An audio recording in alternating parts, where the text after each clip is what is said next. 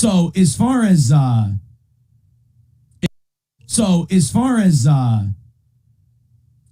the third world aristocrat video from today goes, I gotta say, huge win for the toe and a stroke of genius on my part. So as far as the third world aristocrat video from today goes, I gotta say, huge win for the toe and a stroke of genius on my part. So as far as Mr. Radio Voice, he's doing his shows, he's roasting some ass, and he's picking his nose. He speaks like a pro on the Steel Toe Show. He's making a mess, and everyone knows. Ready or not, he already came. April is a hoe, and she's snorting for fame. Another win for the toe. Win for the toe. He spilled the beans. Rooting for rage as he gets her thrice. Another win for the toe. Win for the toe. He had a felony charge, but he's gonna walk. He's got a big mouth and he talks the talk. Another win for the toe. Win for the toe. He's always a guest with Alex Stein. He's making a wish. He's taking his time. Another win for the toe. Win for the toe. Ow! Hip hop dibbity dap to the wop wop wop wop. Hong dong whittle dangle wang. Oh, he sang dooley mama splatting your hat. Doo to poot cakes. Hey, everybody. Good morning and welcome to Monday. Welcome to Monday, where we just he's a little with my little tiny guy co-host, just living in a cupboard, taking up no space. Oh, Living in the spice room of an old man's kitchen. You were a tiny fella this morning. yeah. Apparently, the camera had slipped down a touch. I had Yeah. to adjust it. Just a little. You'd Just a little. you'd been beaten down by the Jews. Yep. I am I got a Iran and every other I country. got a fucking anti-Semitic text from Johnny yesterday. That wasn't The media would call it anti-Semitic. The media would It's say, more specific to Yeah. like a very distinct group. you're not saying Jews. You're saying the country where Yeah. the only Jewish country in the world. You know, because just- if you say Saudi Arabia, that's not anti-Muslim because there's a shitload of Muslim countries. Mm-hmm. There's a bunch of them. You know, you say the UK, they don't say Christian. Well, that's because all Muslims live there now. But if you say like, I don't know, pick one, Sweden, you're not going to say you hate all whites. There's a lot of white countries. Right. You pick the Jewish one, the only Jewish one there is. The teeny tiny little Jewish one. Johnny. Well, it's the things that it's done. Like it's a compiled list. And I'm just like, you know what? I'm done with it. I don't want us to support. Like I saw a lot of people threatening, like, how if Iran attacks us, then we're gonna throw the full might of the U.S. at Iran. I'm like, if Iran attacks us, are we not gonna blame Israel at all? No. Oh, are you fucking high? No. Not yet. No. It's the start of the day. you I will don't be. do that right before the show. I work into it slowly. Yeah. But no, it's just like, nah, this thing where like it doesn't matter how many times your little drunk friend starts a fight at the bar and you get punched in the face. It's always the guy who punches you in the face's fault. No. That little fuck started shit again. Yeah. Like walk out on his ass. Are you- Leave wait a him minute. high and dry. Are you saying that America, foreign policy wise, is Jack Doherty's bodyguard? Yeah. And I want to see Jack Doherty get the ever-loving snot beat out of him for his actions. I Like, mean, I don't- okay, before we over criticize Israel here, let's at least say, unlike Jack Doherty, they do kick a lot of ass. Right. Yeah. Israel has a lot of redeeming qualities, unlike Jack Doherty. But that point is, Israel fuck you up for talking like that. I mean, I was being serious about the Jack Doherty. That was specifically to Jack Doherty. I just want to see him. Here's get his ass the beat. thing, though. Like, you want us to not support Israel anymore, and you want Israel to have to, do shit on their own. The only problem with that is there's not a president that's going to do that because we had a president who tried to do that. Yeah. And what did they do to him? Took him for a convertible ride Interesting. in Texas. Interesting. Yeah. No, I feel like fixed that him. is one among many of reasons why we shouldn't maybe support Israel. Because they may have had a hand in murdering our president. Right? The thing we wouldn't let them do to Iran. Yeah. They wanted to murder. Because we have morals. They wanted, is it Khamenei, who's still the Ayatollah of rock and roll over there? I don't think so. I think there was- there's a different one, but like I think it's he's Khamenei. still like So there was Khamenei? Khomeini. There was Khomeini in 79, and I think now it's Ali Khamenei, or is it or Ali Al Sistani? One of them. One of these ayatollahs. Who is the Ayatollah of Iran, Russians, and Afghanistan? Wheel of Fortune, Sally Ride. The current supreme leader is it's still Ali Khamenei. all right, then. He had Khomeini and Khamenei. So Ayatollah Khamenei, they can't get away from that, suffix. But he's been there since 89. Holy shit, he's been there for about 36 years for Ali Wow. Khamenei. And Israel wanted to murder him. And I guess we needed to approve it. By the way, not helping our odds of seeing a terrorist attack in the next year or so by publicly saying, oh, yeah, Israel comes to us with permission for shit. Yeah. So if you get really mad, just remember, We wrote off on it. yeah, we're writing checks and they're checking permission. And then if we say no, they don't do it, which that doesn't look good because then that leads the whole world to believe if Israel does something, we said, yeah, like the pagers. Remember the pagers where they sent out a bunch of Yeah. pagers that blew up and killed people? That was one of my first really big, like, no, that ain't cool. Like, you just said, like, literally, like, little kids were getting hit in those attacks because, again, people are at crowded shopping markets and suddenly their pager becomes an incendiary device. I mean, it would be a great way to attack a group of people if you wanted to do a terrorist attack, but I feel like overall, not Look cool. at Kevin's soundboard has a theory for you. He says, I would have rather Israel shot themselves first with a missile, framed Iran, and then attacked. Make it believable. Right? Worked for October 7th. What the fuck? You really Oh, do. it's my opinion. Come on. You really do hate it. You think October 7th was an inside job? Oh, yeah. Like, The massive unironic? overreaction, the pretty much almost like freaking, like, pretty much, we got a genetic cleansing thing going on almost. An ethnic cleansing thing. Ethnic yeah. cleansing. Sorry, I couldn't get the right term. Genetic But yeah, cleansing would be if we just rounded up everyone with MS. That would God, be would that be a genetic. good idea? It would take forever. Right? They have to get me up the stairs first, you dumb sons of bitches.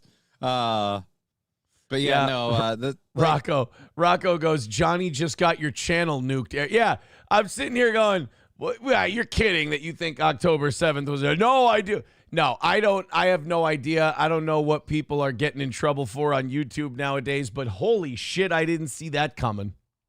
I warned you. You really, they hate, those countries do hate Israel, and those groups do hate Israel, and they would. I think Right. October 7th was like their 9/11, where it happened, and then they went, we don't, Yeah, feel. speaking of which, yeah, another attack that, again, nobody knew about, and it just suddenly happened. And, whoa, we now have to fight back. Woo. Annoyed Wawa supervisor letting you know what the difference is. He says genetic cleansing is what Aaron would do to his back after driving back from Spicer alone. Oh. It's different. That would be genetic cleansing. That makes I'm more maybe when I brushed my teeth, Yeah. Whoa. Do some genetic cleansing. Well, it's so retarded, might as well lean in. That's what I say. All right. So Israel attacks Iran. First of all, I'm going to tell you this. Israel terrifies the shit out of me. Mm-hmm.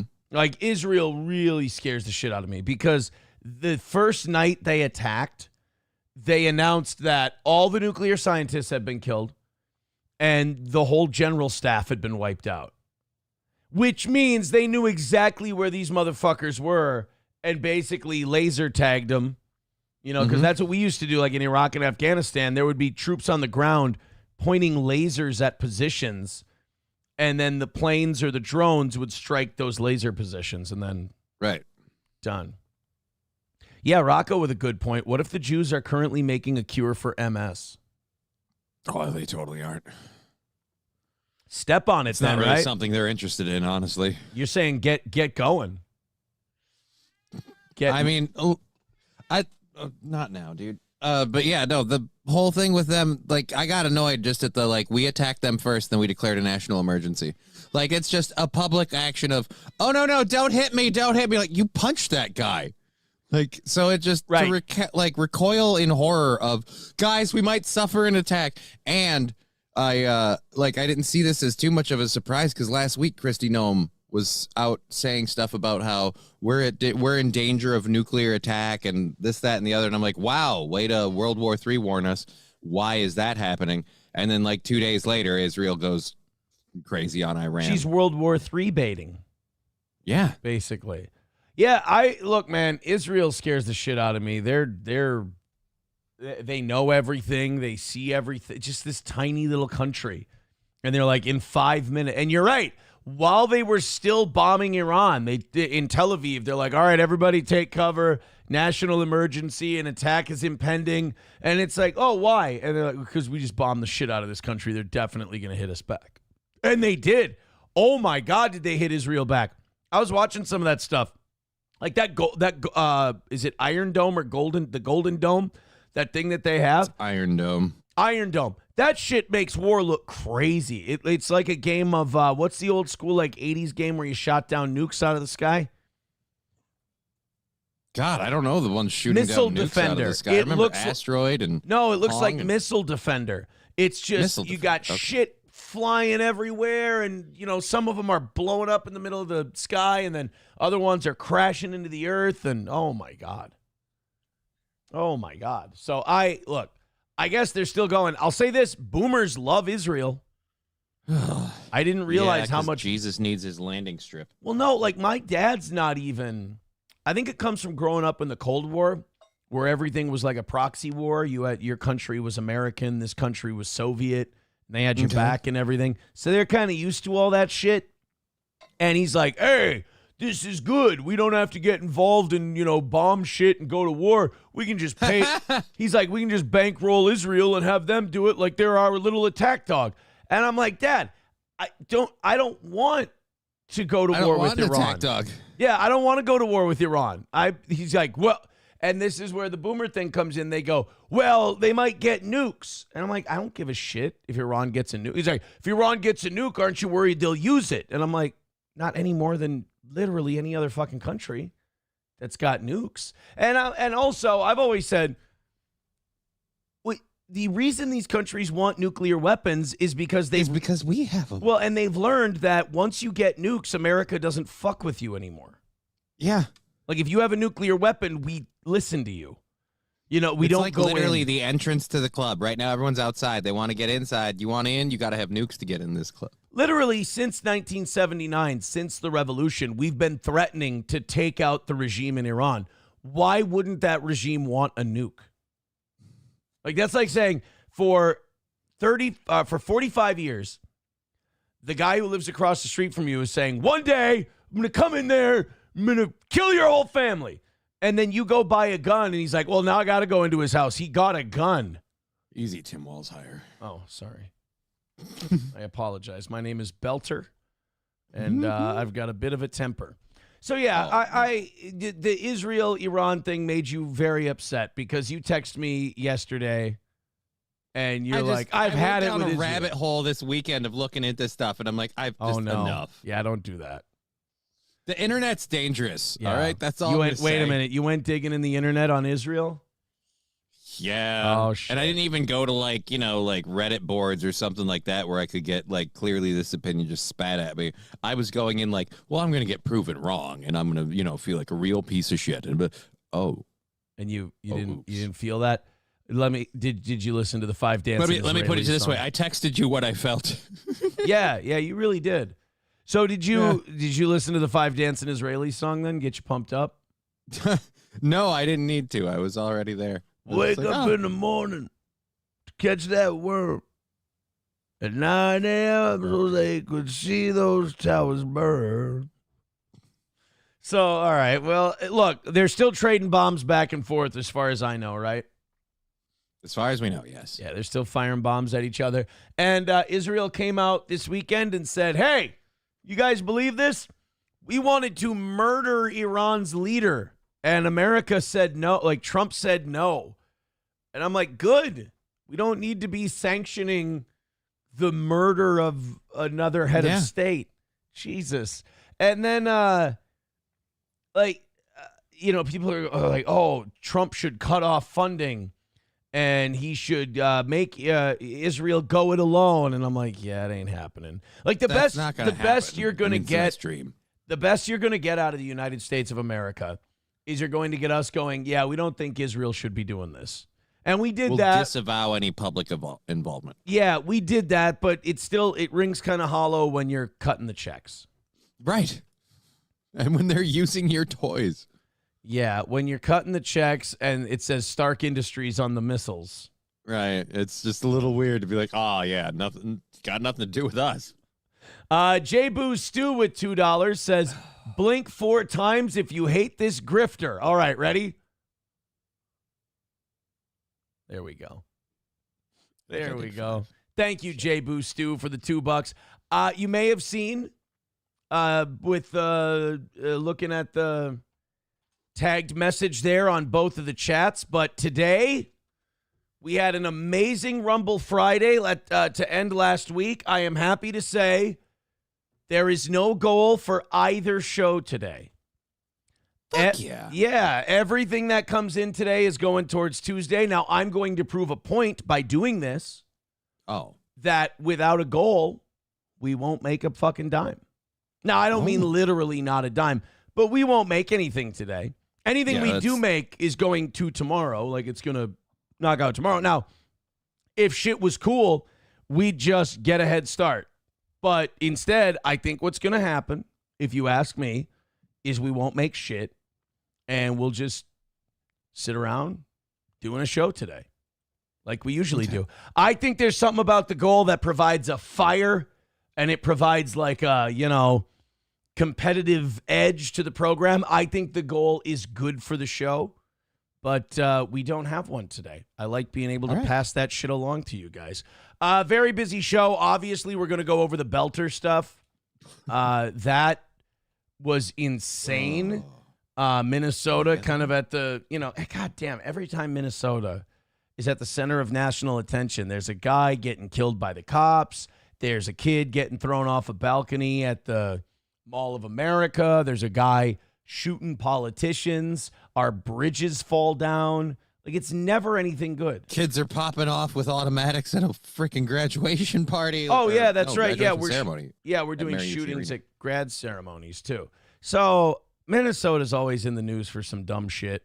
And the Belter story, though, is fascinating because it's like, of all the reasons to, like, start shooting people, what a weird one. Like, this guy took something that was the level of an angry letter, and he took it to street level.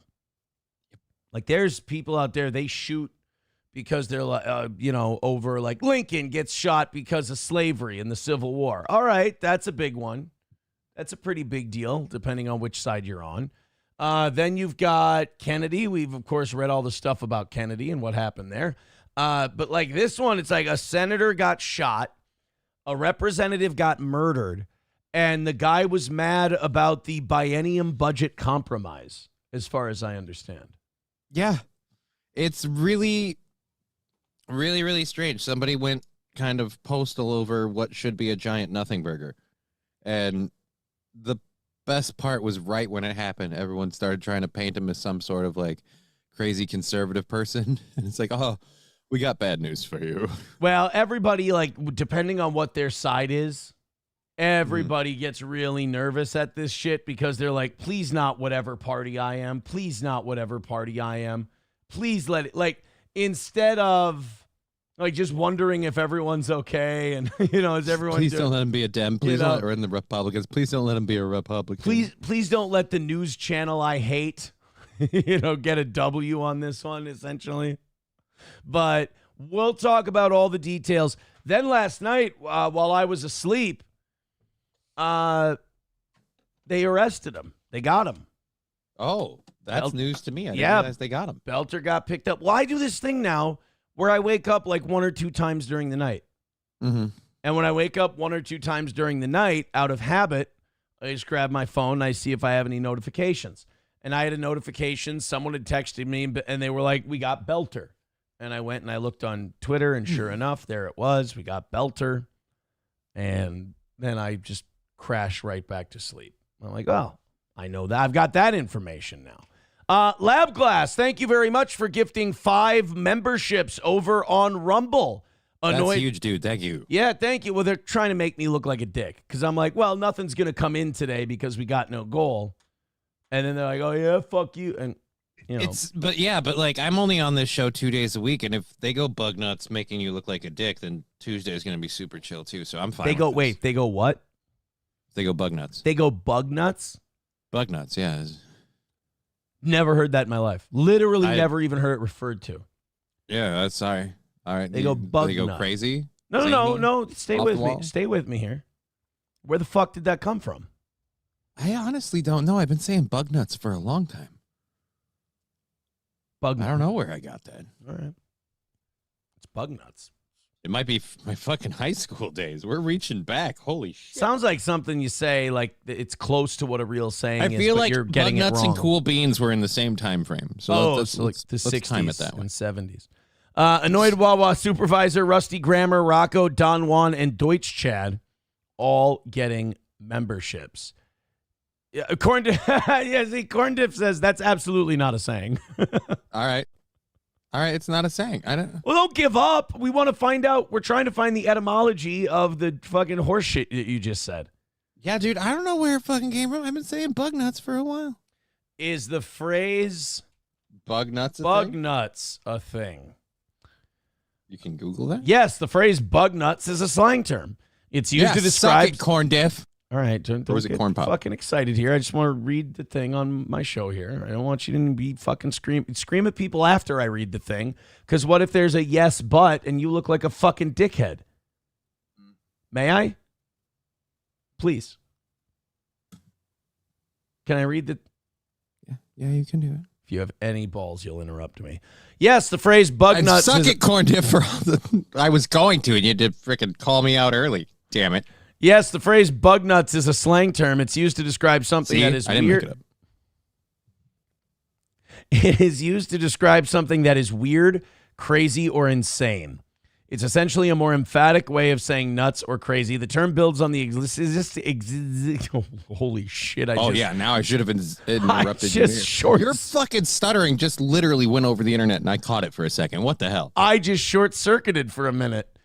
Okay, Mitch McConnell. The term builds on the existing slang use of nuts to mean crazy, which itself likely comes from the earlier metaphor of the head as a nut.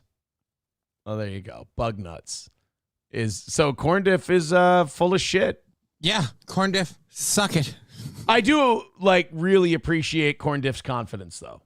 Right? He leaned in and just went, that's not a thing. You're wrong. He's You're like, that's definitely not a thing. He's just like, and I can sense the way he typed it. He wrote it with no emotion on his face. He was like, that's absolutely not a thing. Like, he didn't think it was. But hey, now he learned something. This program's educational. I have to clear this up, Sea-Dog. No, I don't get up once or twice a night because I have to pee. That's indicative of prostate problems. I don't have those. Thank you very much, sir. All right, or nerve damage. Let's get to a couple of oh, my God.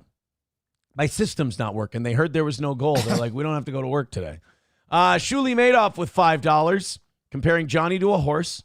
If Johnny was a horse in the 18th and 19th centuries, he would have been turned into glue. Happy belated Father's Day to two of the best dads in Minnesota. Thank you, buddy. Thank you, Shuli Madoff. I appreciate it. I made a shitload of ribs yesterday. I got rib kids, which is good. You want to have rib kids. Makes it a lot easier to have big events like that. Had the neighbors over, had my parents over. There were a shitload of kids at my house. And we smoked some ribs. We Applewood smoked them. Made my own Kansas City dry rub. I'm old as fuck. I'm just an old man. They say when you hit 35, you either have to get into World War II, They say when you get to 35, you got to get into history, smoking meats, or golf. And I'm like, oh shit. You already did two of them before. Right, I'm into all down three. To one. I'm into all three. I'm into golf, history, and smoking meat. So I'm old. Like I'm an old guy now. This is officially middle age. Jake you grew into where you were always meant to be. Jake, yeah, time met me. Jake Fire with $5, very much. Redbird, thank you very much. Redbird with $5 says, not a dime. There you go. You're showing me. You guys are showing me with your money. Coltrane with $1 says the Jews did some specific attacks that triggered their generals to meet, then bombed them, like the Star Trek movie with Khan. I don't think I'm allowed to legally mention Star Trek. Why? Nothing. Just never mind. It's not important.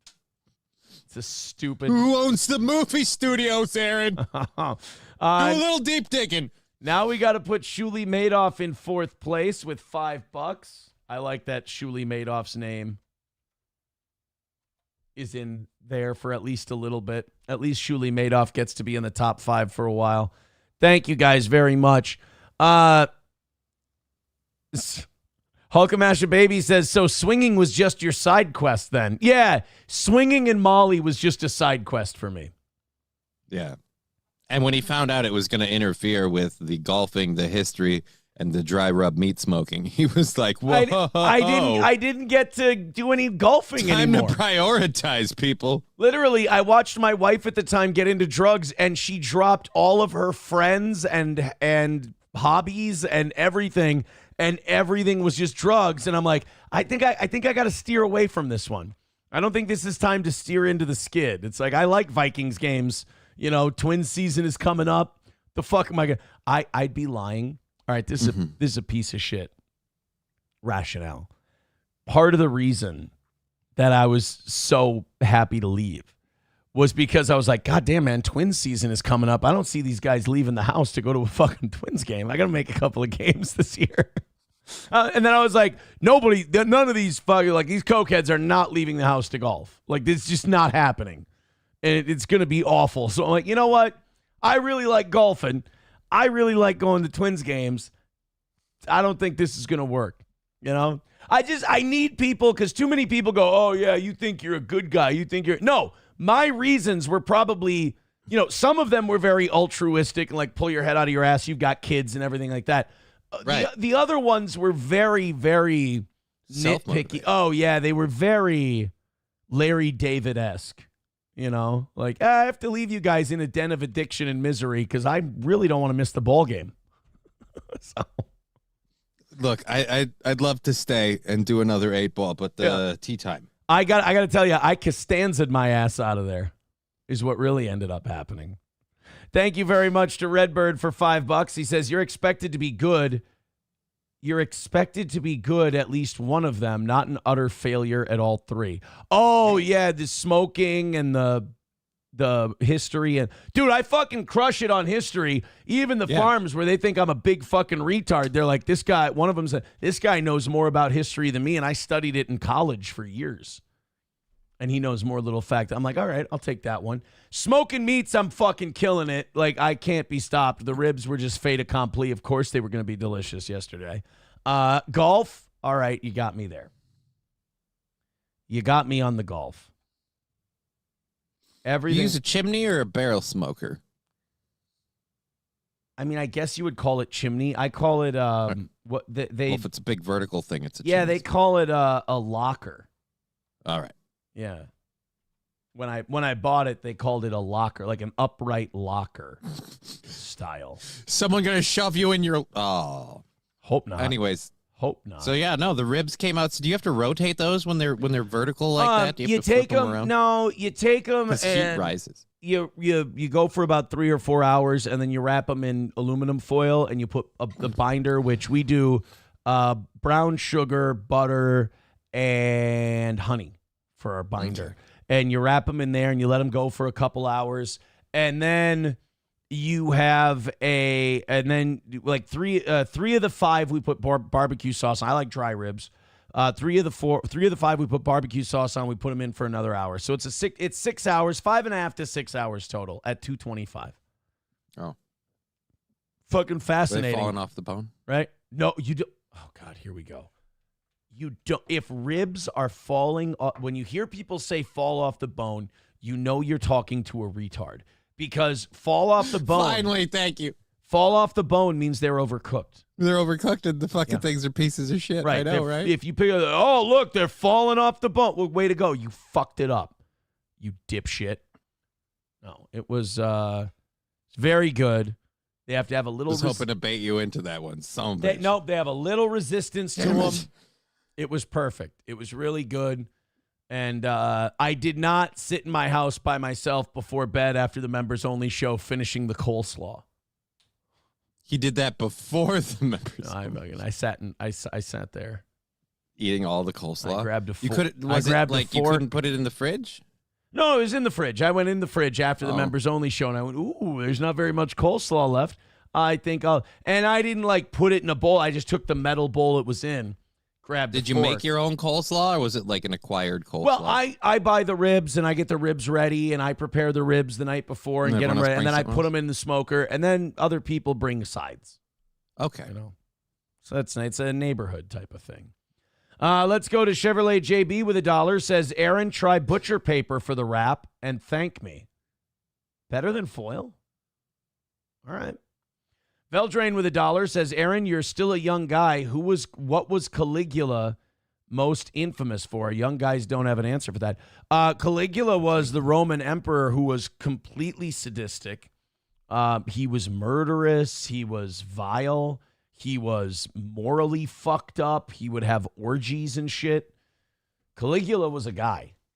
He was one of the worst Roman emperors of all time. I think Caligula got like syphilis or something. He got some kind of brain disease and he went fucking mad.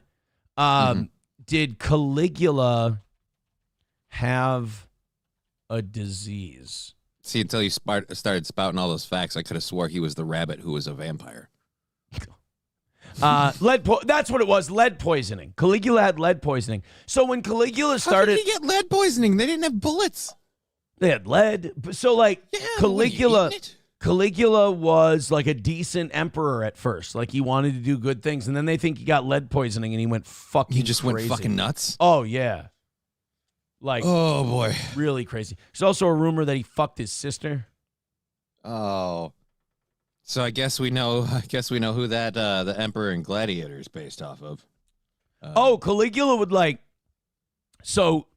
senators and shit would come over to his house, and Caligula would take their wives in the back room and just fuck them, and then come back to dinner, and the guy had to sit there after the emperor just fucked his chick, and they had to just have dinner. That's kind of like a baller move, but I mean.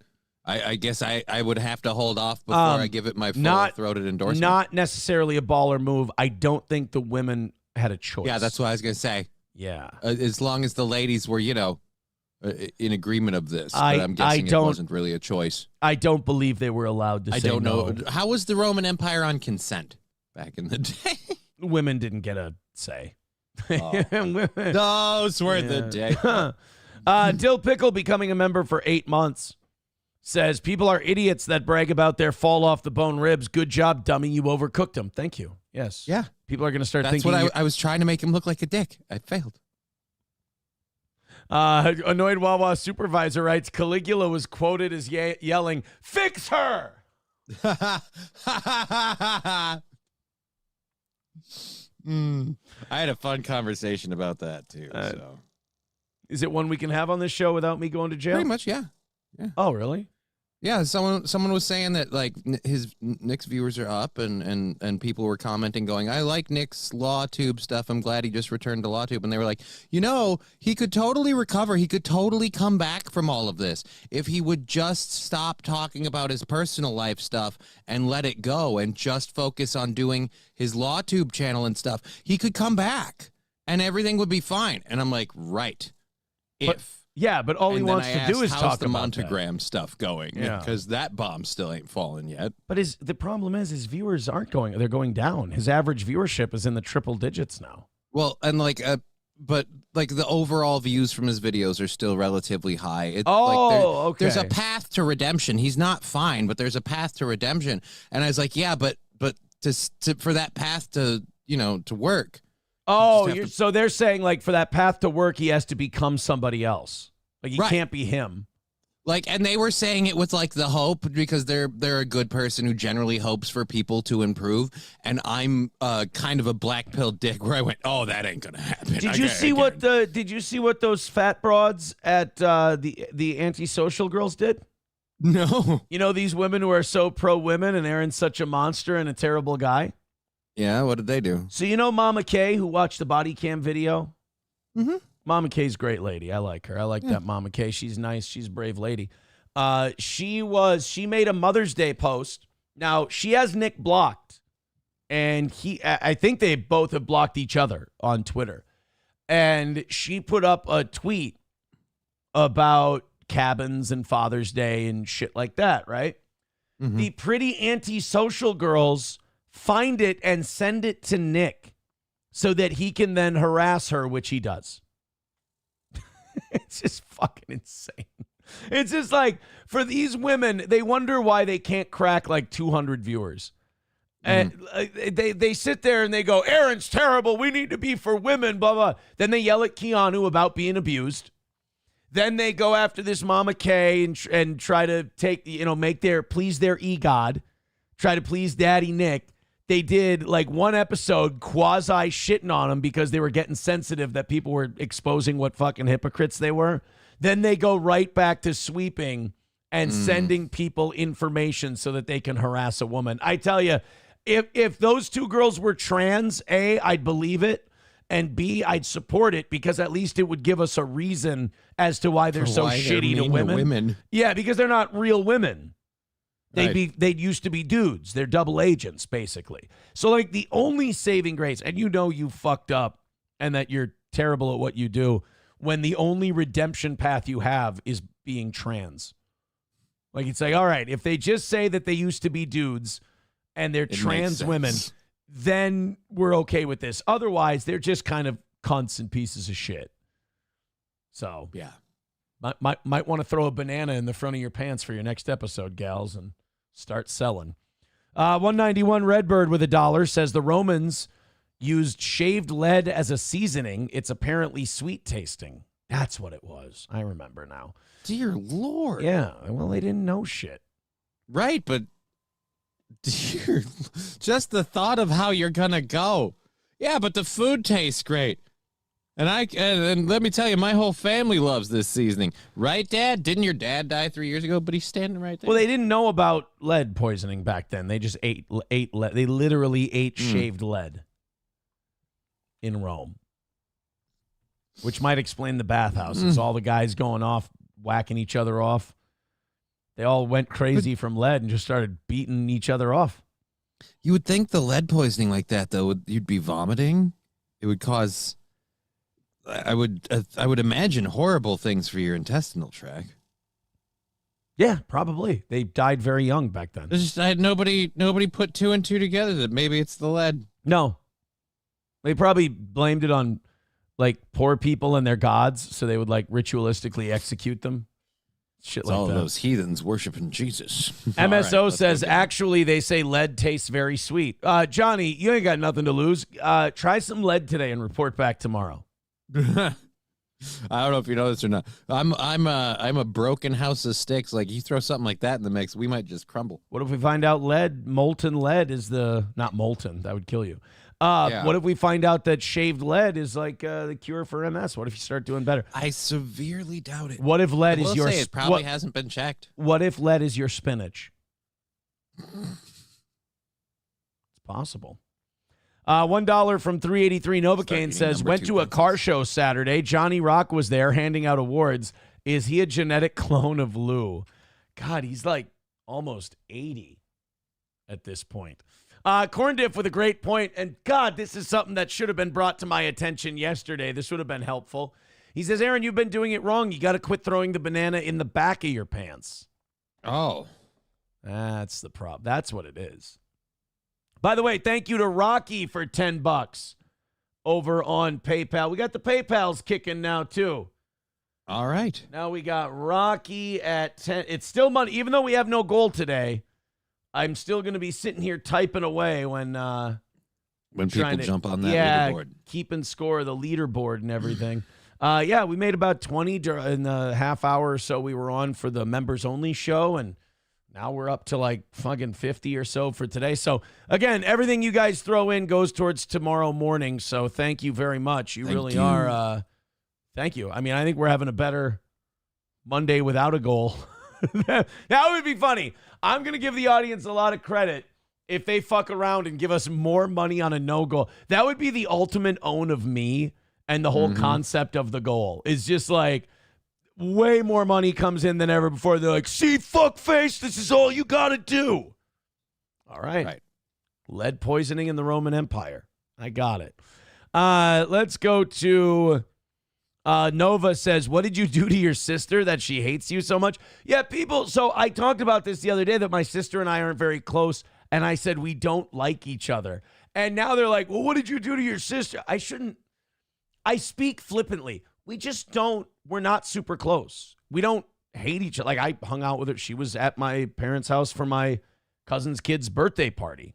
What's wrong with hating a sibling? I got a couple of them that I hate. Yeah, we don't hate each other. I have one that I hate. We were 3 years apart. I was into sports and shit. She was a juggalo. Like, we just didn't have a lot in common. Really? Yeah. You have a juggalo sister? So, like, do you guys get along better now? No, we just kind of like, hi. You know, we're cordial. She's still a juggalo? Like, she's still... I think so, yeah. That'd be funny. She's like 35. Mm-hmm. She's a juggalo. It's like time to get dolled up and go to get some Faygo and go to a concert. Yeah, I guess she has, like, friends that, like, they're like white... or at least a few years ago, she had friends that are like white trash rappers, like in their early 30s, still trying to make it. And she let them come over to my parents' house and film a music video. Oh, dear Lord. Yeah, I just heard about that at the party. This is cringe as fuck, and for some reason I love your sister for doing it, but I don't think she was in the video. I don't know what the video is. I have no idea how you would find it. Nothing. I just know this story. My parents told me this story. And like the neighbor got mad at her. And I would too. Like, you go to the north suburbs of St. Paul, and you got a bunch of fucking meth head looking white rapper retards in your neighborhood playing music and filming, and shitty rap music is, you moved to Shoreview to get away from that shit. You know, we always say you want to... That's Minneapolis affair. Yeah, you want to do that shit, take it to Columbia Heights. That's what we say. Get the fuck away from Shoreview, Mounds View, New Brighton, Coon Rapids, Blaine. We don't play that shit here. Thank you very much. Ironically, you don't want to make hip-hop videos in Coon Rapids. They won't go for it. Los Federales with $1 says, Johnny, by the way, Aaron said he wouldn't take it up the ass from a tranny or a gay guy to cure you from MS. Just thought you'd like to know. Yeah, but I did say I'd fuck a guy in the ass to cure your MS. See, so there's that. Everybody's got their principles. They leave out the important parts. Like, people act like I haven't repeatedly said I'd have to seriously think about it. Probably wouldn't suck a dick to cure my MS. You wouldn't? I don't think so. If I had MS, they would say, here's what it would be. It would be, if you suck... There you go, guys. Get clippy. They would say, if you suck this... Like, they wouldn't even get to finish the sentence. I'd be so desperate to get rid of the MS. I wouldn't suck a dick to cure your MS. Right. But I would suck a dick to cure my own MS. 100%. What if that was the thing? Like you had to suck that dick every day, like it was the dosage. No. I'd rather die. Yeah. Yeah. See, like for me, like I'm gonna wake up remembering that this is what it took to get here, and I'm like, maybe God had a point the first time he hit me with the MS because he knew like I'd sink this low. Yeah, but you'd take one shot in the mouth to cure your MS. Wow. I don't know. How about if they come on your tits? All right, that's acceptable. Okay. Anything But you have to stick. off But you have to is stick doable. them out. You have to blow them shirtless, and then when they're done, you have to go like that and let them come on your tits. And you have to. I added the blowing them part. And you That's have to. where we have a And you problem. have to giggle while they do it. I don't know that I can. It'd be like more of a cry giggle. I think what we're finding out is you fucking love MS, dude. No, I'm really scared of being turned. I think you're an MS What it guy. Nomo with $1 says, okay, off to work. Have a great day, all you good jerks. Yeah, sorry we ended your day on that shit. J-Rock with $2 says, what are those bros from Panty Social from? I don't know. They just, they help men harass women online and then act like, they're pro-woman. Or they sweep for a guy who left cocaine out for his kid to do and then act like they're good moms. They're just fucking brilliant. 191 Redbird with $1 says, and your sister is somehow still less humiliating to your parents than you are. My parents fucking love me. They're so proud of me. They really are. It sounds, they are. They didn't have even just the slight part where like, well, dark spots. No, my parents are like, hey, way to turn it around. Way to pull the nose of the plane up and fucking get your shit together. They're very proud of that. They're very happy about that. Because she's a juggalo, they won't cut your sister any slack. Oh they excuse everything about my sister. They're fine with the juggalo and all that stuff. No, my family, my friends, it's unanimous. Like in my life, like everybody I'm surrounded by is like, almost too many attaboys to where I'm like, hey guys, I had to fuck up really bad to have to turn the nose of the plane up. And they're like, yeah, but that doesn't matter because the point is you fixed it. And I'm like, all right. It's kind of like when like you're playing basketball and you make a shot and the ref calls a foul, but it probably wasn't a foul, but you're like, I'll take the free throw. Sure. Yeah. Works for me. Twisted question mark says, do they like SP? Yes. Yes, they do. Yes, they do. Probably more than me. In fact, yeah, that just shows that they're not always, they got a decent set of eyes for one that's not, Yeah. I think they gave her most of the credit. I think. All right, we got some stuff we got to get taken care of today because we got to get to this Belter stuff. We might have a little more Israel, some more Israel details a little bit. That's why the title of today's show is called Johnny's Not Happy at All because Johnny's very upset with the Jews. But first, I want to show something very cool that only I care about because it's my prerogative and it's my show. JJ Spawn won the U.S. Open yesterday. The big golf tournament was this weekend. And JJ Spawn won it in remarkably dramatic fashion. He was lined up. The greens at Oakmont in the U.S. Open are gigantic. They're huge greens. In fact, there were some people chipping from the green. Usually you just putt from the green, right? Well, some of these greens are so big that these guys are taking out their 60-degree wedges and they're chipping from the green, which the groundskeepers fucking despise. So JJ Spawn had a 64-foot putt lined up. So about 21 yards, if you think about that, like a football play that goes 21 yards. It's considered a big play. He had that length of a putt to win the U.S. Open. Now, he could have putted, 55, 60 feet, got it close, tapped it in. We go to a playoff hole, right? To quote Happy Gilmore, he said, nah, I think I'll just beat him now. So this is JJ Spawn from 64 feet out at the U.S. Open for the win. Oh, I'm not by myself. I have to do it this way today. There we go. This is JJ Spawn, 64 feet for the win at the U.S. Open. Want to cozy it up. And by the way, this is how insane, this is how hard Oakmont is, how difficult of a course it is. you see the final round. This is after 4 rounds of golf. Spawn is even par. So the winning score is even. So this, I believe this putt is for par. If he misses this, he taps in for bogey, goes to +1, and they're tied. In 4 rounds, they didn't break par score-wise total. It's fucking insane. On the entire course? On the entire, through 4 rounds of golf, he's Holy even. Jesus. Yeah. So this isn't, I read a thing about an albatross shot that's like the first or the second in like years or whatever, or fourth or whatever. So an albatross. That's not this. So if you're Because one that under, albatross is under par by like 2. if your score is under par, that's a birdie. If your score is 2 under par, that's an eagle. And those are rare enough. 3 under par is an albatross. So, like, if you hit a hole-in-one on a par 4, like Happy Gilmore, he had an albatross. If you get a 2 on a par 5, it's an albatross. So, basically, you'd have to hit the ball about 600 yards in 2 shots. Yeah, so this is definitely not that. No, I believe this was for par. Need to make it 2 putts. Oh, 2 putts to win.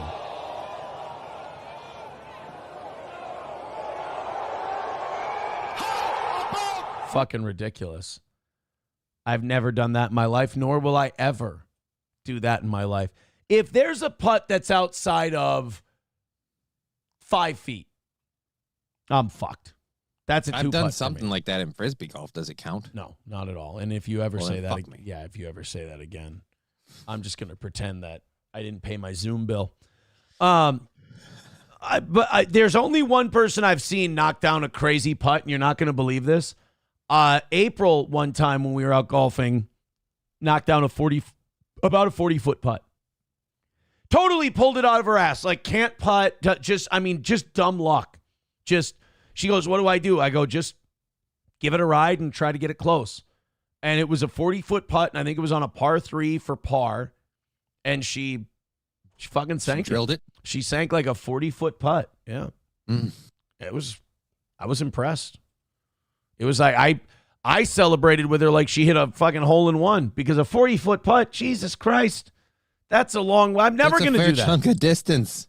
Yeah. This year I did chip in for birdie. Okay. I was trying to give it some loft, and I missed it, and I topped it, and it rolled out of the tall grass, rolled onto the fringe, and then rolled in. And the guy I was golfing with goes, "Oh man, that was a nice shot." I go, "I fucked that shot up. No like I had no intention of doing that. That probably would have sailed over the green. I would have fucked it up. Wasn't even driving. I missed. Basically, I took a shot, I missed it, and it went in. So my best shot of the year so far. Total accident. I fucked it up. In fact, after I hit it, I went, shit. And then the guys just go, get in. And I'm like, oh, my God. It goes in. So I birdied that hole. So even right when you hit it, you thought you bit it and it was going to go off on you? Yeah, no, I just thought it was going to be short. And it just rolled forever and ever and ever and ever. Okay. Which is nice. So that guy, the point I'm trying to tell you is the gap in talent between a professional and someone like me. That guy putted from 64 feet, did his best, and he sank the putt. I fucked up a chip, and that's the only way I could get it to go in. That's the difference between.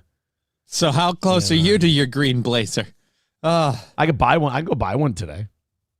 I mean, you could. I could go buy a green jacket today, and I could put a little Masters patch on it, a St. Augusta, or an Augusta National patch on it. St. Augusta is not. That's a town. Mm-hmm. All right, I have one more thing before we get into the Belter stuff. Before we get into the serious news, shout out to Josh from Kiwi Farms. We have officially made it into his head, and we ain't leaving. This is a story that Josh told on Mad at the Internet, his show that's on Rumble and Kick and all these other places. He was talking about an incident in the Walmart parking lot. I'm going to just skip ahead here. It's about 1:30. We'll listen to it for about a minute. This is Josh on his show talking about the Walmart parking lot. It was like 90-something degrees out. Humidity was in the 80s. And it's just like, oh, man, I'm going to have to walk the entire fucking parking lot to get to. And I drove up the aisle. And there was a spot in the front row, the very first spot that wasn't a handicap, because it wasn't in one of the handicap aisles. If you don't know, the rows right next to the doors are handicapped, but the ones on the middle, on the inwards, are not. But it was the very, very first row adjacent to the handicap spots right next to the door. And because all the Ricada shit was happening, and I was like mind by Ricada shit happening, I pulled up in the slot and I was so happy. And I said aloud to myself, another win for the toe.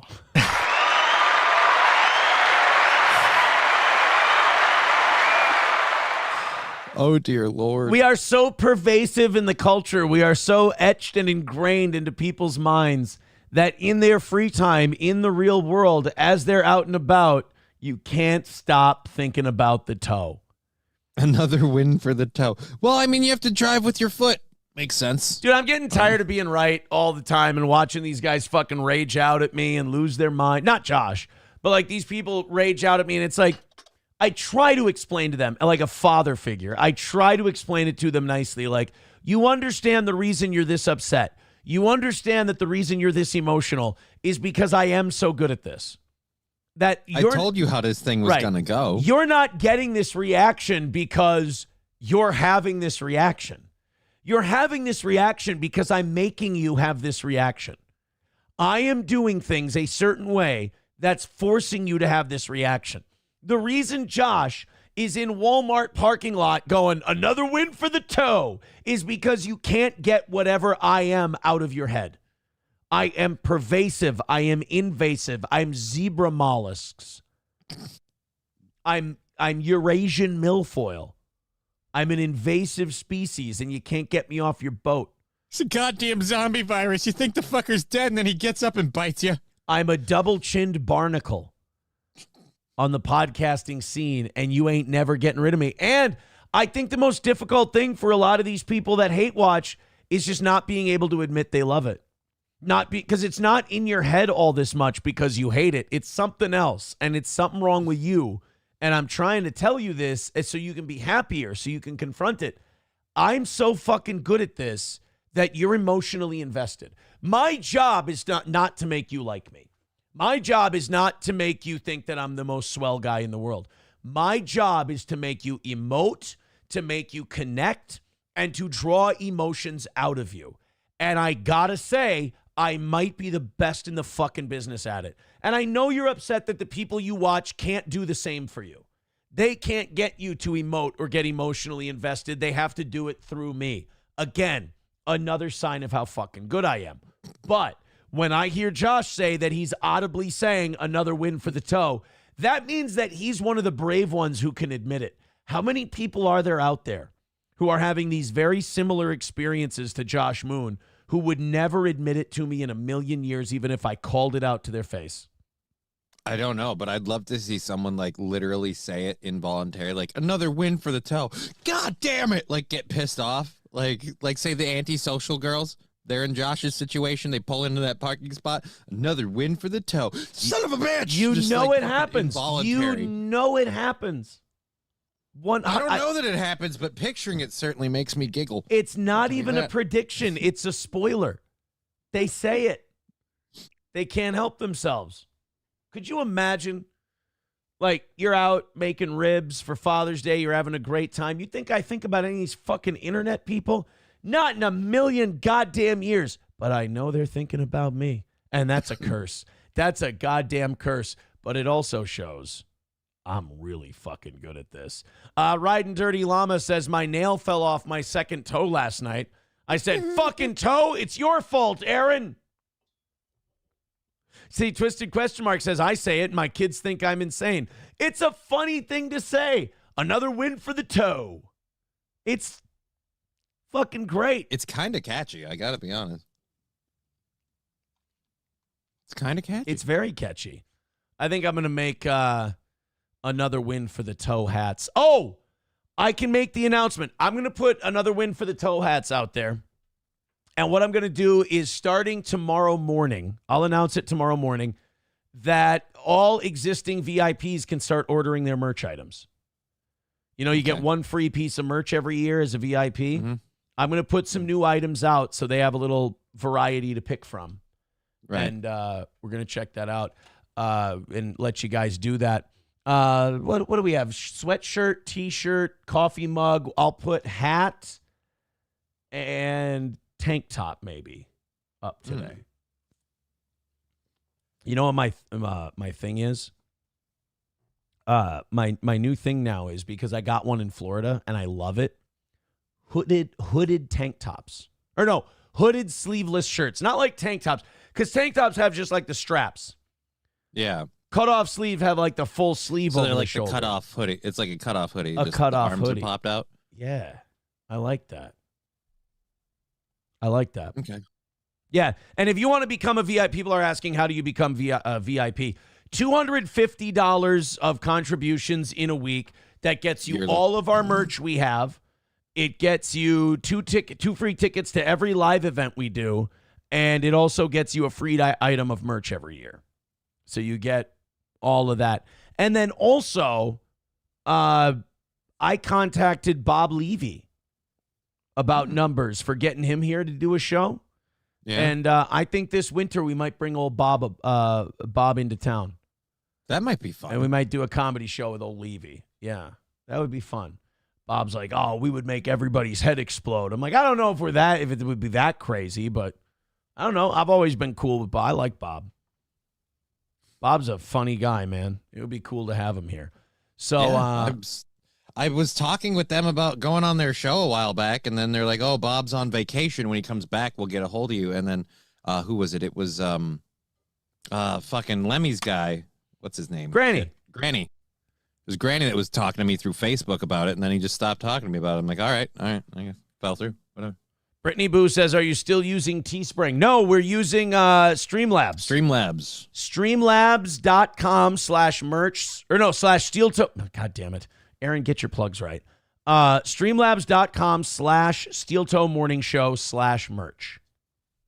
That's the website.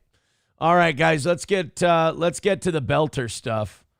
This was wild on Saturday. So we had a birthday party for my cousin's kid who was turning 3 years old. It was hosted at my parents' house.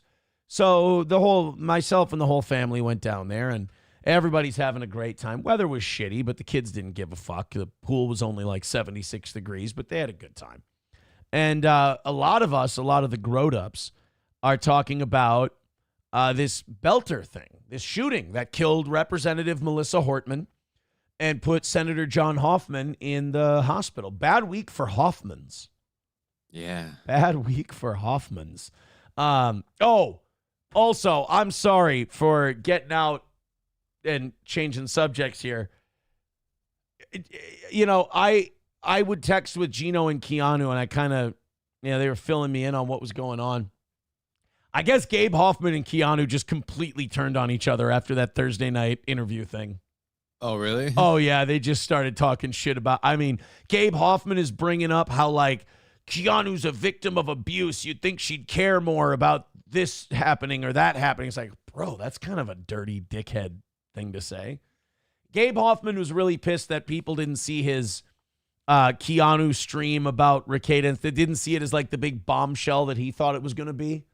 And It was weird, and they were a bad fit, and they had absolutely no chemistry. And like, he wanted Keanu to basically be a producer, and Keanu's a dog shit producer because she doesn't produce shows. Like, he wanted her to be the person who brings up clips and then just plays the clips, and then he reads his little, bullet points that he's got on the clip.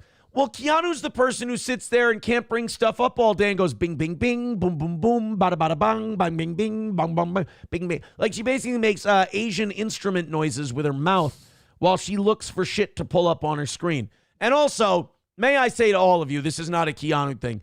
Ditch the fucking StreamYard and just get OBS. Look at how easily I can just switch. Look at that. Boom. Boom. These StreamYard people, they're like finding links and then clicking on them and then hitting a button and then putting it up on the screen. Hey, you got your thing ready? Boom. There you go. It's up. We're good.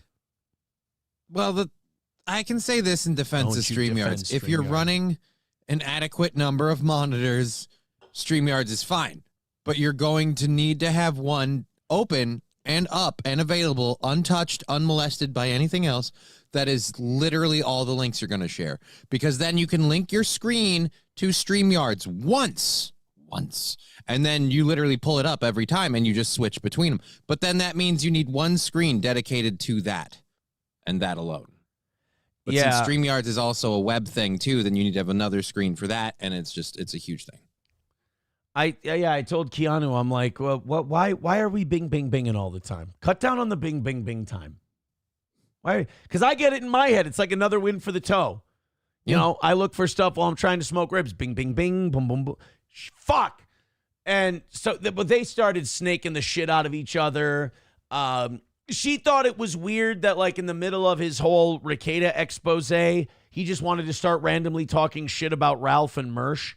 And it's because Ethan, Ralph, and Mersch, like, Gabe Hoffman hates them. And then they've talked shit about Gabe Hoffman. So Gabe Hoffman has a feud. So he's, like, settling old scores using this expose on Keanu's channel. I fell asleep during it because I'm like, really? We're just going to settle old score? That's what we're doing here? So then he calls out Keanu. Keanu calls out him. Keanu does a stream talking about it. She has Ethan Ralph on. Then people get mad that she had Ethan Ralph on. People came to me. They're like, oh, aren't you pissed that she had Ethan Ralph on her show? And I'm like, I don't give a fuck who my friends have on their fucking show. Yeah, I know people are like, yeah, but Kiki's a domestic violence victim and Ethan Ralph's committed domestic violence. I'm like, well, then I guess she's fine with it. Like, that seems like that should be a her problem. Right. Her ex-boyfriend didn't beat the shit out of me. He's an asshole. He's a piece of shit. They should have thrown him in prison for what he did. But it's like, yeah, if he would have beat the shit out of me and then I had some beating the shit out of, if I was a woman, then you could come to me and go, Aaron, what the fuck are you doing? And then maybe I'd have an explanation for you. But it was Keanu that had the fucking guys on. Talk to her about it. Don't talk to me about it. My friends can have on their show whoever they want. There's that gay internet high school shit people want to do where they want to, like, triangulate. And they want to be like, someone you like had someone we don't like on their show, so don't you not like them anymore? I don't fucking care. Was it my show? Yeah.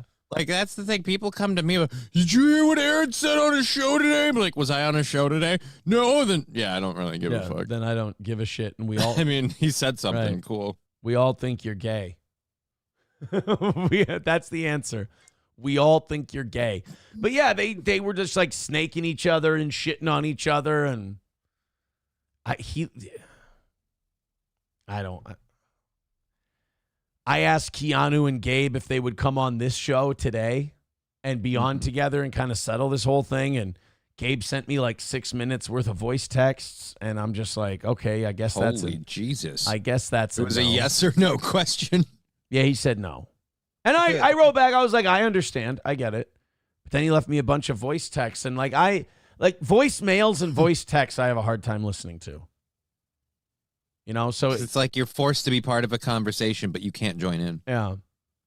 Like Gabe Hoffman's a rich guy. He doesn't need to be fucking around with internet retards. Plus, if you don't know how to deal with internet retards, don't get involved in that world. Because like Gabe Hoffman, Nick, all these people, they respond to everybody. And I never understood that. I'm like, let these people yell and scream at you. That's what Twitter is for. It's a sounding board for people who hate your guts. Nobody's loved on Twitter. Everyone uses other people as a sounding board for getting their venom out. And it's like, let them do it. Let them have their say. Who gives a shit? It's not going to change anything for you. And it's not like you tweeting back at them is going to convince them that they're wrong. You're just going to waste your own time and make yourself mad.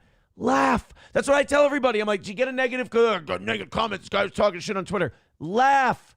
You made him do that.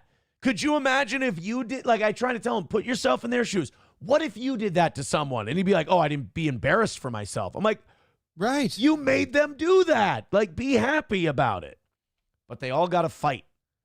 They all got to fight. You know what I say? Fighting on the internet takes holes away from the golf course. Well, it's just life is short. You're going to spend it with your time typing it on the internet, putting something out there that's going to equal nothing, or you're going to do something fun. Like, I literally get tied into this stuff by other people's comments, like with with like, oh, did you hear what this person did? No, I didn't watch the show. I didn't do that thing. That's all I ever, that's when I find out, like, oh, Ricada did this, or that interview didn't go well. Like, oh, okay, cool. But that's the amount of effort I put into it. Right. The rest of the time, I'm like, oh, let's see what my daughter's doing. Yeah, I've reached a level of attention where I don't have to go seek shit out. My inbox is always full of shit, whether I want to know it or not. You wouldn't believe how much stuff I pass on for the show because I have so many people just going, oh, did you hear this? Oh, did you see this clip? Oh, this thing happened. And I'm like, I'm not even tangentially involved in this particular thing, and I don't find it that interesting. But thank you very much for sending it in to me. Yeah, which is nice. Kiki needs to stick with her mom and do their cool shows together. I mean, how about, I have a radical idea. How about people do whatever fucking show they would like to do, and then everyone is just okay with that? Yeah. That's apparently too much to ask. Just do the show you want and fucking, do you have fun? That's it. That's right. all that matters. Like, I know people are just like, oh, you don't do the numbers. Like, do you have fun? Do you know what hampering your life in any way to do the show, but you have fun? Then fucking who cares? Do you know what I say? And I've said this, from day one. If you had fun, you have won. And that's my axiom that I like to live by. All right, if you were happy to go, it's another win for the toe. All right, let's get to the belter stuff. Let's talk about a guy shooting people. This is weird. Now that they've got him arrested, we can kind of figure out what his motives were, but it doesn't make sense in any political, as soon as a representative and a senator get shot, you immediately go, and maybe this is wrong of us. Opposition. You immediately go, well, what was the political reason that these two got shot? But you got to think about it. That might not always necessarily be the case. Just because of what they do for a living doesn't mean that's why they got, every time a plumber gets shot, we don't go, oh, did he fuck up somebody's toilet? Right. Did he do a sink wrong? So when small-time state legislators get shot, it's not a given that it's political. But in this case, I guess it was. They were talking about how he didn't like the vote. Maybe I'm wrong on this. Maybe this is fog of war stuff. He didn't like the vote on taking away the health care for the illegals. And these were two Democrats who voted for the budget, and that budget had a compromise. Taken away. Yeah. We have a split government in Minnesota, if you don't know. We have either a Republican Senate or a Republican House. And then the other house is tied. It's dead even. And then we have one of the most liberal governors in the country. So you got to make everybody unhappy all at once if you want to get a budget passed. So credit, by the way, to the Republicans for holding strong. We actually cut spending. In this state? About $5 billion. Holy shit. The budget biennium from these next 2 years is going to be $5 billion lower than the last 2 years. So, great. Jesus Christ, monkey balls. Well, the only thing is, what does it cost you? Democrats go so fucking crazy when you cut $5 billion in spending that one of them pops a couple of legislators. So you got this Vance Belter guy. He shoots Melissa Hortman and her husband, and then Senator John Hoffman and his wife. Hortman and her husband were killed. Yeah. Hoffman and his wife are still hanging in there. In fact, I believe Hoffman is talking to the media and stuff. And why the fucking husband and the wife? What the fuck did they have to do with it? Doesn't change the vote. I think they were there. Yeah, but so what? No witnesses? Well, he was clearly trying to get away with it. He ran. It's not like he blew his head off or he surrendered to police right away. He was fully planning on shooting these people and getting away with it somehow. Yeah, that really worked out for you, buddy. Well, they pulled over his wife with thousands of dollars and passports in the vehicle. I'm guessing they were going to meet somewhere and they were going to head to, some people were saying Africa. Well, they have connections in Costa Rica and South America and Africa because of his security company. Right. Literally, there's an email from 2 years ago where he's doing several contracts in Costa Rica. And then it's funny because some of the stuff they've shown about him, he almost seems like a Republican. He almost does. Yeah, he's a Christian minister guy. He's talking about how trans people are weird and shit. And it's he's either one of these blue dog moderate Democrat guys or he's a righty. But either way, he goes and he shoots these two. And allegedly it's over the, illegals getting health care because Minnesota cut that out for everyone but illegal children. So the kids still get health care, but the adults are shit out of luck. Not really. They're still going to get treated, and they're just going to pass it on to us, and we'll get higher prices. And, like, unless you kick the illegals out who can't pay, you're still going to, like, it's going to get paid for one way or the other. So that happens. This guy shoots these two people, and then literally the entire weekend he went free. You know, shot him on, like, Saturday morning, Friday night, and he didn't get arrested until Sunday night. Shot him on a Monday. But so he went free the whole weekend, but I mean, how free was he? Was he like, oh, I can walk in Walmart free? Or he's like, I swear to Christ, I hope nobody sees me free. Especially not in that mask. You see that mask he was wearing? No, I did not. Oh, my God. This was fucking gross. Like, how the hell are you letting this into your house? Dear Lord. Yeah.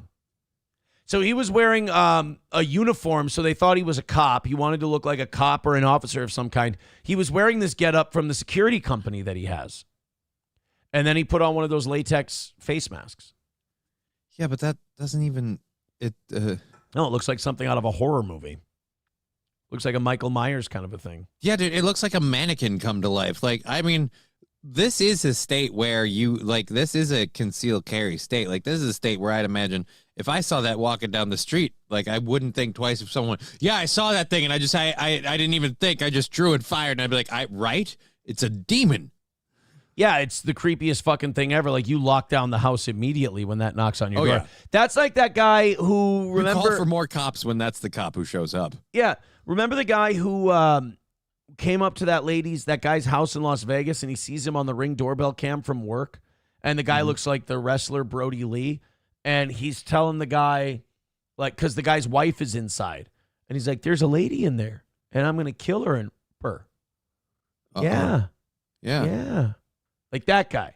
You ain't opening. Seems creepy like that. You're not opening your door for that guy. I always have a difficult time finding that guy, but it kind of reminds me of that. Las Vegas. Yeah, just look up creepy Ring doorbell footage. You won't have a fucking horror show for your eyes there. Las Vegas Ring doorbell guy. And it's not going to I'm not going to find it from there. Usually people have to send it to me. They know which one I'm talking about, but yeah, he's this big creepy dude who went to this lady's door at night. It was during the day. Yeah. And her husband got the thing at work, like the call at work. Yeah. He started talking to him on the phone. And there was this phrase he kept saying over and over. I can't remember what it was. It was like, hello, can I help you? Or something like that. And I can't find it for the life of me. I wish I could remember the guy's name or whatever. But anyway, it's like, yeah, you don't answer the door for that fucking guy. But he had blinking blue and red lights. Like, he was trying to make the whole thing look as real as possible. And they answered the door. And he should here. We'll play the Fox 9 story, and then we got a bunch more details. And then this will end with him getting arrested late last night, early this morning. We'll do all of that here. 9 and Fox Local, I'm Karen Scullen. The search intensifying for the man on your screen there, 57-year-old Vance Belter. He's accused of assassinating State Representative Melissa Hortman and her husband and shooting State Senator John Hoffman and his wife. The FBI offering $50,000 for information leading to an arrest. How far up the political food chain do you have to be for when you're killed, it's an assassination? Like, is a city council member assassinated, or do they get killed? No, I think they get killed because it's always like an interner. Fuck you. It's an Ted interner. Turner. Yeah, it was not all to be on confused with TBS. Teen Turner. No.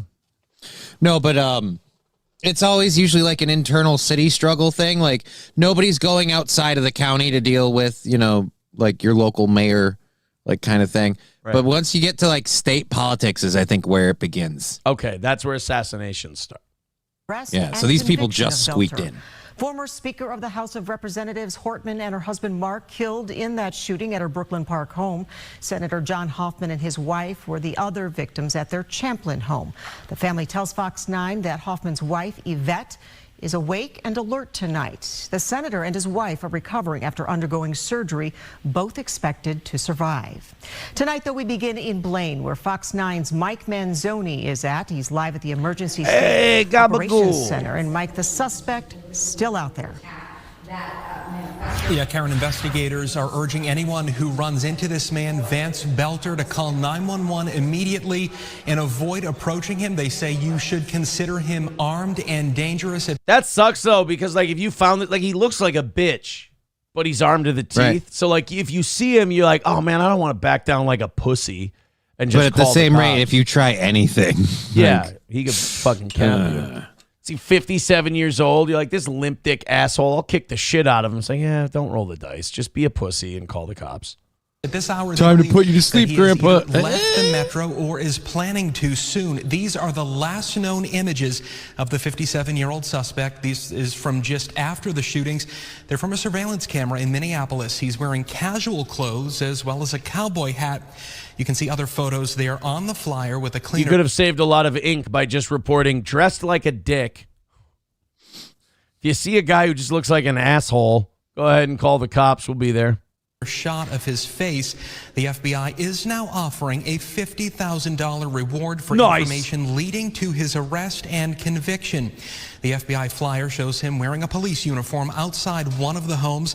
They say he showed up impersonating an officer, and you'll notice that he's wearing a rubber mask. It appears to be an old man Halloween type mask that covers his entire head. There is no word on a motive yet, but investigators found a manifesto in his car with several names of pro-abortion politicians on it, including several Democratic lawmakers. They also have not ruled out the possibility that he may have had some help. Now, this all started... I just don't get it. Like, he's supposedly, allegedly, and by the way, what's the basis that he's a Democrat? Is it just that he was appointed to those work task force by Dayton and Walls? That, and there's like pictures of him and his wife together where he's wearing a shirt that says fight back with a gun, and she's standing there saying, I think, therefore I am a Democrat. Like there's stuff that, like, a lot of their workings were with the more Democratic side of government. I don't know, other than that, what the that and the Tim Walz, what the painting him out as a Democrat thing is. But I do know one thing that was pointed out before he was caught was that, like, the list that they're talking about, the names that he actually got, the two people that he got were at the more towards the middle or bottom of that list. They weren't at the top. So it was like he had a lot of other intents for targets. I don't know, so like when he was planning to leave and all of that, if he hadn't gotten, like, he was working his way up the list. Right. Like, if they didn't drop his, like, because his identity came out fast. Like, if this disguise somehow worked for any amount of time, like if we were still sitting here going, who is this guy? Like, then we would be possibly looking at more people that he'd be going after. Around 2 o'clock this morning, that's when a 911 call in Champlin led police to State Senator John Hoffman's house. They found him and his wife Yvette shot. They both had surgery today, and investigators do expect them to recover. Police then figured they'd check on State Representative Melissa Hortman, since she was also an elected official and lived in nearby Brooklyn Park. When they got to her house, they ran into the suspect, who they say was dressed like a police officer. They also found a fake police SUV parked out front. Police say the suspect shot at them before taking off. Police found Hortman and her husband. Oh, shit. See, I didn't, because I take the weekend off from news. If I just catch something like on the shitter while I'm looking at Twitter, I'll retweet it for later, so I have it kind of like filed away. Where were you? I was on the shitter looking at Twitter. Well, I didn't know that they ran, like, they had a shot at this guy and they missed him. Yeah, that, again, them bumping into him, missing him, finding the car with that's how they got his identity so fast, because these things were tied to his company. But like I said, that doesn't happen, and there's probably a lot more people than just the two that he went after. Right. And Mark dead inside their home. Governor Tim Walz spoke earlier today, calling what happened here a politically motivated assassination. Our state lost a great leader, and I lost the dearest of friends. Speaker Hortman was someone who served the people of Minnesota with grace, compassion, humor, and a sense of service. She was a formidable public servant. I was confused at first because he said I lost a good friend today, and I was like, is he talking about the representative or the guy he appointed to the task force? Yes. You know. By the way, we find out that in that vice presidential debate, he wasn't fucking around. He had become friends with school shooters. And oh, dude, that's the other thing about this is like he kind of came out, and a lot of people on the more Democratic side of things kind of came out with this. This is a horrible, politically motivated assassination, blah blah blah. And then when the information of who and what and like that really started dropping, they quieted up a bit. Oh, did they kind of shut down on the politically motivated? They kind of shut down a little bit. Like they're not taking any of it back. They're not retracting it. They're not using it. But we're pointing it out a little bit less that it was a politically motivated assassination. Yeah, but because they were really hoping. Yeah, but then on the flip side, like the Republicans started ramping that talk up after they found out who he was. Oh no! Oh yeah. Absolutely. The same way it would be other foot that the sides would be going. Republicans are like, at first it was, hey, politically motivated shooting. You know, this guy's anti-abortion, and they're like, oh fuck, we're going to keep our heads down for this one. And Democrats are, yeah, fucking politically motivated piece of shit. And they're like, he was appointed to a task force by Walz, and he's super anti-Trump, and they're like, shit. And then the Republicans are like, oh, like it is kind of gross. They could do the SNL skit. It is kind of gross that we treat politically motivated shootings like basketball games. Mm-hmm. And we just go like, oh, is he on our side? Well, then we'll just keep it quiet. Oh, is he on their side? Oh, let's rub it in. Oh, yeah. Yeah, it's kind of weird. A fixture and a giant in Minnesota. She woke up every day determined to make this state a better place. She is irreplaceable, and we've been missed by so many.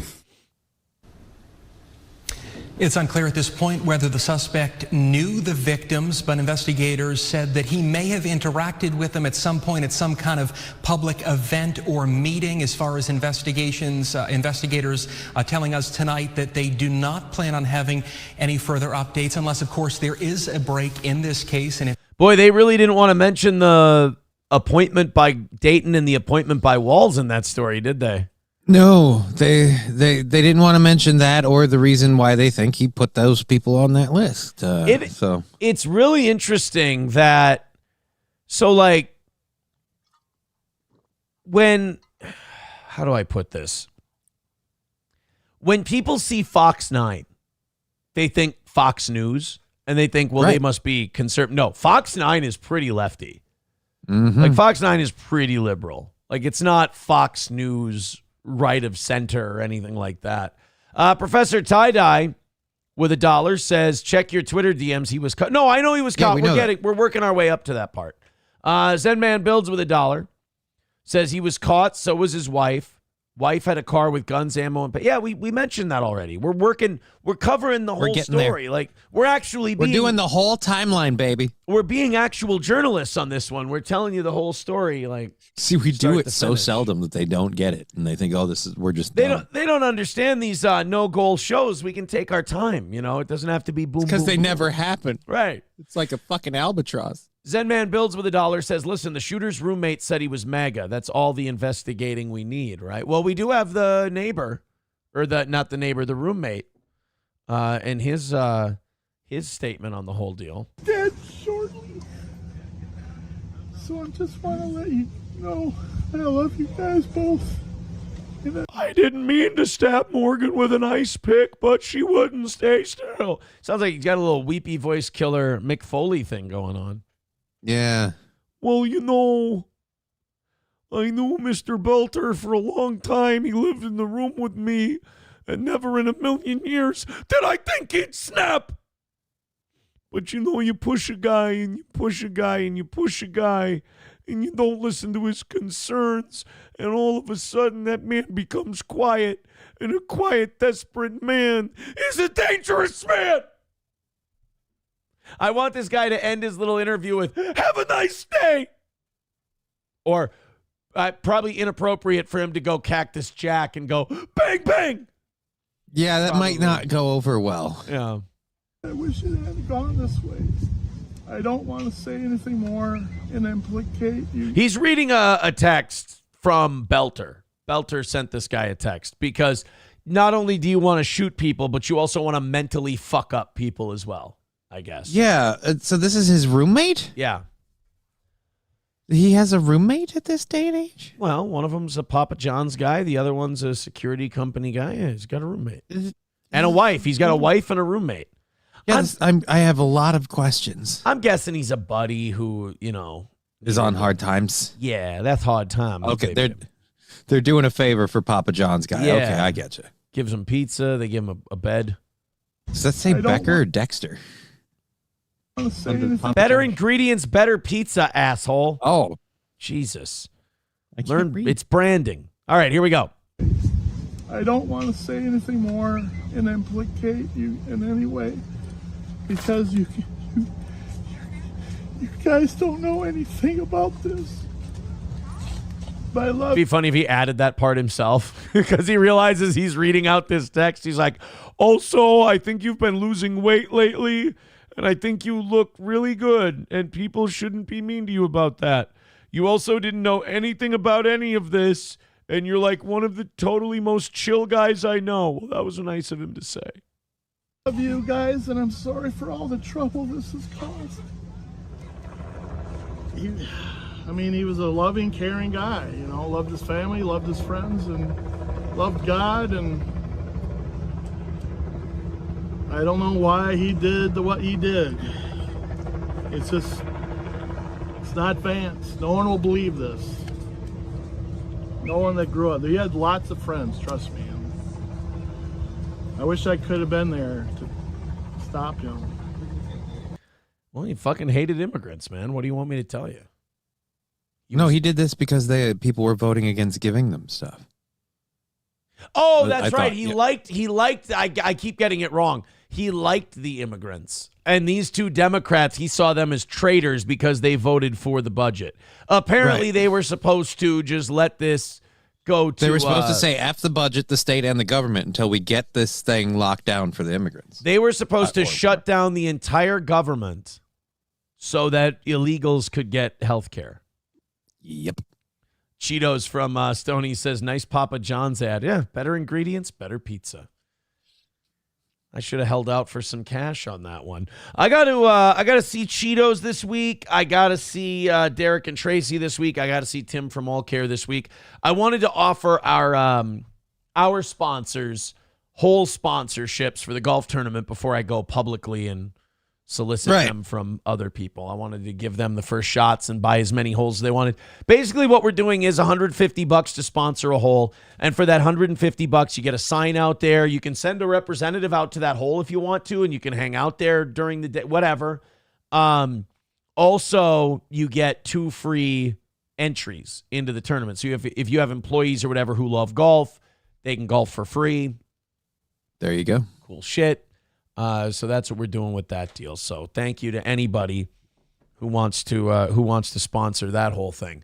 All right, let's get into the next part of this, which is the emergency audio that Fox 9 got from the shooting, from the scene of the crime. Let's play that here real quick. Then we'll get to him being arrested. We'll get to that part. We're wrapping up by the here. Fox 9 investigators, which reveals the first chaotic moments after 2 Minnesota lawmakers and their spouses were shot in targeted attacks. The first happened in Champlin at Senator John Hoffman's house. It was about 2 a.m. when first responders first showed up. Stand by on a possible GSW. Sounds like there may be 2 patients.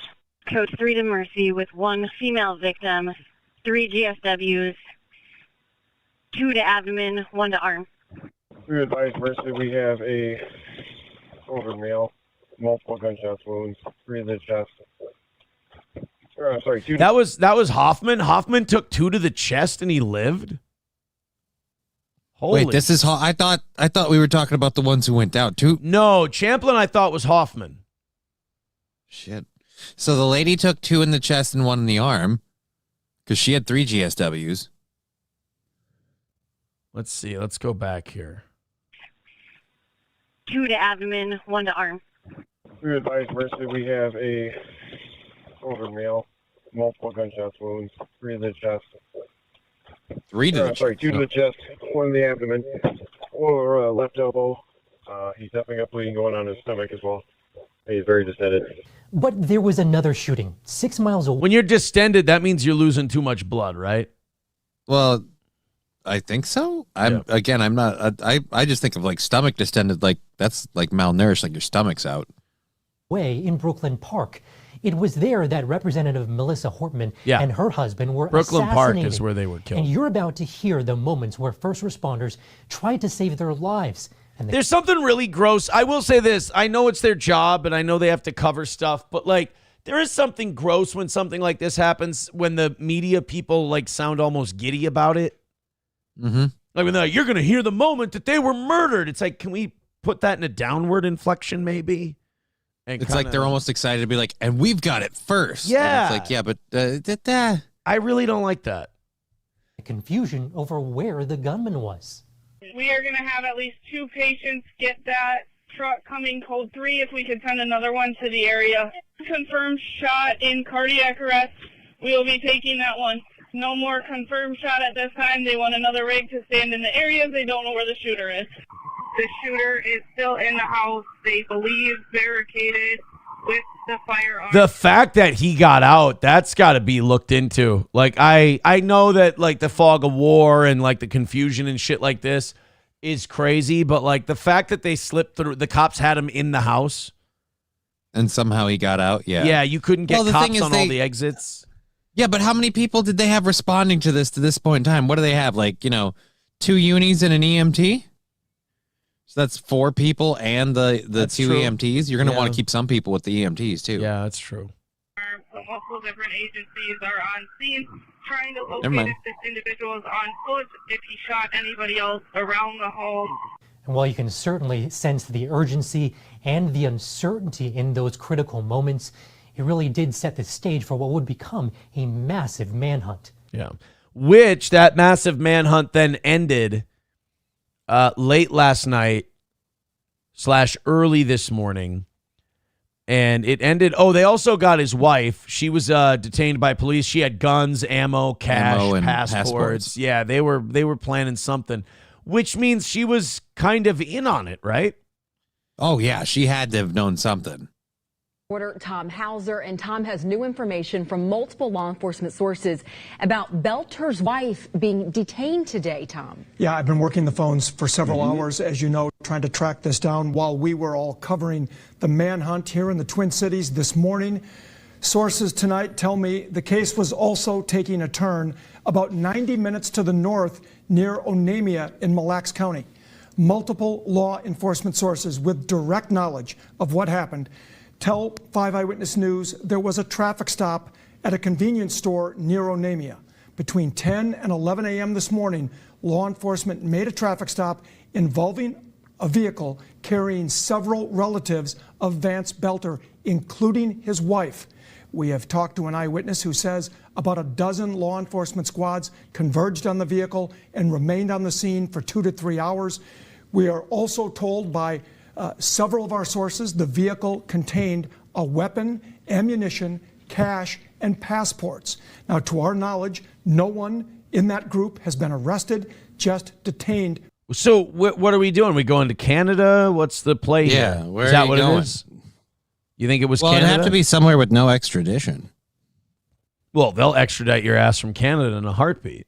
Yeah, so I'm guessing they've got to be going south or Inner tube to Haiti. Africa? That's the play. Inner tube to Haiti. Who's coming there? Hey, dude, barbecue will put you on security. Want Yeah, go. Barbecue is not going to give you back to the United States. For questioning. It's also unclear why they were stopped, whether they were being tracked, or if it was a random traffic stop. I am told briefings about this incident are ongoing yet tonight, and we will continue to track more developments. And again, I really think like if you're... And look, I don't have a plan on killing anybody, so that's not what this is about to be. But at the same time, how do you, like what? I say like what? You kill someone in Florida, you hop on a boat, you get to one of the Caribbean islands. I mean, before anyone knows anything's wrong. Right? I just feel like the Halloween mask was too cheap. You got to have a better disguise. And again, a lot of this we owe credit to just like he got interrupted at the second scene. Yeah. Because this plays out differently if he's interrupted if he's not interrupted at the second scene. If he gets into his car that looks like a police car and he gets to drive away and we're sitting here twiddling our thumbs, who is this guy? Then we have, again, a much different tale on our hands. I haven't heard any like good conspiracy theories on this one. Are there any, or is this pretty straightforward? I don't know. Like the thing that I hear from most conspiracy theories. State level, you don't really get good conspiracy theories. No, you don't. Most people are saying that, it's obviously not a government thing because, again, they interrupted him and they caught him so fast. If this was a government setup or psyop or whatever, he'd get away with it more before. Or he'd be dead. Or yeah, they'd never find him alive. You know that for a fact? Well, I mean, usually you tie up the loose ends, you know. Still got the shovel. Sam Show is here today. He's mad at Keanu. Oh. Sam Show is mad at Keanu. He says that bitch walked cops up to Aaron's front door, but Ethan Ralph is a friend of the show. I don't know. I mean, as far as I know, Keanu finds Ralph to be kind of a fucking disgusting weirdo, but she'll have him on the stream to pump up the numbers, I suppose. I don't get involved with my friends have people on their stream. I don't fucking care. I'd say you'd be taking it a little too seriously to care who they have on the show. I don't really give a shit. And let's be very clear. I walked the cops up to my front door. If I would have... No, Aaron, it was me. I was in it all along. It is kind of funny to see the guy who orchestrated the whole thing and the guy who basically used the situation to try and exact his revenge, to see that he's now sending people photos without all of those people's permission. Like, Nick, the guy who orchestrated the whole text message thing against me, the pushing the charges and everything, and the guy who's been like running it the entire time. It's kind of funny that now we find out he's been sending pictures of, multiple people without their permission to Ethan Van Sciver and people like that. It's kind of interesting. He was very morally against that. It hurt him very badly, and he was very upset about it. But now he's sending photos of people without their permission to Ethan Van Sciver to fill like a 14-year-old fantasy. It just sounds a little strange to me because he did such a great act of, this is terrible, it's awful. And this is kind of the same thing I was saying and that Chad Zumach was saying too. He's like, everybody's done this. Everyone has done this. I was just the dumb one who did it not only while the show was on, but I also did it and pissed off a drug addict who had a fucking axe to grind and a grudge and saw me as the devil, so he decided to use it to the hilt. So yep. That's, I gave him, as Jimi Hendrix says, I gave him the gun. I shot him. Let's go to Chad Buzamok. He says, Kiki sucks. Also, Aaron, I posted the clip that you requested. Yes, Dead Game, he was moral fagging. That's what they call that. It's just so funny for that to be, as soon as I saw that, I'm like, I got you, bitch. You really are just human garbage. Let's go to Buzama. I was hoping he wasn't listening during this portion of the show, but apparently he was. They would say, if you suck this like for getting their venom out. Now, everyone saw the cut in that, right? Everyone saw the cut. Thank you. I'm going to go to the chat. I'm going to play it one more time, then I'll go to the chat. Everyone saw the cut in that clip where it was clearly edited by Chad Buzamok. Also, I keep seeing this on Twitter. I keep seeing it in our chat. I don't want Joe Hendry being brought into this. People are saying about Chad Buzamok, say his name and he appears. No. Yeah, don't. No. I see people writing, I believe in Chad Buzamok. I also see people getting mad that I say Buzamok. But I think that's funnier than I think that's funnier, Buzamok. They would say, if you suck this like for getting their venom out. See, that's one where I gotta say, like, I was defending him before, saying like at least his clips are literally a moment that happened, out of context maybe. That one's complete fabrication. That was a dirty move. I think that was disappointed. But then people are commenting on it saying Chad does the work no one else wants to. clipping Aaron in context. That was, guys, I'm telling you, that was not in context. There was a horrible jump cut there where we're on one moment and then boom, we're in another one. Yeah, I mean, yeah, he's always listening. Yeah, people are saying no cut at all. Another person saying cut. Papa Shop says, I see nothing. Twisted question mark says flawless. Rexstart parody account, a cut? Lander says, why is Aaron gaslighting us? Deutsch Chad says, unedited. Renegger says, Joe Hendry would be proud of this clip. You Need Me More says, it's totally legit, Aaron. Get a grip. I disagree. That was smooth. No, it was not. Guys, that was clearly edited. I think you're showing your bias with things like this. Honky with $1 says, sorry, my hearing is bad today. Did you say Iran doesn't deserve nudes? Your goy didn't do too bad. That's not what that's not what I said at all. Nukes. Thank you for 50 and the 320 for becoming a member for 37 months. Professor Tie-Dye becoming a member for 5 months says he sounds as mad as Johnny was over the small hats.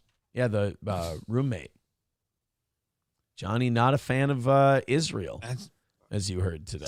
Just tired of getting pulled into their crap. I mean, get used to it. It ain't changing. We're getting pulled into this one, too. And more than just writing the checks. We're going to get involved. Oh, boy. And we're also, we could tell them, hey, stop bombing Iran or we'll release the Epstein files. I don't know. Right? Probably. Oh, yeah, no, that won't happen. I bet you the entire American government has Made in Tel Aviv pagers in their pocket, and they all know which way to go. They just forgot Fetterman's in the mail. Fetterman's an Israel guy. Yeah. I think Fetterman's an Israel guy.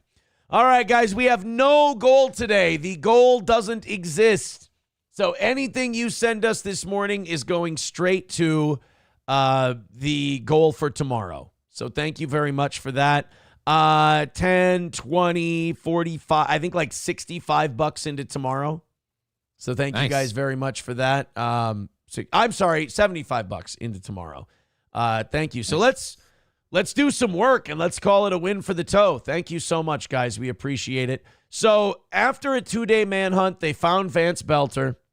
Mm-hmm. He will be held on $5 million bail on state charges. He's probably also going to face federal charges, though. I would imagine so. Yeah. He was arrested by authorities near Green Isle Sunday night after a 43-hour manhunt in what officials say was the largest manhunt in state history that involved more than 20 SWAT teams. He was charged via warrant in Hennepin County with 2 counts of second-degree murder and 2 counts of second-degree murder, attempted second-degree murder, according to court documents that were unsealed after his arrest. So he's going to go away for the rest of his life. Although it's Minnesota, he might get out when he's older.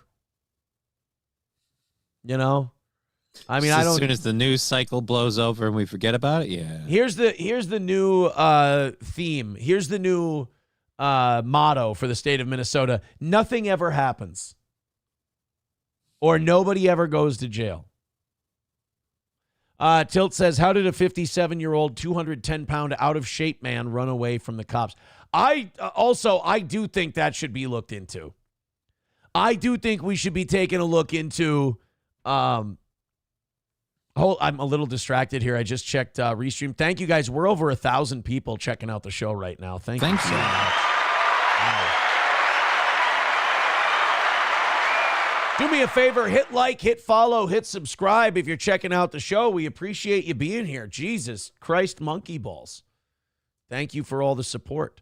Subscribe to the channel if you're feeling real crazy. What do we want to give them? The Rumble memberships are always fun. Everybody loves the gifted Rumble memberships. What am I going to do? It's a no-goal day, but I feel like I should dance for them a little. Like, if we do 20 gifted memberships on Rumble,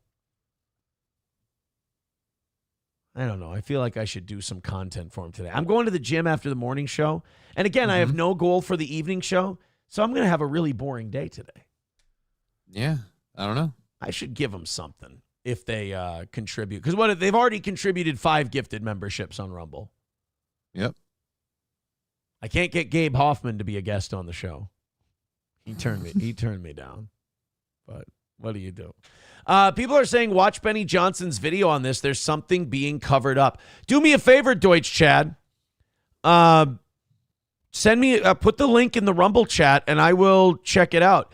People are saying, what about the changing the tire video? I mean, yeah, if you guys want the changing the tire video, 25 gifted memberships. So 20 more gifted memberships on Rumble. And then we'll do that. Hey, thank you, Brian M., for gifting 5 memberships on YouTube. Thank you. I love those. Our YouTube membership numbers have been going up steadily the last week or two. So that puts him at 20. That's going to put Rocky in 4th place. Brian M. at $20 puts him in 3rd. Rocky in 4th at $10. Thank you guys so much for your kindness. Yeah, I don't see it. So Benny Johnson apparently. Oh, people are saying, what about live from the gym? Oh, we filmed my workout today. I don't know if somebody's there. We can't do live from the gym because it's a lie, guys. He doesn't really work at the gym. If somebody's there, we could do I could film sparring. I won't be there. So it kind of depends if there's another person there that I can work with. Otherwise, it would just be a shitload of heavy bag work and planking. You get to see my first 20 seconds of each round with my dead arms and dead legs as I try to shake them out from the plank. Because you do a 3-minute round of boxing, and then you do a 1-minute plank in between. And holy fuck. Is that, and then you do 10 rounds of that. That is, that's giving her. The planking's really taking a toll on you? Well, no, it wears out the arms and legs for about the first 20 seconds of the round until you loosen them back up again. All right, let's go. The pegging so well. Let's find the Benny Johnson deal. People are telling me to check out Benny Johnson's probably channel. a YouTube short of it if everyone's talking about it. He's probably done that. They're saying that Benny's got some theories on the Belter thing. Oh God, he puts a lot of. Yeah, he does. A lot of clips, a lot of stuff, a lot of shorts. He's very prolific that way. A lot of content in this fella. Breaking, Trump to expand ICE. Randy Weingarten steps down. Officials say Minnesota shooter Vance Belter has been in contact with people, but won't say if anyone is helping him. Yeah, I don't see anything from Benny that is like conspiracy stuff. So if you've got a link, send it in, and I'll check it out.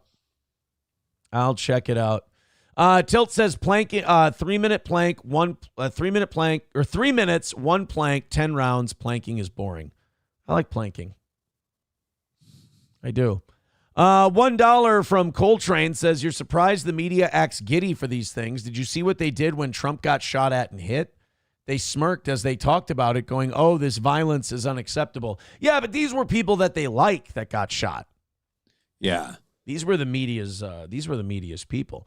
We got a lot of shit coming up here. We got the Sean Penn thing. We got Israel. Johnny gets to go off on Israel a little bit. We'll get to that in a second here. Before we do, Stoney's Bar in downtown Rockville, Minnesota.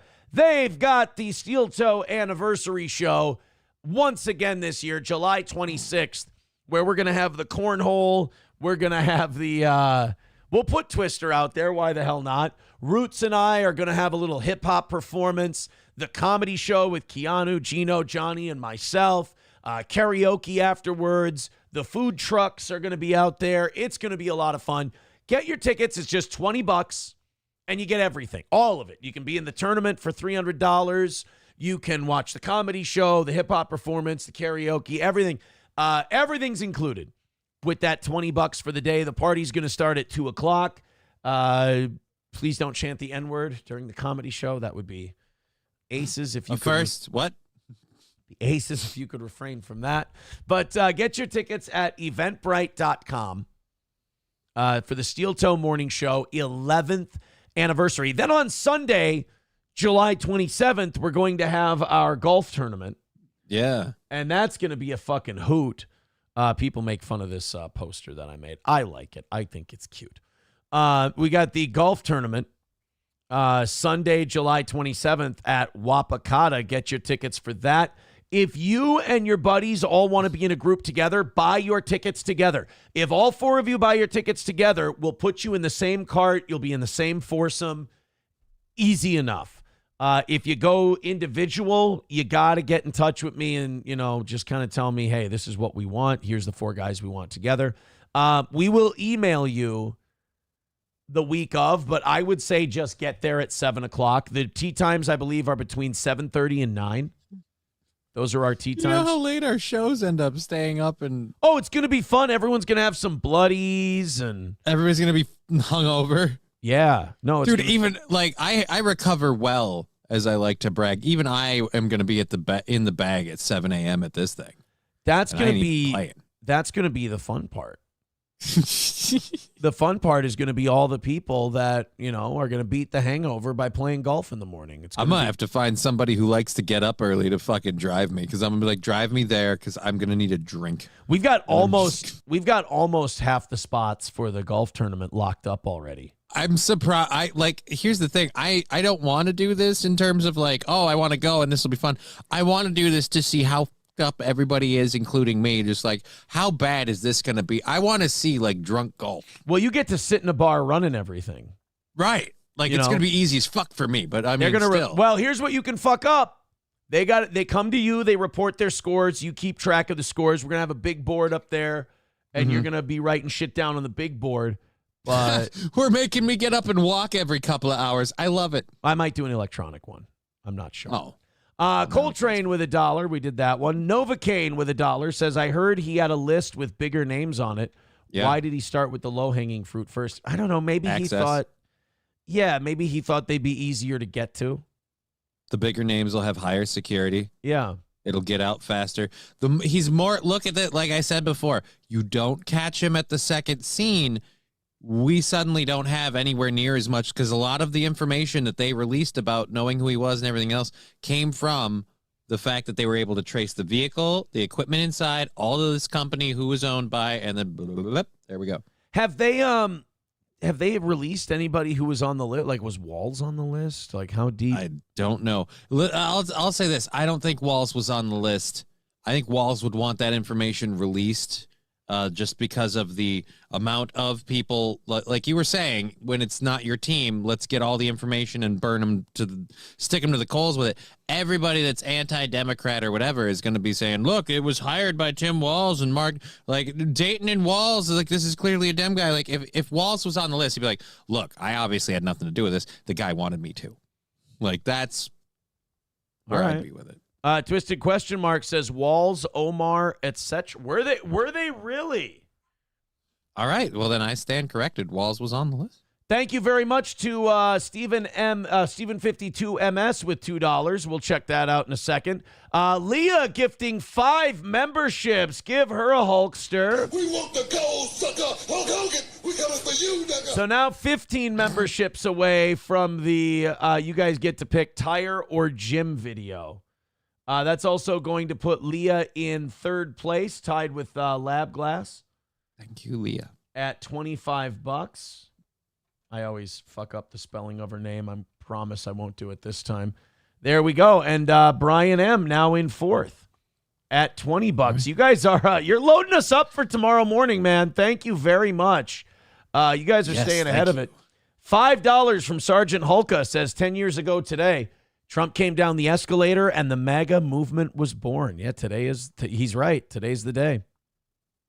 Chad Buzamok says they want the tire video. Okay, so 15 more gifted memberships on Rumble, and we get the tire video. Coltrane says Minnesota said they won't be releasing his manifesto, so that's suspect. That actually makes me believe it was legit. Because, like, if the manifesto gets released, it's usually in those stories where we're like, this feels fishy. This feels like they're up to something, you know? We know too much too quickly. I feel like if they don't release the manifesto, that's probably because it's a shoot, figuratively speaking, more so than... Well, I mean, for a couple of people, quite literal. Yeah. Whoops. Sam Show says that tire video is best because you have to put in effort and you won't. I can change a tire very easily. All right, let's go to this video that Steven sent in. Thank you guys for contributing to the show. Again, everything goes towards tomorrow. We have a goal-free day today, morning and evening show, so thank you for your support. Here we go. This is Benny Johnson saying something's not right about the Minnesota shooting, and then we'll get into Israel and all that stuff today. Okay. We're all over the place. But this is kind of the big news story, not just where we live. I feel like nationally, this one was huge. Yeah. There's a couple of things. And by the way, for the record, I don't give a fuck about the No Kings protests. Yeah. It was just gay. But there are there's violence that popped off against military forces and other things to the point where they can declare the No Kings protest a terrorist movement. That's about it. Yeah, I figured it was going to come to that. Like, we saw it all week last week with the L.A. riots and everything, so, You know, sometimes when you're up high from this angle, it helps me a lot because I realize I have to posture up. Like, my posture's terrible. And I got to square back my shoulders. But if I square back my shoulders, my titties stick out and people make fun of me. So I'm really damned if I do, damned if I don't.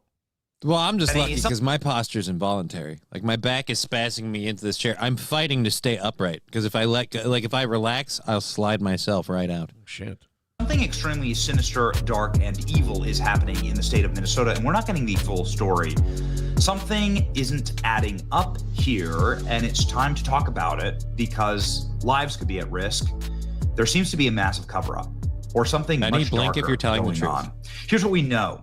A man wearing a Walter White mask showed up wearing a fake policeman's uniform and tactical gear, driving what looked like a police car. You can see right here in the ring camera footage, the police lights outside of the home. Well, he ran a security company, didn't he? That's a fact. Yep. That's a fact, Jack.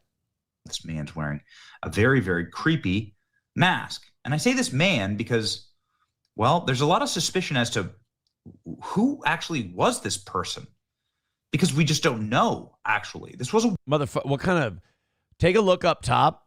Benny Johnson must have a crazy awesome computer. Look at how many tabs he's got open. Walter White mask. This was clearly an homage. Holy shit. To the famous Walter White scene in Breaking Bad where he said, like this is not healthy. And I know it's Benny Johnson's job and he's ridiculously successful, but this is why some people think everything's a conspiracy. Because he's got 9,000 Twitter tabs open. It's like, that's not healthy for anybody. That's not helping you, buddy. No, it's not healthy to have 9,000 Twitter tabs open. We have like 4 or 5 tabs open at a time for stories. The rest are like streaming Yeah, tabs. but he's going to make a little short story clip out of each one of these tabs and throw them up on his... Again, like, he's successful for a reason. The guy is scattershotting a lot of stuff, and it gets attention. And don't get me wrong. He works his balls off. He deserves his success. I'm just saying that this kind of shit melts your brain. Yeah. Because I am the man. I am the one who knocks. Don't know who you're talking to, so let me clue you in. I am not in danger, Skylar. I am the danger. A guy opens his door and gets shot, and you think that of me? No. I am the one who knocks. So first of all, I just want to point out, Benny Johnson's pulling this part right out of his asshole. This has nothing to do with anything. This guy did not say he was Walter White or that he was Breaking Bad. Or this is like, remember the lie that the guy who did the shooting in Aurora, Colorado was the Joker? Right. Yeah, that was bullshit. He was not the Joker. He just had goofy hair. Right. And the media, and this guy, the media said the media said, oh, he's the Joker. He was the Joker shooter, and no, he wasn't the Joker. And this guy's like, oh, he's doing the scene from Breaking Bad. No, what scene from Breaking Bad? He did a I am the one who knocks, but he didn't literally go in and knock on people's doors. So this is the most famous line in all of Breaking Bad. It's a very popular show. It's listed as I don't know. What about he can't keep getting away with it? He can't keep getting away with it. Just once, say you want this. Yeah. I feel like there's a lot of famous lines in that show.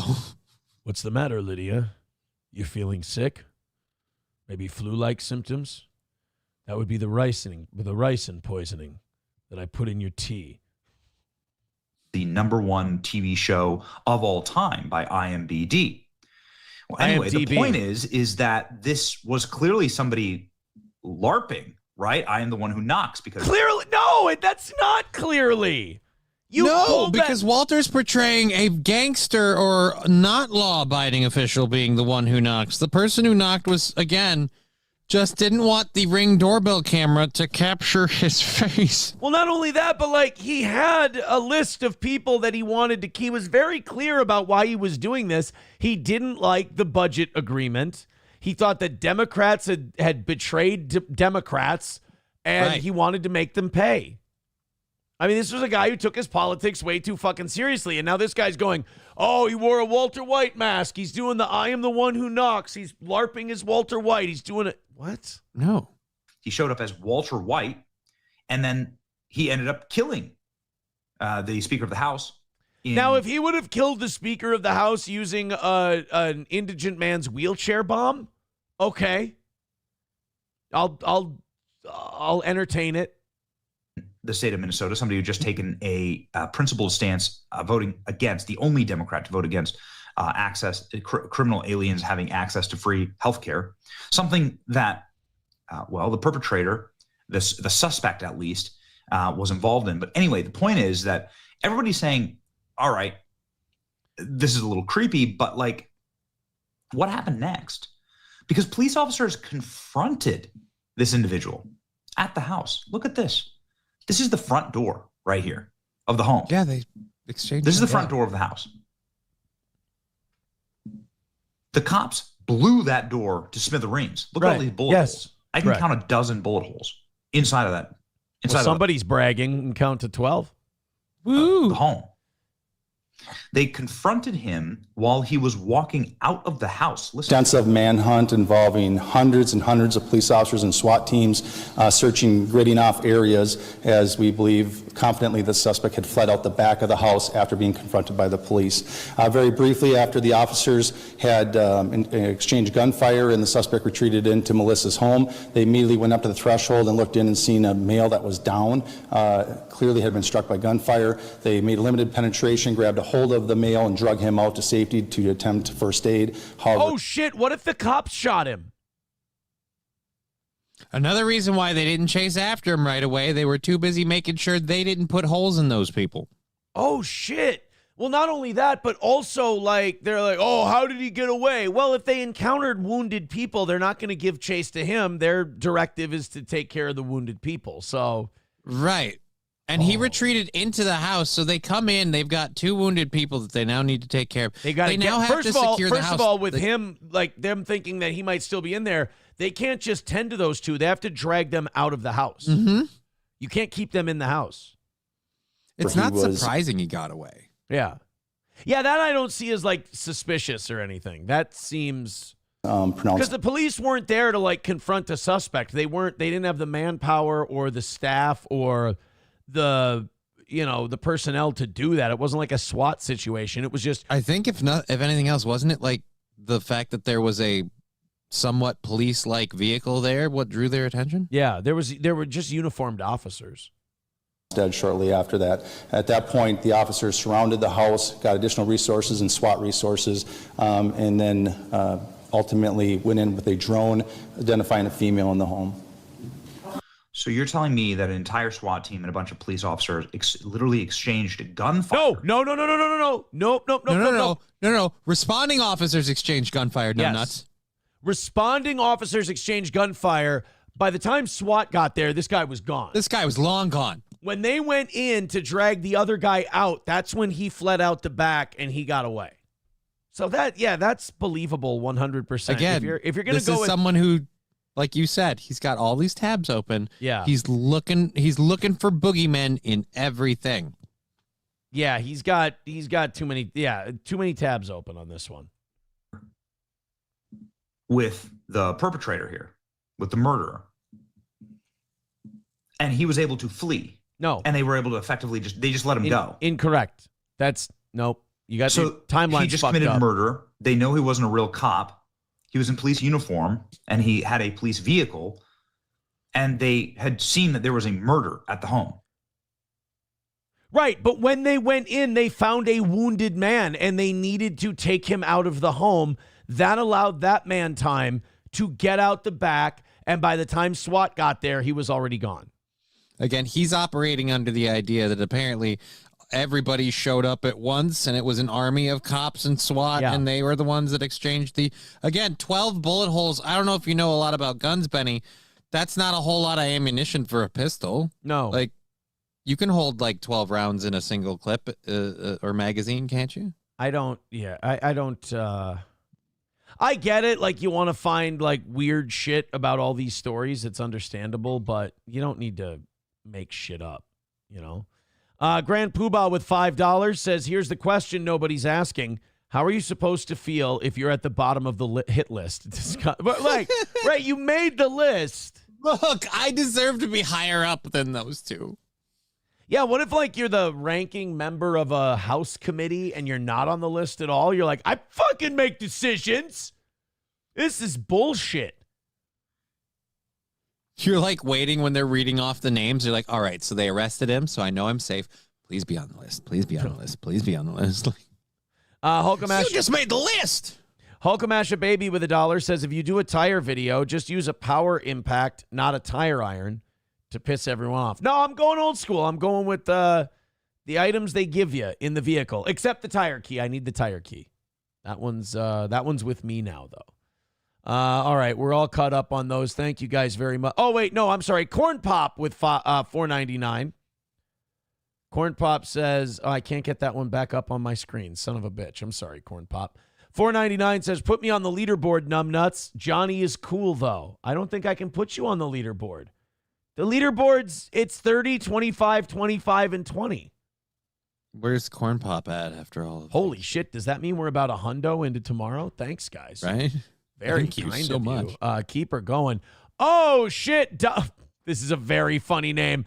Doggo doesn't die for 10 gifted memberships over on Rumble. Give that man an Olbermann. They are afraid. And that puts Doggo doesn't die in the top spot with $50. Doggo doesn't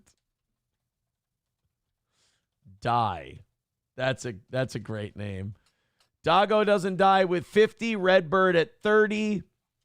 Lab Glass in third at 25. And Leah tied for third at 25. Thank you very much, buddy. So now that's 10. That means we are 4 gifted Rumble memberships away from me doing the tire video today because you need me more. Just gifted $5. Holy shit. I need to start keeping track. 55, 25, 20, 15, and then about 25 more. So let's see. 80, 100, 115. Holy shit, we're 140 into tomorrow. Look at these fucking guys. We didn't even have a goal today. See, I'm going to catch shit for this now because they're going to say, see, you don't have to have a fucking goal, asshole. We'll just do it if the show is good. And we're deep diving into we made the right choice, deep diving into the Belter shooting. Yeah. That's well, for sure. I mean, if the audience really wants to make you eat a dick on this, it's extremely simple. Stay one day ahead every time. You'll make me eat a dick every day. But every day. Boozamok's not here. Don't. Shit. Zen Man gifting a membership. Now we're 3 away. Thank you. And I gotta keep score here because we're about halfway through tomorrow already. Thank you guys so much. Beautiful. Oh, I love it. Thank you so much for being great pals. 3 more gifted memberships on Rumble though. Yeah, then I have to do a tire changing video. And what do they prefer, stream or video? They'll probably say stream. They'll want to say stream. That way they can critique real time. Yeah. Also, my son and I came up with an idea. There's a thing he wants to do. Okay. So, like, I've had, a handful of pro wrestling matches. I've had a little bit of pro wrestling training. I've taught my kids how to do moves. They're like, Dad, how does, like, a little guy body slam a big guy? How does a little guy suplex a big guy? How does all this stuff? And so I said, well, it's because the guy who's taking the move does all the work. You just kind of have to hold him in place or push him. So I taught my son how to do a bunch of moves like to me. So like a choke slam. He's like, Dad, but like you're way bigger than me. You couldn't choke slam me. I go, sure you could. I said, he's a lefty. I said, take your left hand, slap me right here on about the collarbone. Then I take my two hands and I grab onto your wrist. And then when we go down, I jump up. And then you push your hand down as I'm going down to make it look like you picked him up and threw him. You're right. choke slamming me. Yeah. He goes, oh, that's crazy. And then I said, well, here's how you do a suplex. You tuck my head in. You put my arm over your head. I put my hand on your thigh, and I jump and push off your thigh. And you just kind of guide me over onto my back. And he did that. And he's like, holy shit, I suplexed my dad. And I'm like, yeah, you just got to be able to do those moves. And I still, at 38, I still have just enough athleticism left in me where I can still jump and, flip over if someone gives me and a not push. hurt yourself like crazy? Yeah. He said, well, can I body slam you? I said, no, my body's kind of too big for you to, because you got to be able to hook my leg and then tuck my head. First of all, even if I jump and help him, I'm going to end up with a broken fucking neck if my kid tries to body slam me. Because one of the big things of a body slam is, even though the other person's jumping and doing a lot of the work, you have to push the leg forward and make sure you've got your hand on the back of their head so you can tuck their neck in, tuck their head so you don't body slam them onto their fucking head. So there's still, I don't trust, I'll help my son suplex me. I'll help him choke slam me. I'll help him do all that stuff. I'm not going to help him body slam me because I'll end up in the fucking hospital. But then my oldest had a great idea. She goes, Dad, why don't we, they wanted to do YouTube videos. I go, I don't want you guys on YouTube. And they said, well, why don't we wear like masks, like luchador masks? Like luchador masks. Yeah. Okay. And they said, why don't we do luchador masks? And my oldest, this was such a great idea. She goes, because Dad, there's probably a lot of kids who wrestle with their parents and we could teach them how to do it so you don't get hurt. Like we could teach people how You're going to have to do this on a separate channel though. You think that would be bad for the steel toe brand? Well, I just know that like monetization gets weird when you release, because this would be like for kids. You're saying like do a for kids content thing, right? Like for kids and their families, like I see. Family friendly thing. I just say like you have to do it on a separate thing. Like it could be somewhat tied to this channel tangentially or whatever. But no, it's not a bad idea at all. Yeah. No, they had a great idea. They're like, and it was so sweet because they're like, well, what if some kids or some parents get hurt when they're wrestling, and then we could teach them how to do it where they don't get hurt. I'm like, that's a very nice fucking. Yeah, it's not a bad. I like this idea. Yeah. Teach you how to. Might even make some buckage if it takes off. You know. I become the fucking dad wrestling guy. Right, like you somehow become like the weird, like the next. What's the one that they're always hating who does the charity stuff? That started out to doing the kids stuff. The YouTube guy. Fuck, your kids liked watching him. Everyone thinks he's fake. He helps people. Blippy? Like, no, not Blippy. My kids like him. Dr. something. Oh, Mr. Beast. Mr. Beast. Thank you. Yeah, Fuck, I was way off. I was going towards. They don't. My son doesn't really like Mr. Beast anymore. Well, but I'm saying like you could end up becoming like a weird because here's where it'll get weird. Like, look, the kids will be into it because they're wrestling with dad or whatever, right. And then the dads will be into it. Like, my kids think fucking wrestling is cool. Finally, I'm not a douche. Like, I'm gonna do this. Like, so it's gonna work on two fronts. It'll work on the kids. It'll work on the parents. The parents have the money and they want to keep the kids happy. This is cyclical. Buckage. That's all I'm saying. I'm still trying to convince my children that El Grande Americano is not Chad Gable, but they're not buying it. Leo with $1 says stream, and we want Johnny on and you with earbuds so he can read what we say to you. This is getting rather Yeah, you guys excessive. are making this fucking complicated. I'm telling you right now. I didn't volunteer for any of this shit. Doggo Doesn't Die with another 5 gifted memberships. Thank you, buddy. Thank you, pal. We got to update him on there. Doggo Doesn't Die is now at $75 for the week. Thank you. And that Jesus Christ Monkey Balls puts us at about $175 for today. Again, this audio. Amazing. And now I have to do the fucking tire changing video. So I got a live stream tire changing today. Great. Zen Man, thank you for another gifted membership. Appreciate that one. We are over. So thank you very, very much. Thanks, guys. Awesome. And if you got a gifted membership, be sure to pass it on. That's a nice thing to do. All right, so you guys are just around $200 into tomorrow's show. Thank you very much. Yeah, like you said, just keep going, and we'll have days Stay like one day ahead. Yeah, and stay it's one freaking day ahead. beautiful. We'll be like this forever.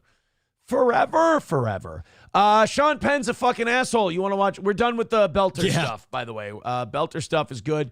We talked about Stonies. Let's talk about our friends at Midland Armory in downtown. I'm just seeing some of the responses to the Chad Buzamont clip whenever I go back to Twitter for a tab. Midland Armory, downtown Foley, Minnesota. MidlandArmory.com. Knives, optics, parts, and gear. What you need for carry, home defense, self-defense. If you sports shooting, hunting, whatever.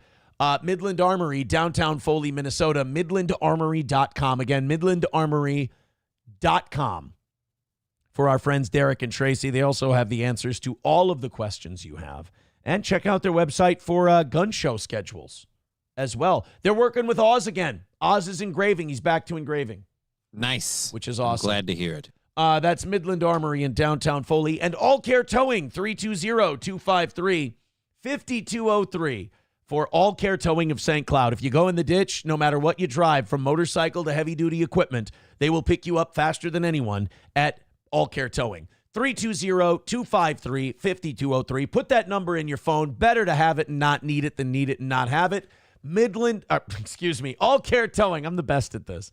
All Care Towing, 320-253-5203.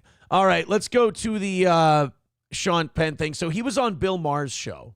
Did you see that Maher, his podcast company, failed? No. Like his podcast is doing fine. Club Random is doing well. But the Club Random podcast network that he was trying to build, this is what happens when everybody tries to build a network, kind of like Kumia and everyone else. What they realize is nobody gives a fuck about anybody but you. Yeah, nobody gives a fuck about your friends. Yeah. Like nobody gives a fuck outside of Bill Maher's, circle about anyone but Bill Maher. So if Bill Maher goes, I have a really successful podcast, you know what'll happen? People will watch all the podcasts I tell them to watch, and we can start a network. And it's like, no, we only want to watch you. Fuck all these other guys. We don't care. Like, that's why Daily Wire can cut people loose all the time. The Blaze can cut people loose the Blaze lost Crowder, and they're doing fine. Yeah. I mean, they lost a big one, and they're doing okay. Then you have, the Daily Wire lets go of that Brett Cooper. They let go of people all the time. And they, Candace Owens, and they're fine.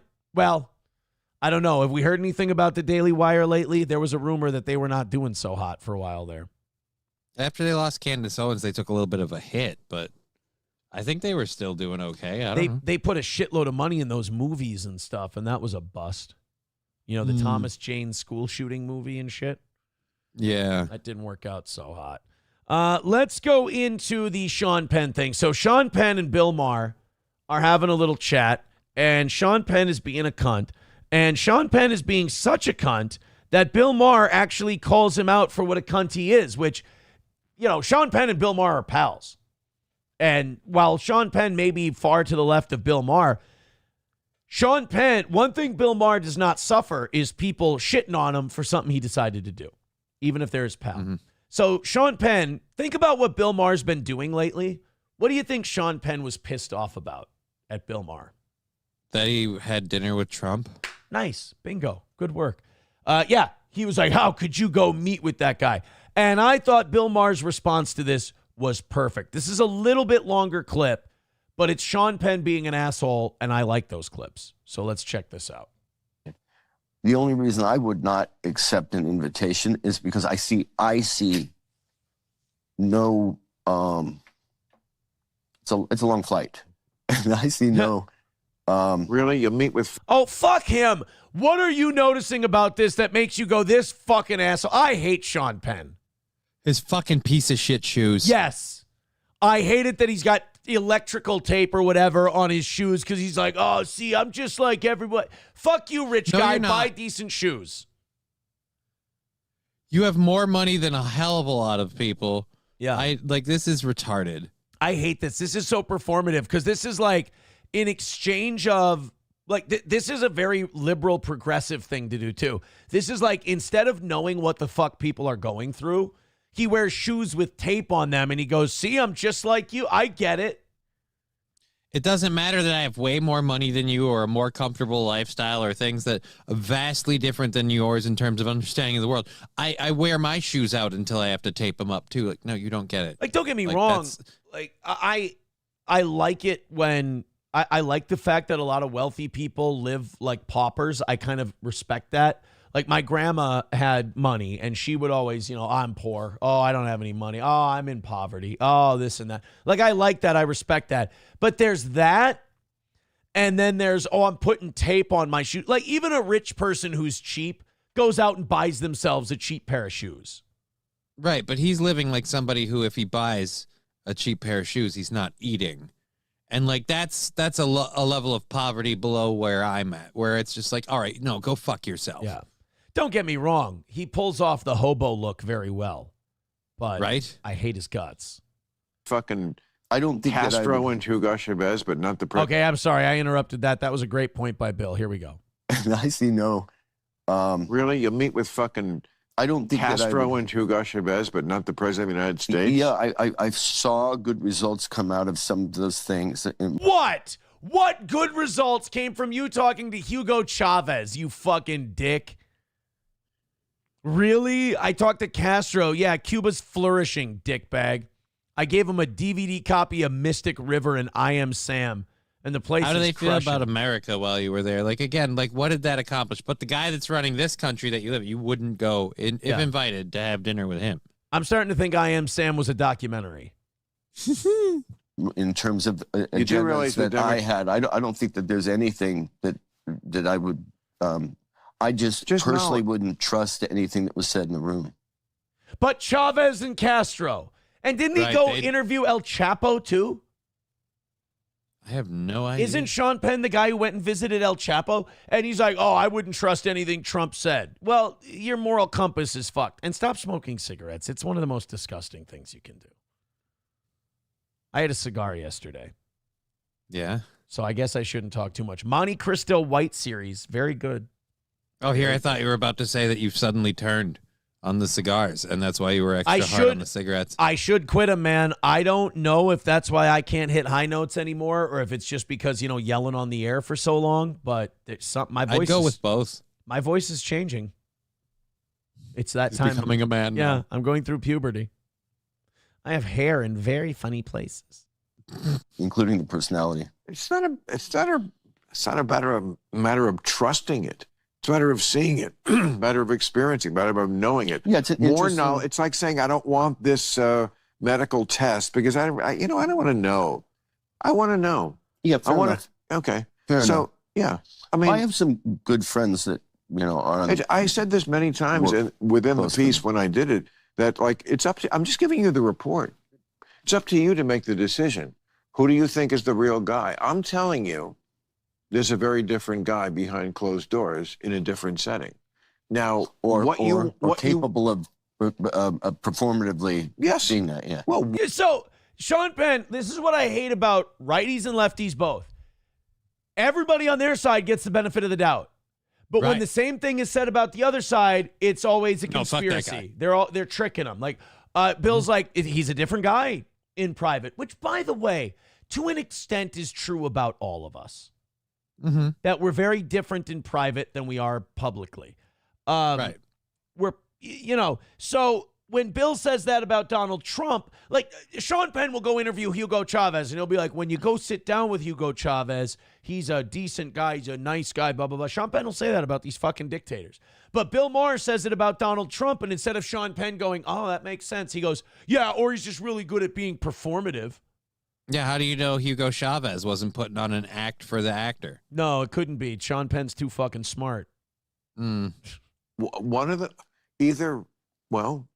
my my friends who believe in astrology would say he's a Gemini. Of course, there's two of them. Okay, that's one way to look. By the way, if you ever catch yourself saying that sentence, that is the sign that you've been living in L.A. too long. Yeah. At it. Other people will say, well, the real guy is the guy you met, and he's playing this clown on TV. And other people will say the reverse. Well, I mean, it seems harder to do the reverse. I mean, can you really pretend to be sane? You can pretend to be insane. I think politicians like Trump or businessmen or, people like me, broadcasters, actors, all this stuff, pro wrestlers, I think there's a lot of when we're performing, when we're doing our thing, we're us with the volume turned up to 11. Right. And then behind closed doors, you're a lot more reasonable, rational, and understandable. But right. You're at like a 3 or 4. Try saying that about a guy you think is a cocksucker, though. I mean, well, why don't you give that guy this benefit of the doubt? He's a fucking cocksucker. I hate him. By the way, I miss the days of using the word cocksucker, not about gay people. Right. But just a guy who's dudes who sucked. Basically a some bitch. A some bitch is a cocksucker. I think it's harder to pretend to be sane, to be measured, and like all the things I said, which is just what happened. Mm-hmm. So again, there's 3 parts of this. Would you go to the dinner? I think you're crazy not to want to see up close the person who's this important in everybody's lives for the last decade. I Two, are you going? Understand that. 2, are you going to lie about it? I'm sorry, I'm not a liar. I don't lie, so I told the truth. And then 3, do I go back to doing what I always did? Yes, I did. Yeah, but you could have told more truth or you could have told less truth. I told a lot of truth. I told everything. I would have enjoyed a little more brevity on that. But Oh, God. Because it's a truth you don't want. You want him to hold it back. I mean, what the fuck? Do you want the truth or not? You know what? Sean Penn, it falls into this category of people I would call accidentally honest. Because that's very revealing what he just did there. Bill Maher's like, I give him a delusion than reality. Yeah, I told everybody what I experienced when I went and met Trump, and Sean Penn was like, I wish you would have had more brevity. I wish you would have told more truth. Less? I think you were holding back. And it's like, no, he's fucking telling you to your face that I haven't. And by the way, proving once again that I'm a split second ahead of when I know the audience is going to get fed up with something and it's time to tap out. Literally 30 seconds after I killed that clip and said we're done, Twisted Question Mark writes, God, enough of them. I was like, I sensed it. I felt it. I'm like, enough fucking Sean Penn. I can't take it. But he reveals himself by going, like you were saying, you weren't saying things I wanted you to say, so I didn't want you to say them anymore. Yeah. Give me the truth if it's my reality. Otherwise, give me the delusion that is my reality. Yeah, he sucks. Sean Penn's he's one of these guys like Tim Robbins, one of these guys who like, where did you get a fucking opinion from? Like, what's your background? Like, why? Nobody should take Sean Penn more seriously than Kid Rock. Because to me, they both have the same amount of reason to have an opinion. Yeah. But everyone wants to shit on Kid Rock because he acts like a hillbilly, whereas Sean Penn acts like some sort of intellectual, highbrow, learned person. So somehow we're supposed to give him the benefit of the doubt. He played Harvey Milk. He can't be a bad guy. Yeah, he's got tape on his shoes. Yeah, fuck him. Yeah. $1 from 383 Novocaine says, what did baby corn say to mama corn? Where's popcorn? Dad jokes. Happy Father's Day, everybody.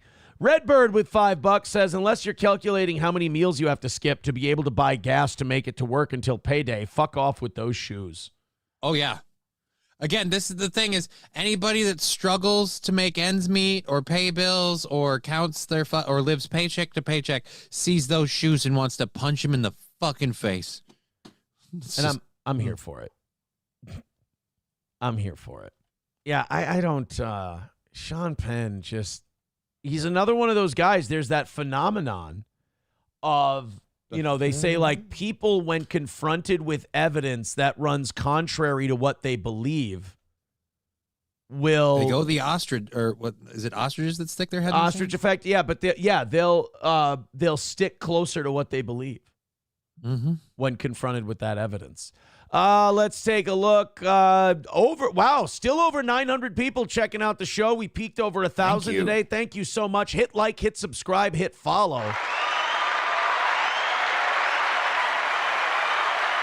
Getting rid of that extra Facebook stream and adding X was holy right shit. idea. Holy shit. All right, Johnny. We gave you about 2.5 hours. Okay. Maybe you've worked yourself into a lather. Maybe you've calmed down. But it's time to get to Israel. It's time to get to the Israel stuff. Israel and Iran. War still going on. They're still, what is it? Is it basically just trading right hands at this point? Or are they basically just trading, just bombing back and forth? Yeah, because again, as Israel was quick to point out, they started this with hitting civilian targets to get all of like the people, and then when the military targets gathered to discuss the response, they then hit the military targets, and so. Yeah, I don't know what's left to do, but it's kind of just back and forth. But how much like actual damage is Iran inflicting on Israel? Because as you already said, the fucking Iron Dome thing last we heard was still holding strong. Well, there were missiles getting through, for sure. But but like how much damage is really being inflicted? Well, it's it's now just back and forth, back and forth, back and forth. There's no land connection between Iran and Israel, is there? Like, they can't have like a ground war. I don't think so. Iran-Israel map. Yeah, I don't think that the two of them, like, they could have like troops be sent across. Yeah, they're way too far away. Oh, there's fucking Iraq is in between them. You, Aaron, you dipshit. So yeah, there's too much going on there. So it's basically just missiles, missiles, missiles. Like, take a look at that map. Here's Iraq right in here. Mm-hmm. So now you got this country just lobbing missiles into this country. So you're Iraq. You're just staring up at the sky going, oh, well, fuck. You know? Yeah, dude, if you're Saudi Arabia or any of those, you're like, oh, Jesus, I hope none of it gets us. Because, again, it's one that's the size of a sliver, and then this big one over here. It just seems weird. Yeah. Well, here's the strange thing about how all this Jewish Muslim stuff works out. You would think like all the Arab countries would be like, hey, tell Israel to cut that shit out. But one of Israel's biggest supporters when it comes to attacking Iran is Saudi Arabia. Why? Because Saudi Arabia hates, they hate Iran. It's a Sunni Shiite thing. And it's also kind of the two biggest kids in the Middle East. And Saudi Arabia wants to be the undisputed champion of the region. And they figure if Israel can knock out Iran, then Saudi Arabia becomes the big dog. So wait. Is Israel like the senator from Shooter? It's like, we go in there and now so-and-so doesn't fight so-and-so because they belong to a different tribe. They like us down there. Yeah, boy. well, Iraq is begrudgingly on Israel's side because Iraq fucking hates Iran. So Israel, oddly enough, people think they're going it alone. They've got silent supporters over there in the Middle East. And they're ironically Muslim, but just not the right type of Muslim. Ironically. But it's really, well, then on the other hand, Iran has fucking Russia in its corner. So that, puts a lot of that shit to bed. Syria, I believe, is in Iran's corner. Lebanon will probably be in Iran's corner. Is China picked a side, or they playing fence sitter? 600 billion screaming Chinamen. I thought it was 1 million screaming Chinamen. There were. Stupid every time. Stupid every time. Los Federales with $1 says, well, wish me luck today, boys. Making a bid on a new home for $1.1 million. Hopefully, Hopefully I don't get outbid. Yes, pricing is ridiculous. This is for a 3-bedroom home. Canada is on crack, but I have no choice. Well, I have a better idea. Bid on a $900,000 home, pocket $100,000, and give us $100,000. Well, but that's Canadian, so $100,000. It'll spend. Yeah, we won't have goals for quite some time. Yes, but I'm still all right. You know what? You do you. I'm working on a business deal here, Johnny. Don't fucking cockblock me. I'm working on a business arrangement with this guy. It's my deal here, Wade. I could gaslight the fuck out of him if he says no, and I could be like, I'm saving you $100,000 on this deal. You're trying to spend $1.1 million. I'm trying to get you to spend. Oh, he ain't trying. Oh. He ain't trying not to, is what I'm saying. So, good luck, Los Federales. We hope it all works out for you. Wally World with Tooth Hurdy says, with no goal, I can tell you're missing this bit. Well, I smoked my ribs yesterday at 2:30. So that was fun. I still got reminded. Thank you, guys. I am keeping track for tomorrow. Thank you so much for your contributions. No goal today. Everything you throw us goes towards tomorrow's goal. So far we are at 80, 115, 140, 145, 150, 155. We're at $180 into tomorrow. Nice. Holy monkey shit. Thanks, guys. Yeah, this is the audience having their chance to go, see, you don't need to fucking talk about a goal, you fucking queer. All the links. Like I said, if they like that, stay ahead. All the links are up in the chat. So, Israel, Iran, lots of shit going down. Israel has tried to drag us into this war for a long time, really since after 9/11. They've been trying to drag the United States into going to war with Iran. Luckily, we haven't done it. The only problem is I don't think the Middle East makes a difference. I don't think they make exceptions for whether we fund it or whether we bomb them. Like, right. The Middle East I is... feel like there's kind of the same. Yeah, they're still going to see all of this as the United States, like Israel is the United States lapdog, whereas a lot of us in the United States feel like it's the other way around. A lot of us feel like we're Israel's lapdog. Yeah, because, again, why do we keep supporting it and doing it? Like, we have literally no interest in, like, other than the fact that for some reason our governments keep supporting it for what is the reason? Well, Israel keeps asking us for permission to do shit because they figure if we do this and we have America's backing, then if we catch a lot of shit for doing this, people won't fuck with us because America has our back. If they do it unilaterally, then Israel's got to deal with the heat all on their own, but still with American money and weapons. Well, the bombing, first of all, the strike on Iran, America said no to. Israel said, hey, we're going to strike Iran. You cool with that? And we went, no, we're not fucking cool with that. That's not cool. So Israel unilaterally attacked Iran. Then, apparently, according to this report we're about to watch, Iran asked us, well, you don't sanction us launching missiles at Iran. How about if we assassinate Ayatollah Khomeini? And we went, guys, you understand you're going backward. You're going the opposite way from where we told you to go. Like we said, we don't want you starting shit with Iran because Trump's been working on a deal with Iran, a peace deal with Iran and a nuclear deal with Iran. He's been working on something to get the Iranians to go, we won't shit on Israel. We'll be peaceful. We'll be good. We'll have harmony in the Middle East. And you can clearly see that Netanyahu doesn't want that. Anyone who thinks Netanyahu wants peace, Netanyahu is a Zionist to the core. He wants to ethnically cleanse the West Bank and the Gaza Strip. He wants to move all the Jews in, and he wants to take out any regime that's hostile towards Israel. And so, when Trump says we're working on a deal with Iran, don't fuck with them, and then Israel goes right to us and goes, you mind if we fuck with Iran? We're like, it's kind of like when a kid harmlessly asks his parents for a snack before dinner time, and you're like, no, you know. Say no, but he dives in the cupboard anyway. Or it's just like, why are you even asking us? You're just asking me, so you're hoping I'll say yes, even though you know what the answer is going to be. It's manipulative, is what it is. So then Israel attacks Iran anyway. Then they say, do you mind if we kill the Ayatollah? And we're like, yeah, we mind big time. Don't do that. Well, now I'm thinking that they're going to go ahead and kill the Ayatollah anyway. And I'll also tell you, this should make everyone in that region scared shitless of Israel because they know where everyone is. They know how to kill everyone. They have no problem. I mean, they murdered a shitload of innocent scientists.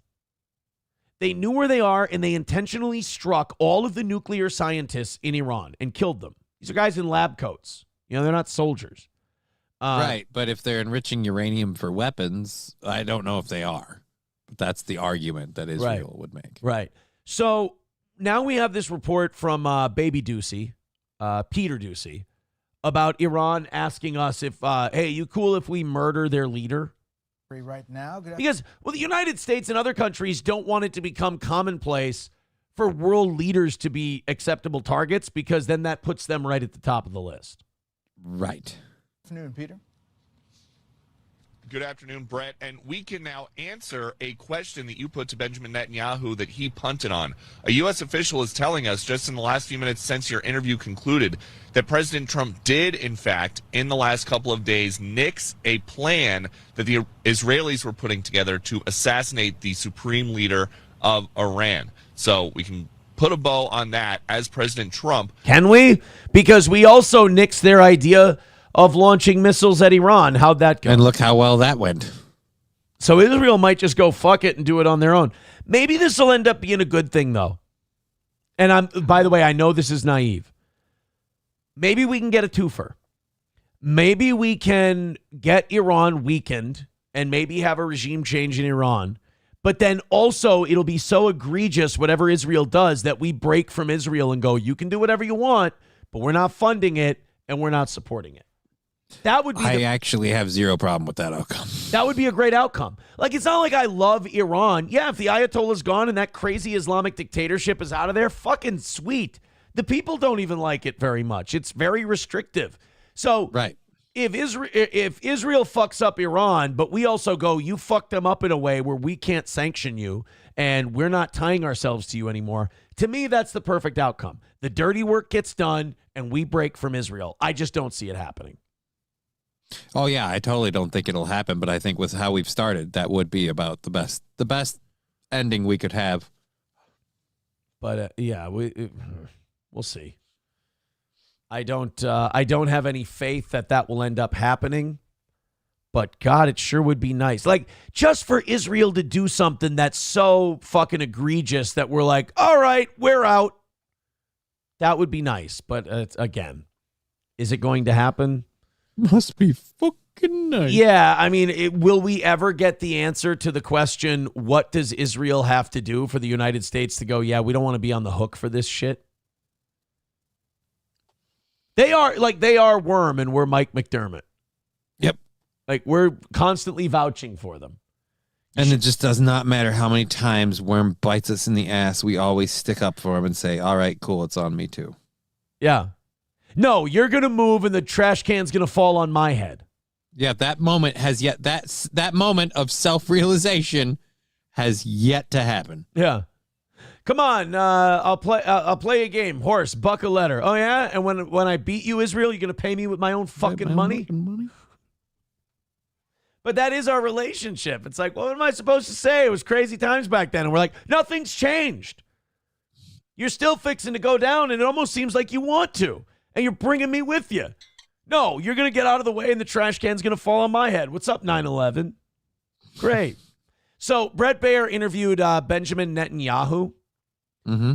And Benjamin Netanyahu, you wouldn't believe it, but he says that Iran was close to getting a nuke, so they had no choice. They had to act.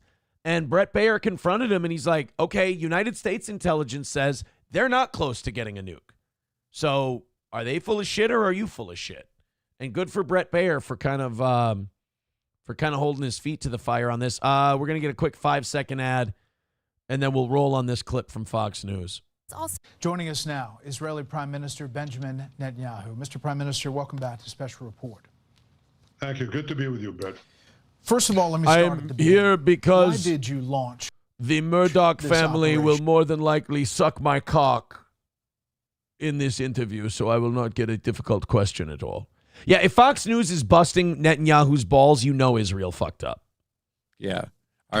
Did you forget to flip it? Or are we not? I did. Is it- I did. Oh. You're right. Oh, Holy then. shit. Now. Because we were facing an imminent threat, a dual existential threat. One, the threat of Iran rushing to weaponize their enriched uranium to make atomic bombs with a specific and declared intent to destroy us.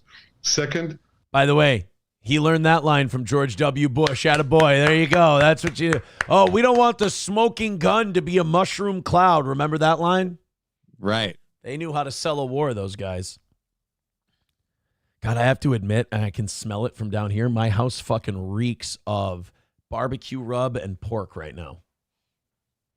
Yeah, mine's French vanilla coffee, but I understand what you mean. Well, because I made that dry rub and I rubbed the ribs and we smoked them outside. It's not like I got my smoker going in the house, but I had a bunch of leftover seasoning, and then I had a thing of pork chops, and so I just fried those up quick in the house yesterday morning, and now my house fucking reeks of those dry rubbed pork chop smoke.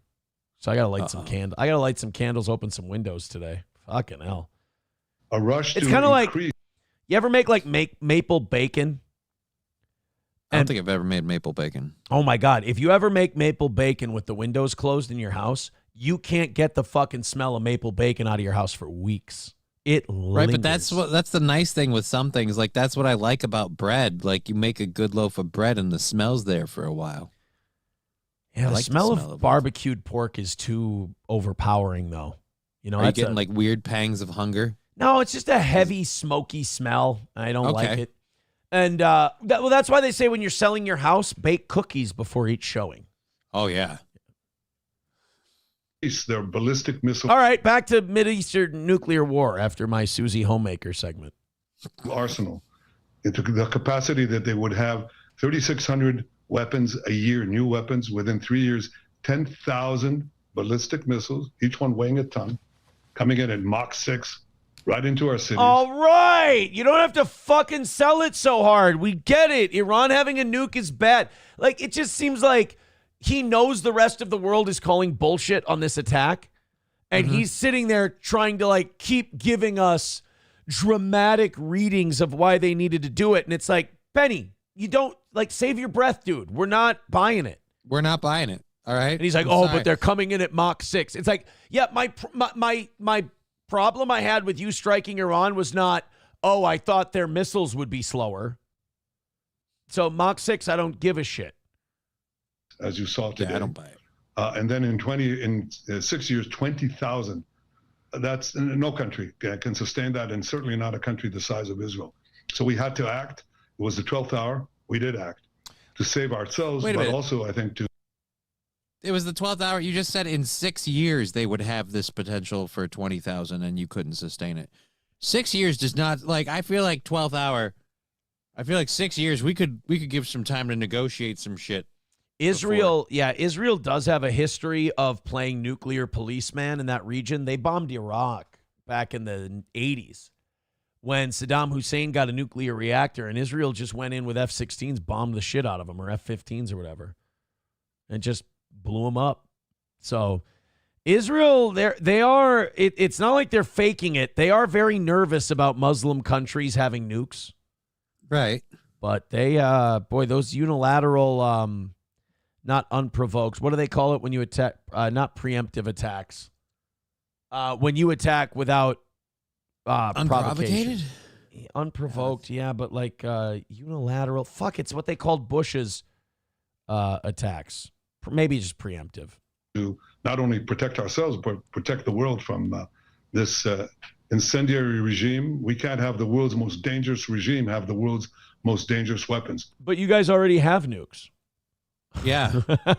Why? That's another thing too. It's really nice of you to sit here and be like, we can't let them have nukes. We don't want them to have nukes. Right. And you guys actively attacking them all the time while having nukes. That's. By the way, officially, Israel does not have nukes. Right. We're protecting ourselves, but by doing so, we're protecting many others. I just want to press you on the intel on the nuclear part. Less than 2 months ago, the new director of national intelligence, Tulsi Gabbard, testified on Capitol Hill, saying that everything had been suspended since 2003 and had not restarted, that the nuclear program had not been restarted by the Iranians. So did something change? That's a big difference, between holy shit, they're going to have a nuke in a couple of weeks and then 20,000 in 6 years, which I don't think we even have 20,000 nukes. Right. They're going to have 20,000 nukes in 6 years. They're going to have a nuke in a couple of weeks. They haven't tried fucking around with nukes for over 20 years. That's... I ain't buying it. Change from end of March until this week. Was the U.S. intel wrong? The intel we got and we shared with the United States was absolutely clear. Was absolutely clear that they were working in a secret plan to weaponize the uranium. They were marching very quickly. They would achieve a test device and possibly an initial device within months and certainly less than a year. That was the intel we shared with the United States. I think we have excellent intel in Iran. I think we've proven that. Yeah, you've proven that by fucking slaughtering their general staff and their scientists. You certainly know where people live. Dude, everyone in the Middle East now sleeps way less comfortable knowing that Israel knows exactly where everybody is. Dude, how tight did your butt get in the Middle East after the pager incident if you had a pager? Right? You're like, oh, I'm throwing this shit away. My kids told me pagers are passé. Time to get an iPhone, Dad. Yeah. And that is something that we couldn't possibly accept.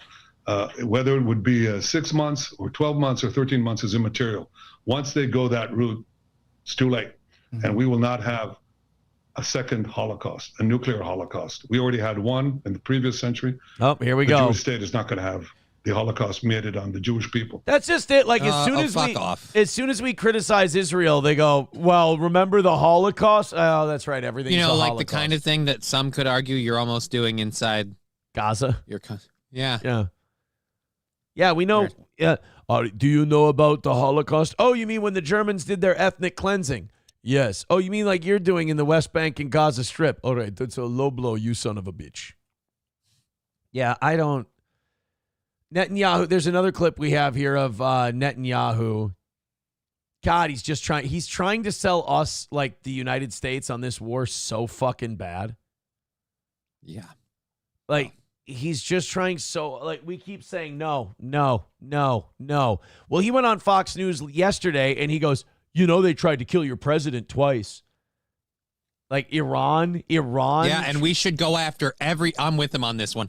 Every country who had even a hand in attempting or succeeding at assassinating a president, they should burn. Oh, what do we want to talk about Kennedy again? That convertible ride who maybe had a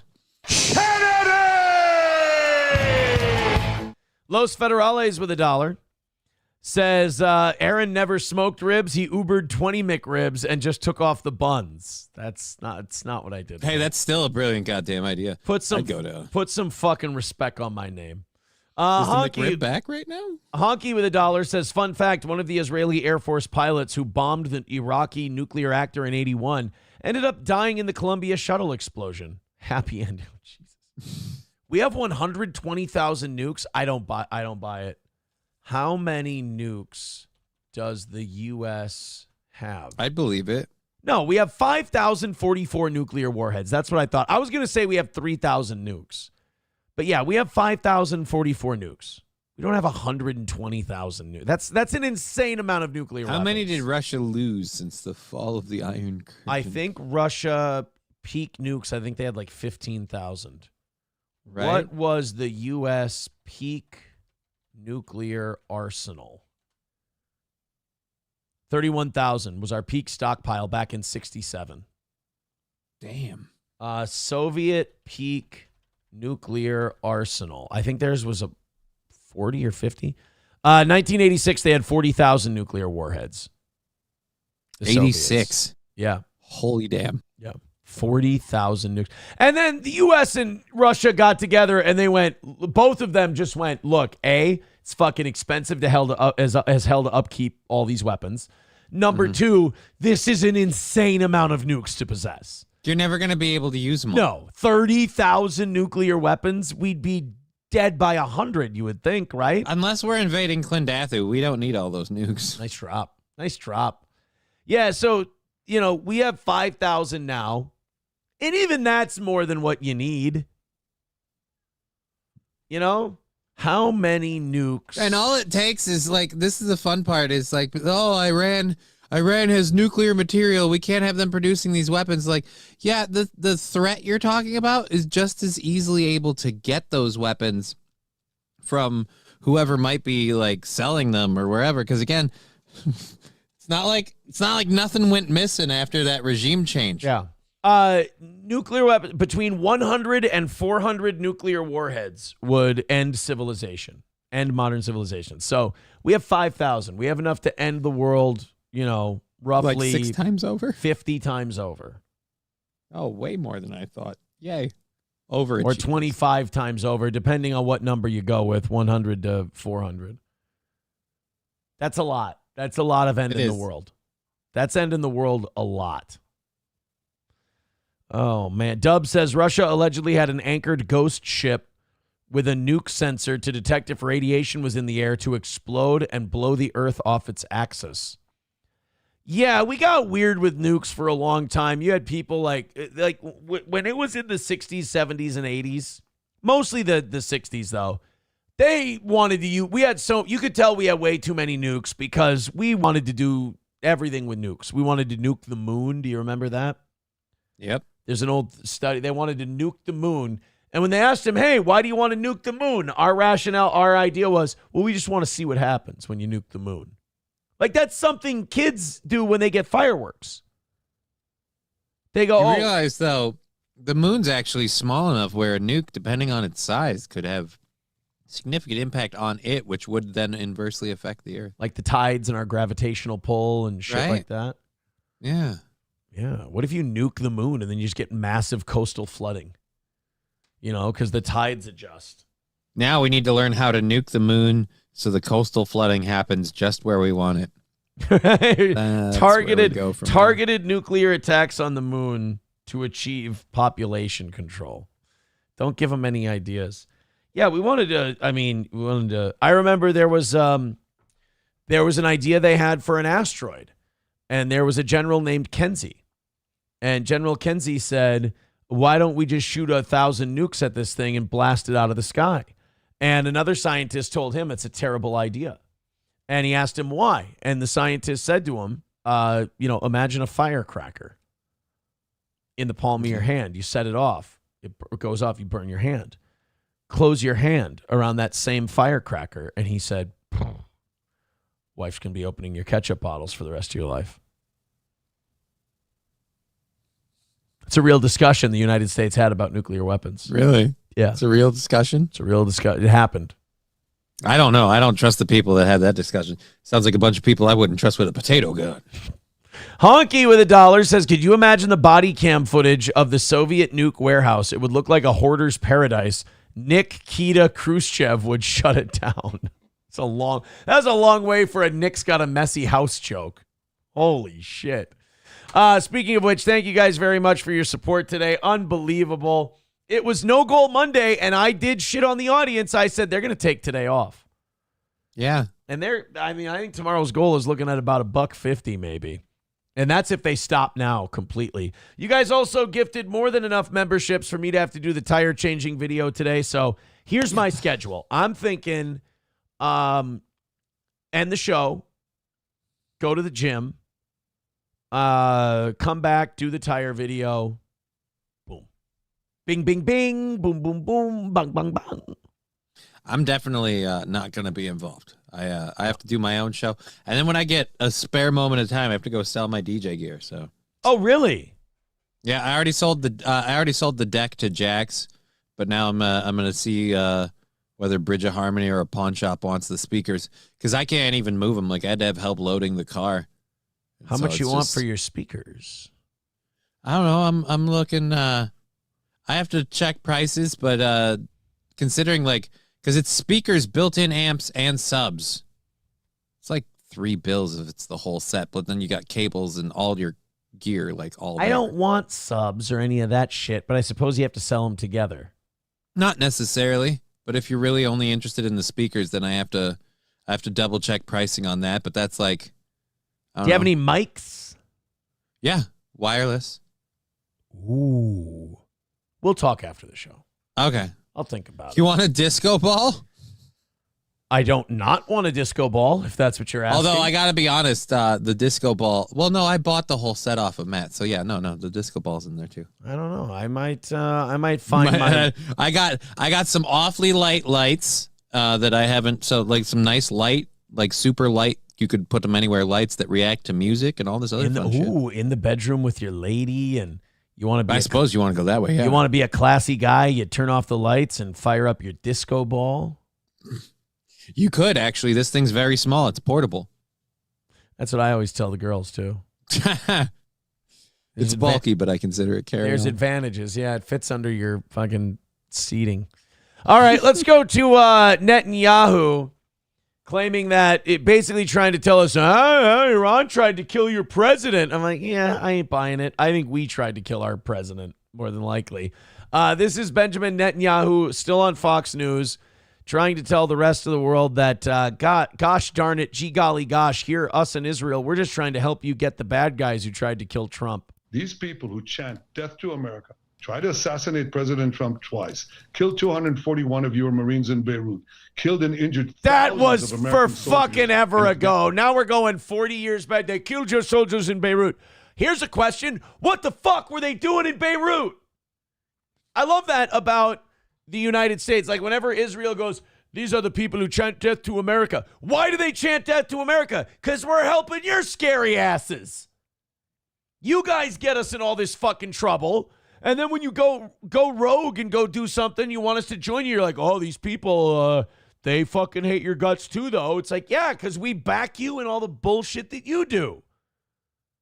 That's why they hate us. You really think a bunch of Muslims in the middle of the Middle East are going to give a fuck what a country surrounded by two oceans is doing if that country isn't fucking with them?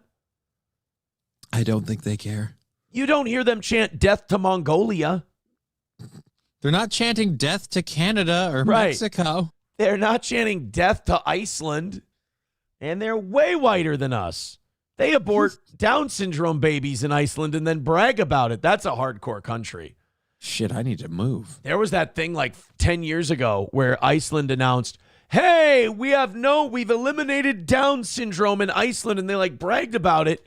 And I don't know about other people, but I was like, that's the most horrifying shit I've heard all day.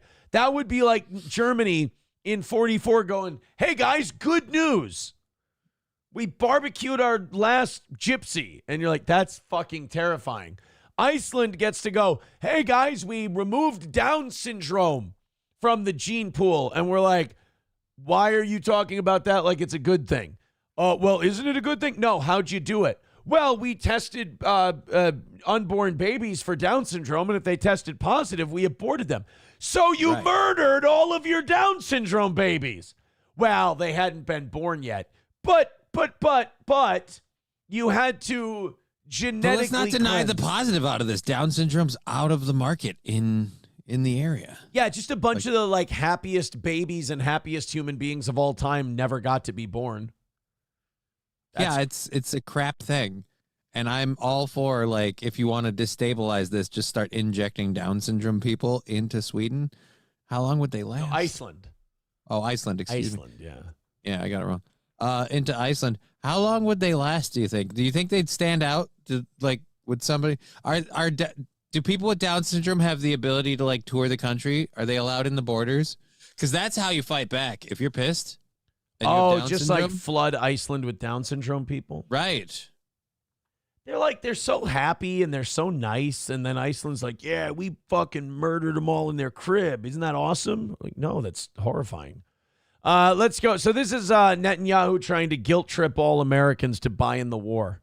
Afghanistan and Iraq. Try to bomb a restaurant in Washington, D.C. Chant death to America, burn the American flag. Do you want these people to have nuclear weapons and the means to deliver them to your cities? Of course not. Yeah. So are they going to deliver? First of all, they're years and years away from having one. Second of all, once they get one, it's going to take them for fuck ever to develop a delivery system to get them to us. Third of all, if we stopped supporting your horse shit, they really wouldn't see us as much of a priority. Yeah, we really wouldn't be on the list. And also, this idea that because they're a Muslim country, they've got this death wish or they're suicidal somehow. It's like every country in the world, even Russia and China, knows that fucking with the United States is suicide. So imagine what Iran thinks fucking with the United States is. God, this guy just trying to Jewishly guilt us into, fighting a war with them. Defending ourselves, but we're also defending the world. See, they're doing it for us. You see, what? I don't understand why you hate our military so much. We're just trying to fight for you. When we did this, we were thinking of all of you. Well, then we'll step back and let you handle it. Right. And they can deal with you, and we won't do a damn thing. Right. I don't fucking care if Israel bombs Iran. I just don't want us connected to it in any way, shape, or form. Yeah, just don't do it with our money or our weapons, and you go nuts. Talk about the nuclear threat, and I want to talk about President Trump. You just said Iran tried to assassinate President Trump twice. Do you have intel that the assassination attempts on President Trump were directly from Iran? I 1,000% believe it was the FBI and CIA. I believe it was the American deep state. We were doing that. Maybe Mossad was involved. But yeah, no, Iran was not trying to fucking kill Donald Trump.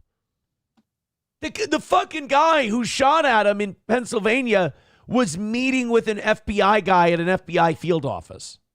Yeah, I feel that was more internal than Iran. No. Through proxies, yes. Through their intel, yes. Through proxies. So like a guy told him. So like a guy talked to a guy, and that guy told him that, yeah, Iran totes did this. And then Netanyahu goes, well, that's all I need. Want to kill him. Look, he's enemy number one. He's a decisive leader. He never took the path that others took to try to bargain with him in a way that is weak, giving them basically a pathway to enrich uranium, which means a pathway to the bomb. Fuck you, bro. He was trying to negotiate with them. Donald Trump, like, I love that. He's like, yeah, Donald Trump, yeah, he sucks Trump's dick when he needs him. And it's like, no, Trump's whole gimmick is he's a negotiator. Like he's a deal maker, art of the deal. Yeah. He's the negotiating guy. Adding it with billions and billions of dollars. He took up this fake agreement and basically tore it up. He killed Qasem Soleimani. He made it very clear, including now, you cannot have a nuclear weapon, which means you cannot enrich. He's been very forceful. So for them, he's enemy number one. Yeah. Look, they also tried to kill me, but I'm his junior partner. When did you? Wow. Ooh, yeah, and that's where we'll get punched in the face. Just right out with it. Look, they tried to come and get me too because I'm his junior partner. Right, guys? So remember, if you come after me, you're going after that guy. So obviously you want to go get that guy, right? Like, he just wants us in this so bad. Did he just Jack Doherty us? Yes, he did. He just Jack Doherty our asses. He just did the... Yeah. By the way, I walk around like this, and when you get mad, oh, look, I've got a linebacker for a bodyguard. Yeah. I watched a downfall of Jack Doherty video this weekend. It's so delicious. It's my guilty joy. Yeah, but like, he's a way bigger piece of shit than I thought he was. Oh, yeah. No, he's exactly as big a piece of shit as I thought he was, which is why I love the downfall. No, I thought, like, as a parent, I watched it, and I'm like, I fucking hate this guy and all his little girlfriends. Because I thought that he was just, Jack Doherty was the guy who, like, talked a bunch of shit and then ran behind a black guy to, to get away from consequences. He had women that would make these channels where they'd talk to little kids and be like, I'm going to take you shopping. You're a fan of mine, blah, blah, blah. But then on that same channel, they do content where they like subscribe to my link in the bio. And then they would like, what do you do? OnlyFans in there. Well, like, yeah, but what do you do with your link? And then they would like pantomime sexual shit because you can't promote OF on YouTube. You're not supposed to say what OF is on YouTube. But these skanks would fucking promote theirs on these channels where they're doing this fucking kid content. Right. Dude, what is it? Is it like the devil? Is it demonic possession? What is it with these fucking people where they get a little bit of influence, they get a little bit of power, they want to, all of them want to sexualize kids. I've had it, dude. I want these people, Icelanded.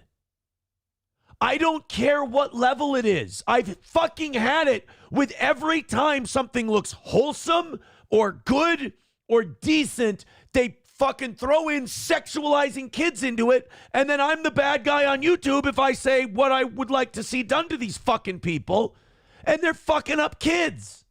Yeah. But that's the thing, like, Jack Doherty's videos have always been, like, even like you said, you thought he was just the guy who, sits there making fun of people. I'm sorry to interrupt you, but yeah, I didn't dig deep enough on Jack Doherty. It's worse than I thought. He was just a little twat who was being a prick and pissed people off in his videos. And he was doing douchey shit. He was sexualizing children. He was making a funnel system to get children and young adults to OnlyFans, because if he can get them there and get them to throw money at it, they don't have limitations like adults do in terms of thinking, oh, this is ridiculous, I can't keep spending my money on this. They're younger people. They'll be using money that it might not even be theirs. They might have access to their parents' credit card, whatever. The point is, you're going to get a lot more money from people who have a lot less impulse control in those younger audiences. And so he just started picking them up and grabbing them any way he could. Yeah, and then to watch those girls, like there were some of the videos, like I don't even want to repeat them, where the girls would have the little kids ask them questions, and they would be sexual in nature. And I was just like, why aren't these people in a camp? Like, why don't we have these monsters locked up somewhere? It's like, well, I guess if we won't do anything to Disney or Nickelodeon or anything like that, we're not going to do anything to some lowly OF people. But yeah, that Jack Doherty thing, I watched a documentary on Jack, and like it got like I already hated him. Like I already thought he was the biggest piece of shit ever. Now I really hate him. Finding out that he was using children like that. Like, he deserves more than just losing Kick or YouTube or whatever. It's got to be worse. It's got to be worse. Corn Pop with $1.99, and then another $1.99 says, I don't care what level is $1.99, bro. That's a friendly, lovely, you're a good person level. It's a buying indulgences level. How's that?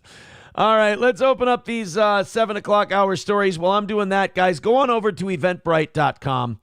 and get your tickets to the Steel Toe Anniversary Party, the anniversary weekend, which is July 26th and 27th. On the 26th, we've got the Cornhole Tournament, the food trucks, Roots and I rapping together, the comedy show with Gino, Keanu, and Johnny. It's going to be a lot of fun. The food trucks, the whole deal.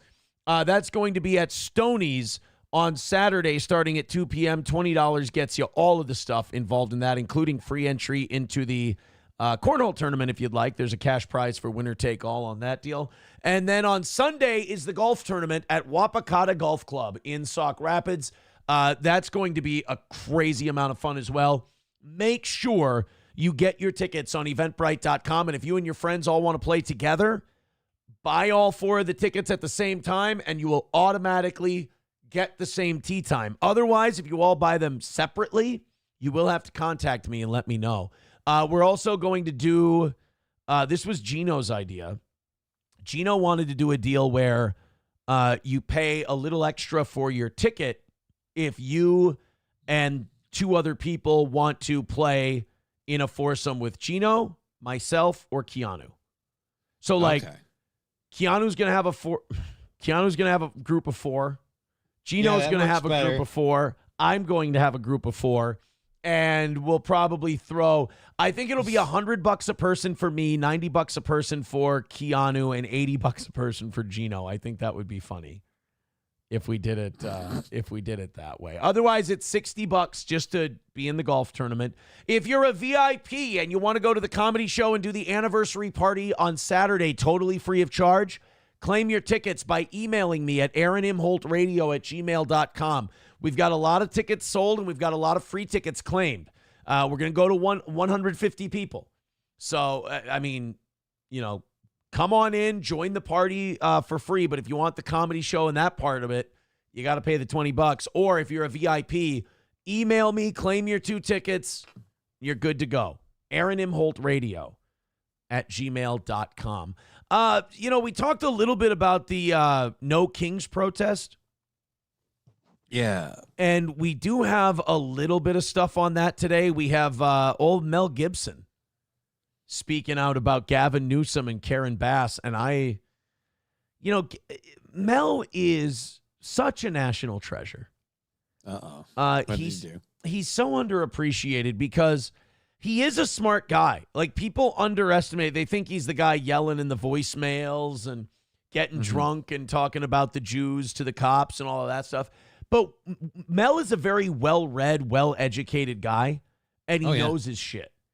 And he has when he's not screaming at people on the phone, he has a very stoic and matter-of-fact way of speaking. And if he wants to dress you down, he can make it humiliating. And that's what he did with Gavin Newsom and Karen Bass. This is Mel Gibson speaking on... By the way, he lives in a house that looks like a Catholic scholar lives in it. So here he is talking about the L.A. mayor and the governor of California. Gavin Newsom and Karen Bass have already proven their incompetence and poor leadership during the Los Angeles wildfires. Now, as we experience rampant lawlessness and civil unrest, it's never been more clear they're unable to respond effectively and responsibly during calamity. Whether it's sheer incompetence or outright malevolence, the reality is stark.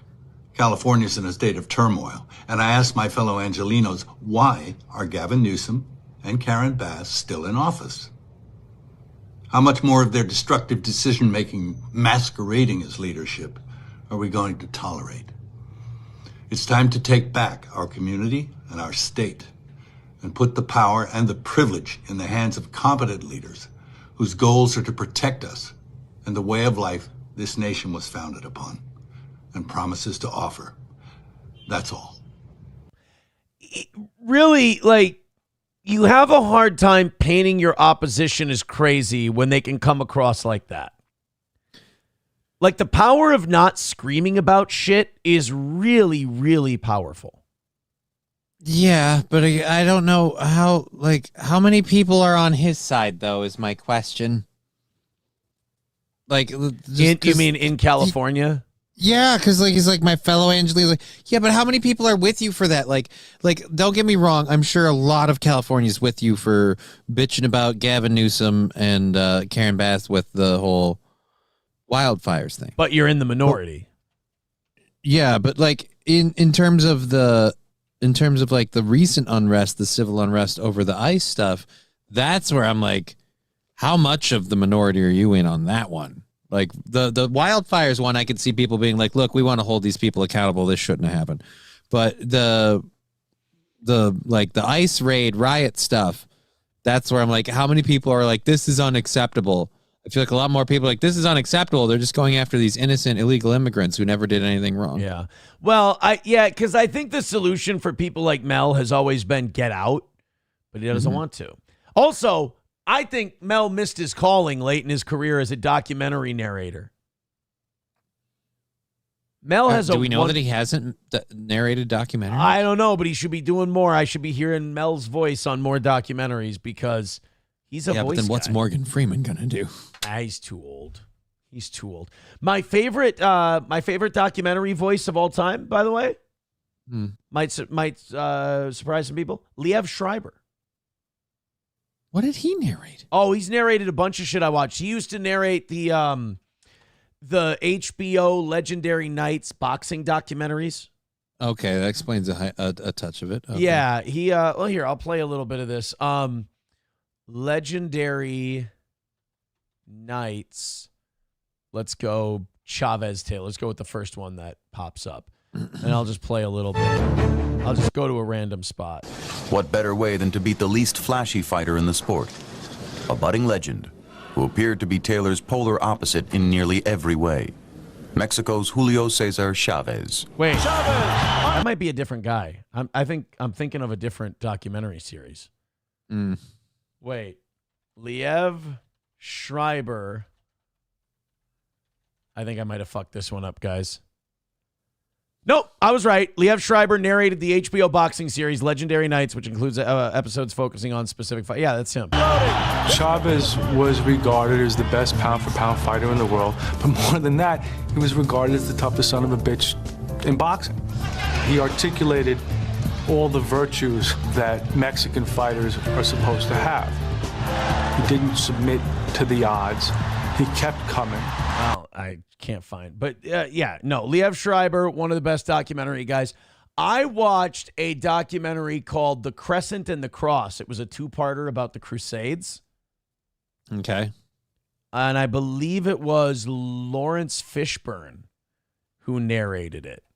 That could be interesting. Crushed it. I liked Sigourney Weaver on Planet Earth. It was nice to have someone other than David Attenborough doing like an. Yeah, I've never been a David Attenborough guy. I don't mind him, but it gets old. Is this which is Feruzzi's tower? Is this what's his name? Is this Lawrence Fishburne? Tell me.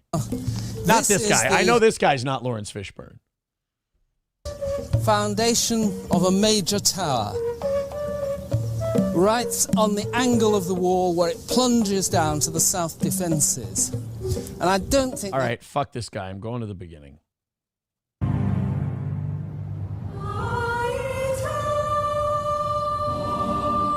Say words! Of all the cities in the world, Jerusalem has the most troubled past and the most troubling future. To the Jews, it is the site of the great temples of Herod and Solomon. Oh, no. You know what Lawrence Fishburne narrated? The WWE Monday Night War documentary series. That's what it was. That's what Lawrence Fishburne narrated. Holy fuck, did I go off on it? That was Keith David that you were listening to. Oh, was it really Keith David? I'm almost positive that's Keith David. That sounded like Spawn.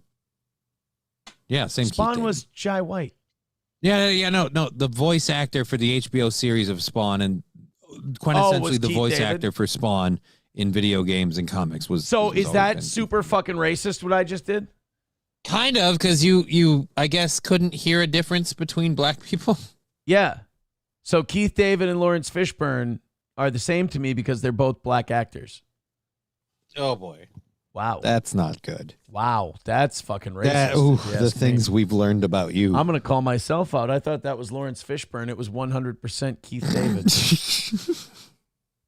Well, I think you two boys are the same. I probably shouldn't call them boys. That's probably bad, too. We got some breaking news. Scott just DM'd me on Twitter. The U.S. has sent 30-odd refueling jets towards Israel.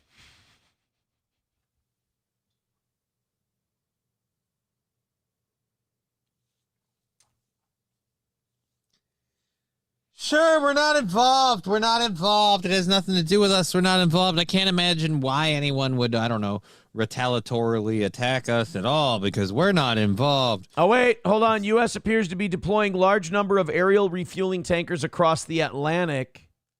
This might not necessarily be that. Oh, shit. U.S. deploys a U.S. aircraft carrier USS Nimitz over Iran-Israel conflict. Israel and U.S. modified F-35s to enable Iran attack without refueling. Oh, great. It's going to be fine. It's going to be fine. We're not involved, guys. Zenman Builds with $5. Thank you very much, buddy. Zenman Build with a 5 says best narration hands down. Well, let's see what it is. Now I'm worried. Oh, there we go. Little cute little lizard. What the hell? Oh, Snoop Dogg is a I don't even see what's happening, but you understand me? One thing about a lizard, I think he a Geico. If he a Geico, he got a 15% chance of making it up out of here. Did you see the feet on him? Oh, they coming from everywhere, cuz. This is crazy. Remind me of my homeboys when they running from the police. Clean getaway, baby. Dude, I assume that's AI, but damn. No, that was a bit he did for Kimmel's show. Oh, fuck, that's awesome. That was pretty good. That's even better. I changed my mind. Sigourney Weaver was nice, but fucking Snoop Dogg way Snoop better. Dogg slaps. I want Snoop Dogg Planet Earth. Dude, I would love to watch like the Sigourney Weaver one, like with my daughter. I feel like that'd be educational. I'd love to just freaking sit down with a bowl of popcorn and a bowl and just watch Snoop Dogg do Planet Earth for like 3 hours. That could kill an afternoon for me. I have great news, Johnny. Great news for you. Valley Green will be coming out tomorrow to do my lawn treatment. Woohoo! I Very have no idea how that's great news for me. Very excited. Well, I got a call during the show, and it was from a 320 number. Mm. I'm like, I wonder what the fuck that's going to be. And it was Valley Green. Just let me know that they're on their way. They're coming. This is a tweet. It's a video, but the tweet accompanying it is, liberal women are the most vile, hateful, insufferable, and toxic species on earth. You in? Let's find I out. want to see it. What's up? Let's take a look. Would you? No. God, no. Dude, that's a lady? She looks like the girl from Kindergarten Cop, all grown up. You know, the kindergartner who was who had to go to the bathroom, but she couldn't get these things off. She looks just like that girl, but just 30 years older, yeah. When the founding fathers made this great country, I'm going to stop you right there. The founding fathers owned slaves. The founding fathers. Yeah, fucking based. Yeah. Again, you think that changes what they did? First of all, let me tell you who else owned slaves in the 18th century. Everyone. Everybody. Every country. Everybody was owning slaves. I think the Brits shit-canned slavery in 1803 or something like that. So, I'm sorry, guys. The slaves were still very much a thing. Let me just check my numbers on that. When did Britain abolish slavery? August 1st, 1834. I love how all these other countries, you guys kept slavery for we kept it 30 years fucking longer than you did. Relax. And you guys are hundreds of years older than us. We crushed it. Who helped found this country through a process of indentured servitude? Yeah, so that's the other thing too. We did just it's fine. Not like we just did black people. The only difference between the British and us is that we had a group of people who were so passionate about owning black people that they were willing to fucking die for it. So that's hardcore.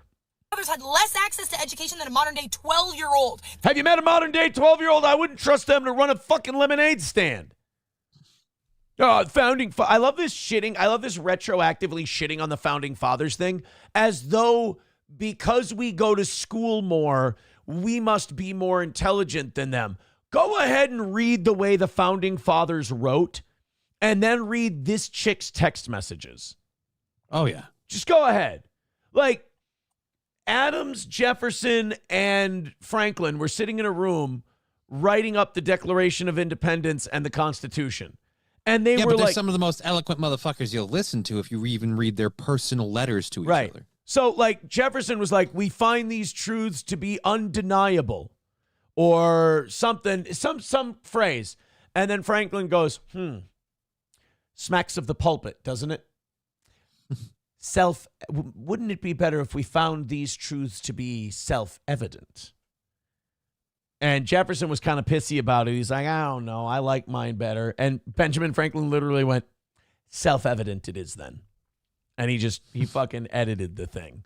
It's like, could you see this chick and her friends having a debate as I think it was divinely guided. I think Jefferson wanted to say divine, guided by the divine. These truths are guided by the divine or whatever. Divine principle, I think is what he wanted to use. And then Franklin went, it's too religious. Let's go with self-evident. Could you see her and her friends having that debate? But, they only had the education of a 12-year-old. No, I don't think so. No. They don't know anything. I don't care what they wanted. I don't care what they think. It's unconstitutional. I should hope so. The Constitution was written by people who didn't think women should vote. Yeah, that's why I still listen to them. And thank you for proving their point. Yeah. Where's the national debt at, honey? Exactly. You went shopping for wars on the credit card, and you didn't tell us about it. The Constitution was written by people who had 15-year-old wives dying in childbirth. All right, that was fucked up. But at that time, you didn't live very long. 30. Marrying 15-year-olds is fucked up, now, especially, yes. And if you go back to that time and you find out that someone married a 15-year-old, I don't think that would be looked at as that fucked up back then.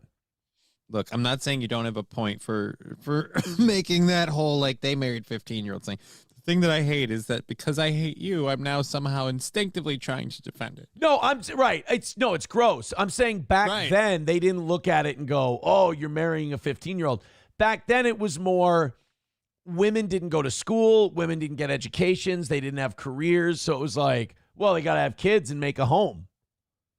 And that was it. We're going to bank out by 42 tops. So still fucked up. Don't get me wrong. On the gas on this. But I don't think I don't think like, oh, that some of them had 15-year-old wives, so they can't write rules for a country. It's like, well, I don't want them writing the age of consent laws. I'll give you that. But, freedom to bear arms, I'm okay with. Frequently. The Constitution was written by people who had little cartoon Elmer Fudd shotguns, not automatic. No, they didn't. They had fucking barrel-loading muskets.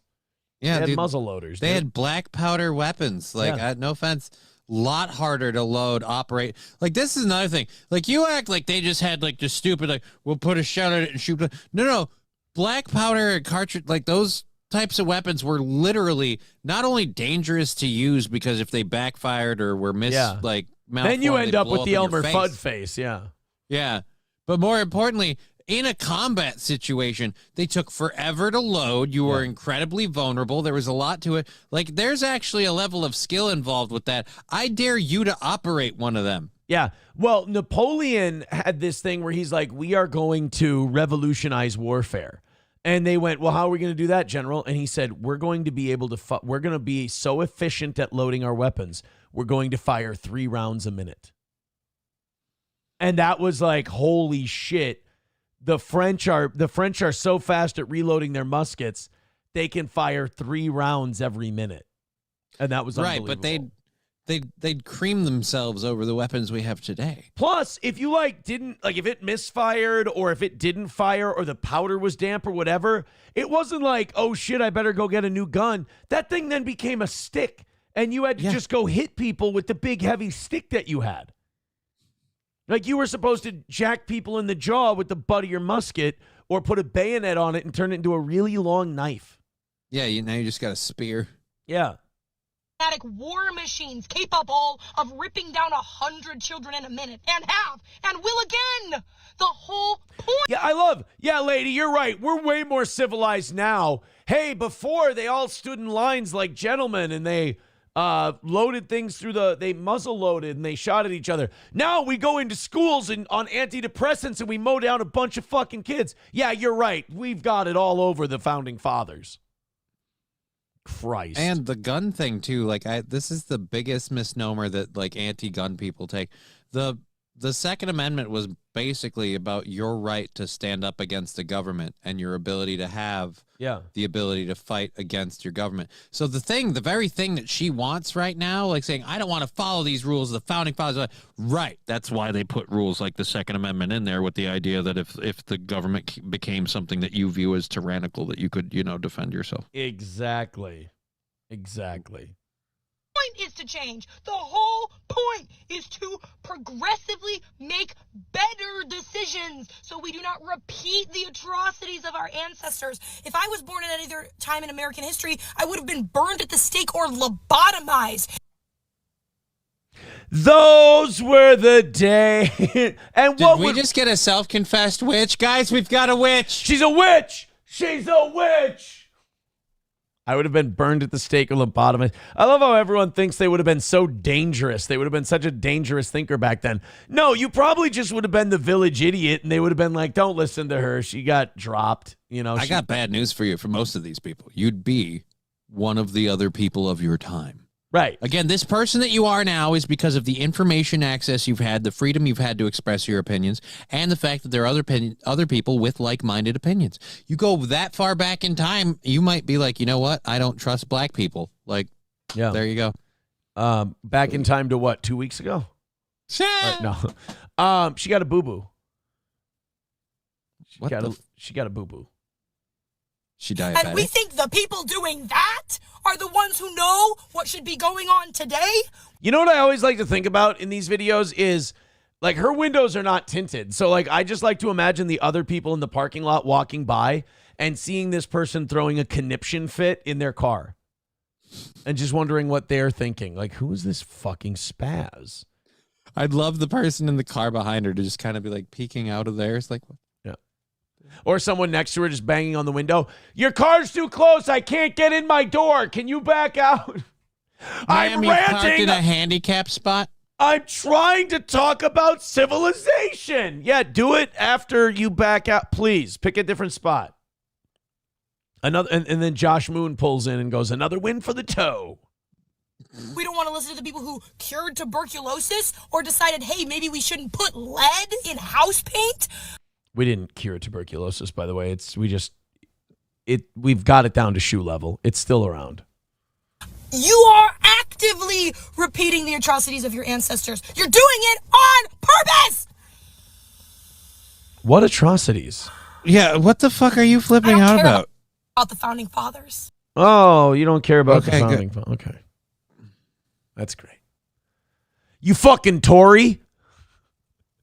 Nobody gets to be, we don't get to call anybody Tories anymore. So I wanted to be able to call somebody one. I miss those days. Fucking hell. Like, that didn't even make any sense either. Because she's like, we're repeating the mistakes of our ancestors. And then she talks about school shootings. I'm like, that's an us thing. Like, we do the school. We are the one who school shoots. And she's like, we're repeating the mistake of our ancestors. Yeah, really? And I wouldn't really brag about the whole, the founding fathers had the education of modern 12-year-olds. It's like, really? Because they wrote like poets. Yeah. So that doesn't say much about our 12-year-old education system. Honky with $1. 12-year-olds are illiterate. Yeah. Honky with $1 says African slaves were slaves before they got on those boats. The slave ship is the best thing to ever happen to blacks. In the much bigger Arab slave trade, they used to castrate their slaves. That's true. The Arabs did castrate theirs. Mm-hmm. But the thing that we did that was so evil, the little spice and spin that we put on slavery was chattel slavery. So like the Arabs castrate their slaves, they can't reproduce, right? Yeah. You reproduce when you're a slave in the United States and we go, or the colonies, and we go, all right, now your kids got to be slaves. Like, wait, what? Yep. Got to have multi-generational slaves. See, it's a lot easier than importing them. Right. A lot more evil, but yeah, I guess you're right. In And that regard. the slaves get to have the fun part of making the baby. Oh God, Who doesn't enjoy a good rump? I can't imagine slave fucking was the best sex in the world. Dude, I watched God damn it, I watched the Army of the Dead, like the 2021 remake of Army of the Dead, and that got weird with the zombies having apparently like two different types of zombies, like alphas and just like the regular mindless zombies. Well, apparently the alphas could reproduce because like the leader had a baby and it like, or was about to have a baby, and it was just crazy. And I was like, all right, this movie has lost me at zombie baby. It was just messed up. What's it called? Army of the Dead? I'm not familiar. It's a 2021 Zack Snyder reboot of an old movie, or not even reboot, I guess, a Zack Snyder film. Why can't you say Zack Snyder? Zack Snyder? Schneider? Yeah. Snyder? Yeah. Whatever. Why do you say Zack Snyder's of Hanover? Yeah, that's not Schneider's of Hanover. And Schneider is a name. That's just not his name. It's not the one I No, mean. it's not his name. Schneider is different than Snyder, of course. Yeah. Let's go to Your Huckleberry for $5. Says, burned at the stake or lobotomized, your terms are acceptable. You want to watch a chick be shit-faced on Fox News? Fuck yes. Yeah, so this chick was like, okay, the debate is, was she hammered while she was on Fox News? She had to be cut off. Like, they had to kick her off the air because they thought she was a little squirrely. I thought they had to cut her off of her booze. Well, maybe, but she was definitely being a little squirrely on the show and a little cutesy, and they, you know what? I think she might be fucked up. We gotta cut this one loose. So here it is. This is from Fox News this weekend. Big news day, or big news weekend, and they had to cut her loose. With us now is former Defense Intel Agency officer Rebecca Koffler. Rebecca, what are your thoughts tonight on the incredible symbolism and the messaging that we... She just has big teeth. I don't know. She's smiling. She's very Fucking happy to be here. smiling like Holy Jesus, those chompers are like intimidating. Jesus, old salad fingers over here. Jesus. I've seen cars with smaller grills. Good God. Paul Wall would have a field day with this one. But yeah, so they're having the 250th anniversary of the U.S. Army. So she's probably, she's celebrating. She's a U.S. Army intel lady. She's probably having a little fun on the birthday. Sometimes you get a little tuned up for your birthday. It happens. We saw here tonight from the Commander-in-Chief on the Army's 250th birthday. She flosses with Lincoln Logs. Sorry, it's not nice. Dude, I saw poor kids painting her teeth like it was a white picket fence. Tom Sawyer paid his friends to paint her mouth. Oh, whitewashing this here fence is fun. Don't you know that? I am so excited, Emily and Lucas Tomlinson. Oh, dear Lord. She's bombed. Her and Tehran both bombed out. Oh, boy. I totally think that you guys are my friends. We're friends, right? Lucas, you're my... Shut up. Everybody, like, this is incredible. Finally, the United States is back.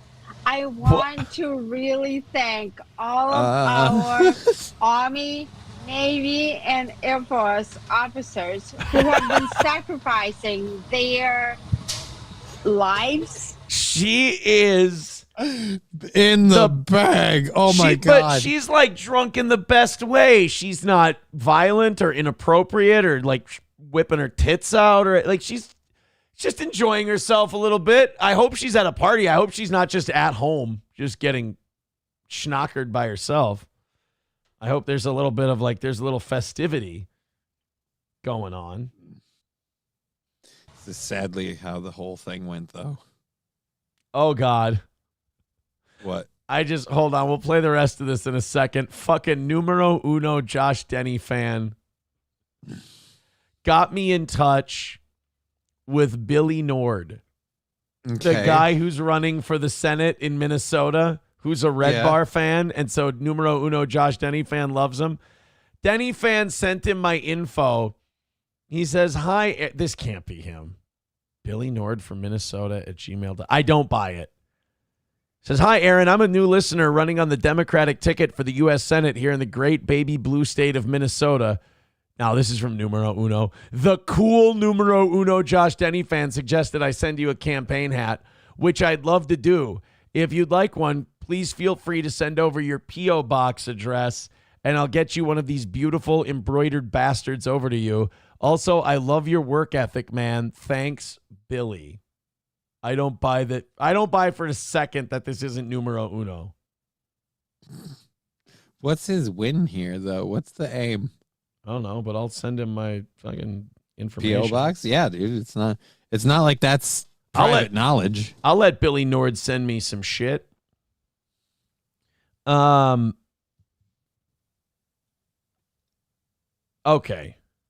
We're good. I'm just checking. There's a couple other people who wrote. I'm just making sure I'm not missing, what do you call it? Anniversary show claims. A couple text messages here. When I heard about the shooting, the first thing I asked was it Klobuchar? I hope it was Klobuchar. Oh, that's not. How dare That's not a good look. How dare you? Good morning, you Campbell's Soup ad reject. Your Teesprings page is still the first thing that comes up when you search Steel Toe merch. You need to make things easier for your users. One step is shutting that shit site down. I thought I did. Step 2 is letting folks know to go to tinyurl.com/dagoo. Thank you, buddy. Thank you. Dude, don't be gay. Oh, that's a different one. That's something that's going on. That's a plan that's going on for the anniversary show. All right, let's go back to the drunk lady on Fox News. I hope I get a Billy Nord hat. That would be cool. Literally, their families have been contributing to the mission. Most of the time for the past quarter of a century, because of the mismanagement of the administrative states, they've been fighting these foreign wars. But with our new in chief, Dollar Jane Trump. Dollar Jane Trump? Dollar Jane Trump. That's our boy. I cast my vote for Dollar Jane Trump. Our new Karen chief, Dollar Jane Trump. New in chief, Dollar Jane Trump. Dollar Jane Trump. She's like, from the last 25 years of the administrations, first of all, be careful, lady. Trump was 4 of those. So take it easy. Fighting these foreign wars, but with our new in chief, Donald J. Trump, they are prioritizing America first. And I want to thank these officers for all of these sacrifices and all of the hardships that their families have been doing. Lawrence Jones, you are doing, you're laughing, man. Like, she's like, you're laughing, man. He's like, yeah, you're fucking toasted. You're lit, dude. It's kind of obvious. Do you support Donald J. Trump? Piece of shit. You guys are fair, Lucas. Thank you. I want to thank. Thank you so much, Rebecca. Thank you, and thank you for your service too. Yeah, get the fuck off the air. She We was gotta having cut her off. There was nothing everything, wrong the with show that, and though. the booze. There was nothing wrong with that. She was having a having good fun. time. Yeah, she was having a good time. She didn't. But dude, the parade itself sucked from what I heard. Oh, did it? Like the people were just like lacklusterly marching and just. I thought some of that shit looked pretty cool. Some of it did, yeah. The clips that we saw there. I'm talking about like the overall review of it from people that watched, because I was not one. Well, I mean, don't sit like who's sitting there on their computer or on their TV just watching a fucking parade. That's gay. My point. I don't know. Veldrain with very critical. Veldrain with $1 says she isn't hammered. It's the peanut butter used to help her talk. Oh, see, I got that wrong then. I apologize. I'm amazed all of her teeth were still so intact after the bridle had been there for so long. Those are the strangest teeth I know that I have ever seen. I've never seen them long and narrow. Do you just declare a winner when she walks up to a Bobbin for Apples contest? Yeah, you're like, oh man, those pig stickers. No, it's over. We're not She's even gonna do latch this. It's those a waste right of into time. that apple and pull them right out by her bicuspids. No doubt about it. Oh, she wants to suck your blood. We've got the Bettler shooting. Yeah, what about Did you, or not the Bettler shooting? I'm sorry. The state of Minnesota. Oh no, this was the 2 lawmakers shot and the whole deal.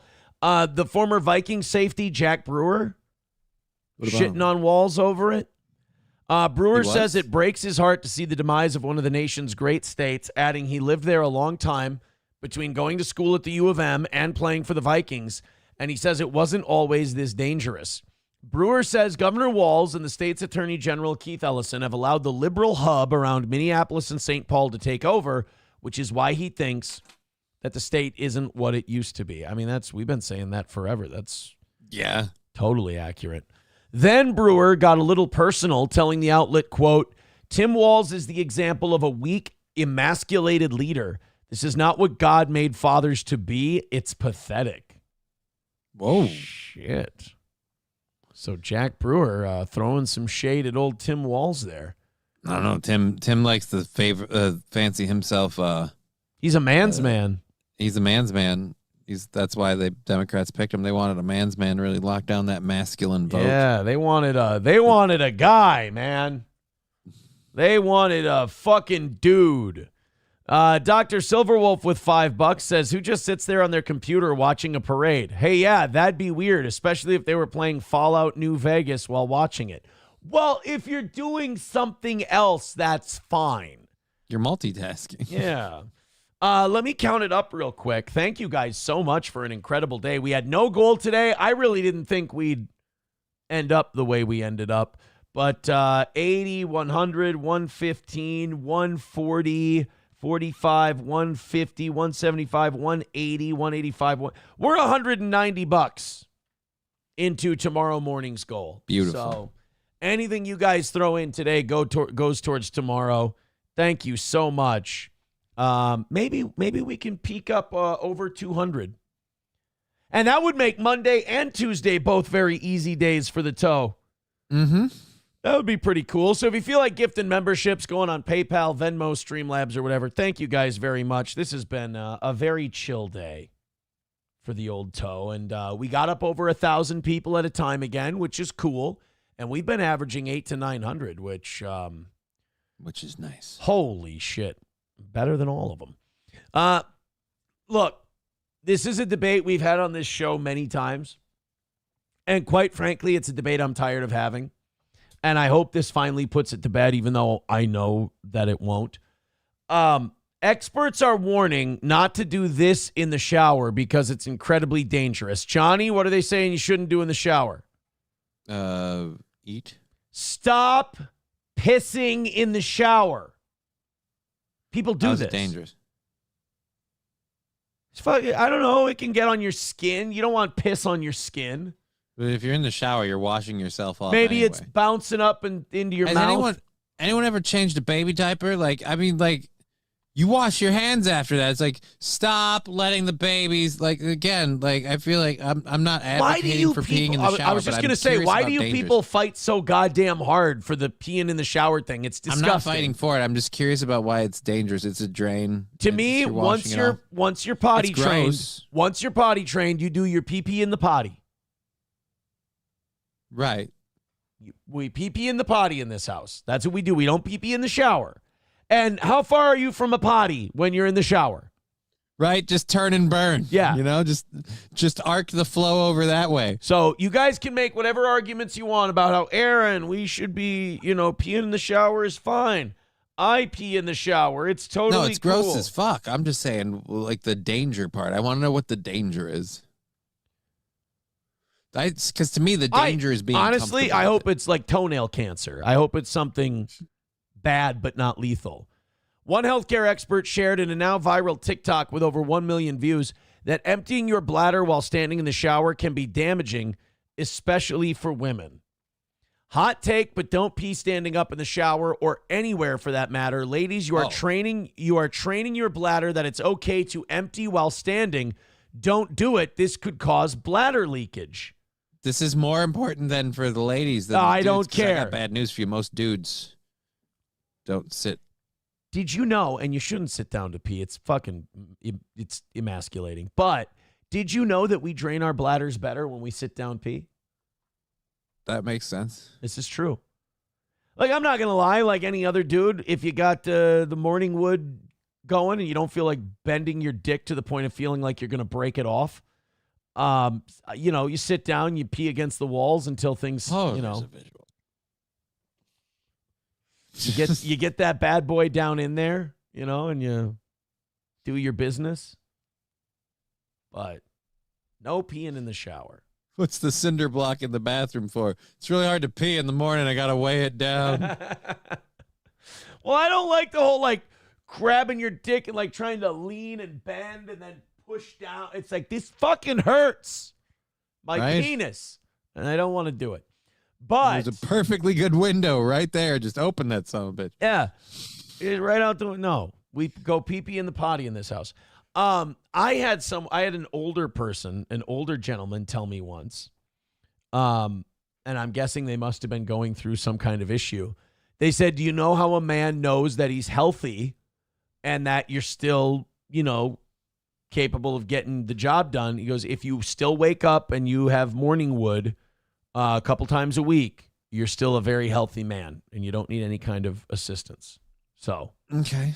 If you're waking up with a hard schwanz every once in a while, congratulations. You're all set. You're good to go.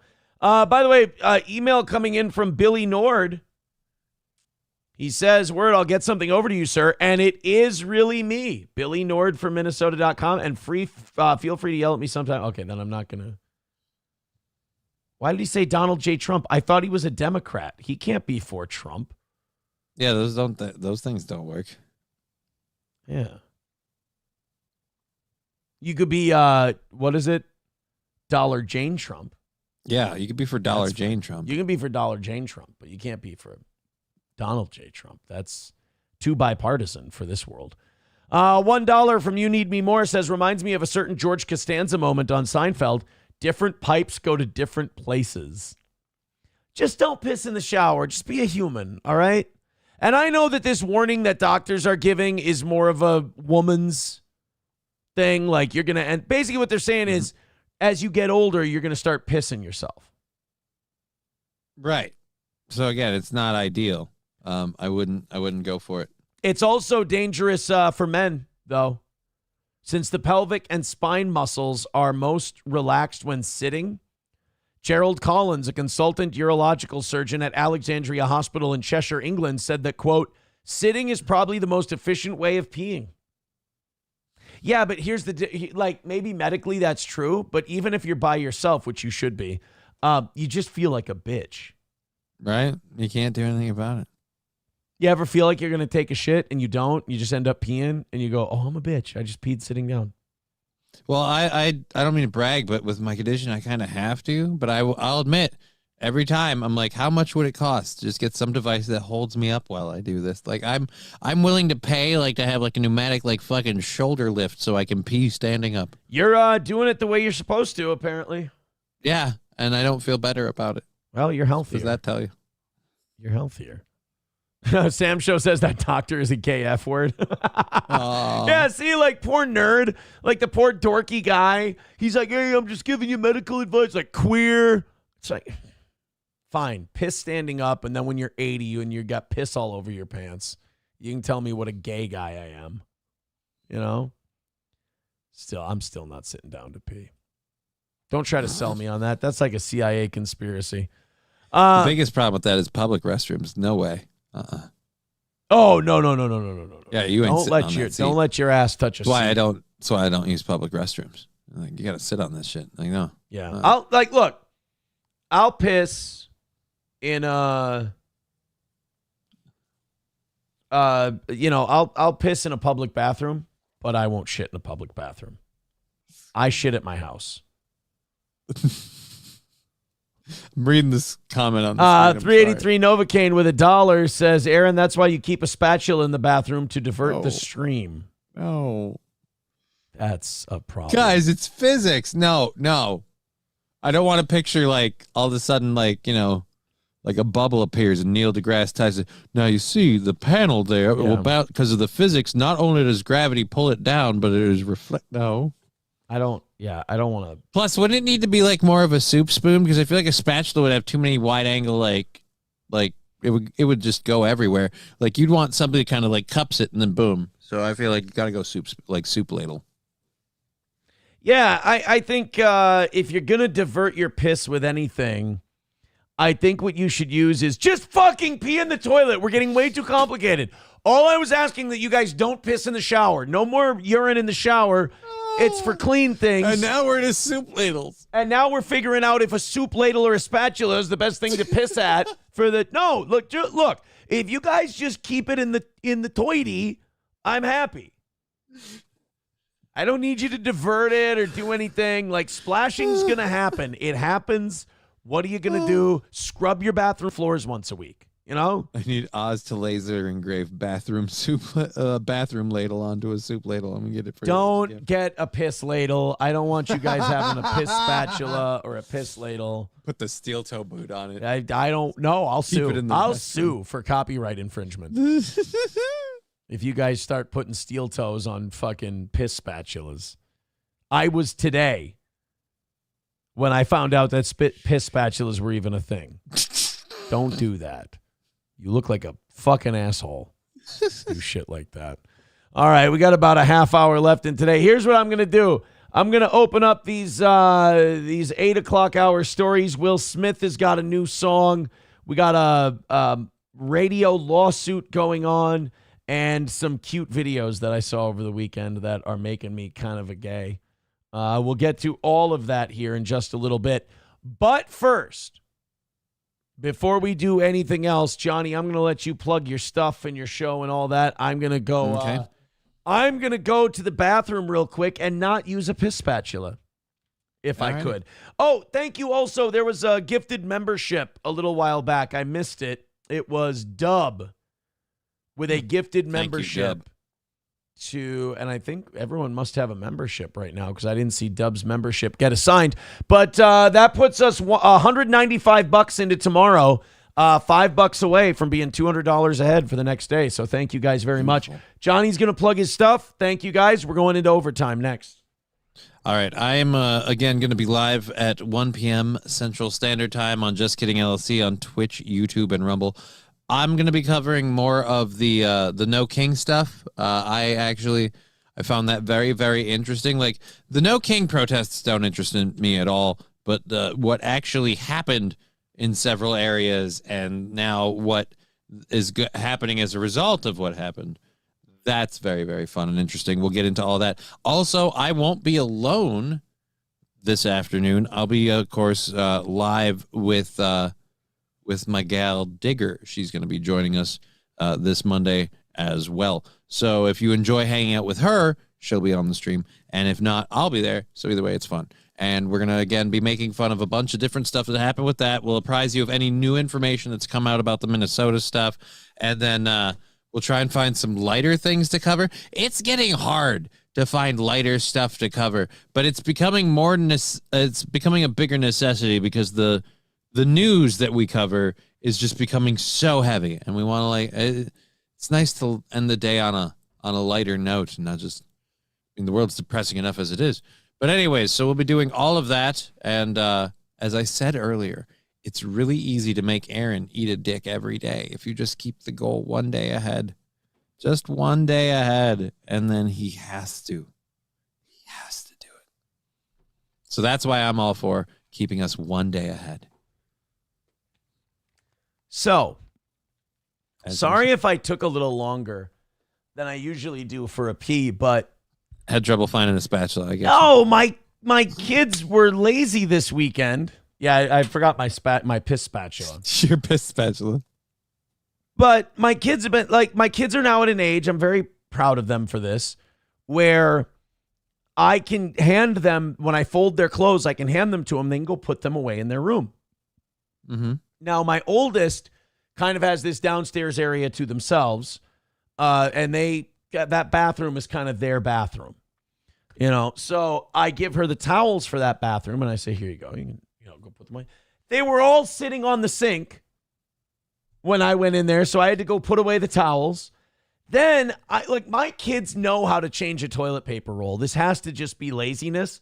They put the new roll on top of the sink. And then That's laziness. Yeah. They know how to change that, I would think. Otherwise, I need to show them, I need to teach them how to change it. But I feel like my oldest knows. And so I had to change the toilet paper roll. I had to put the towels away.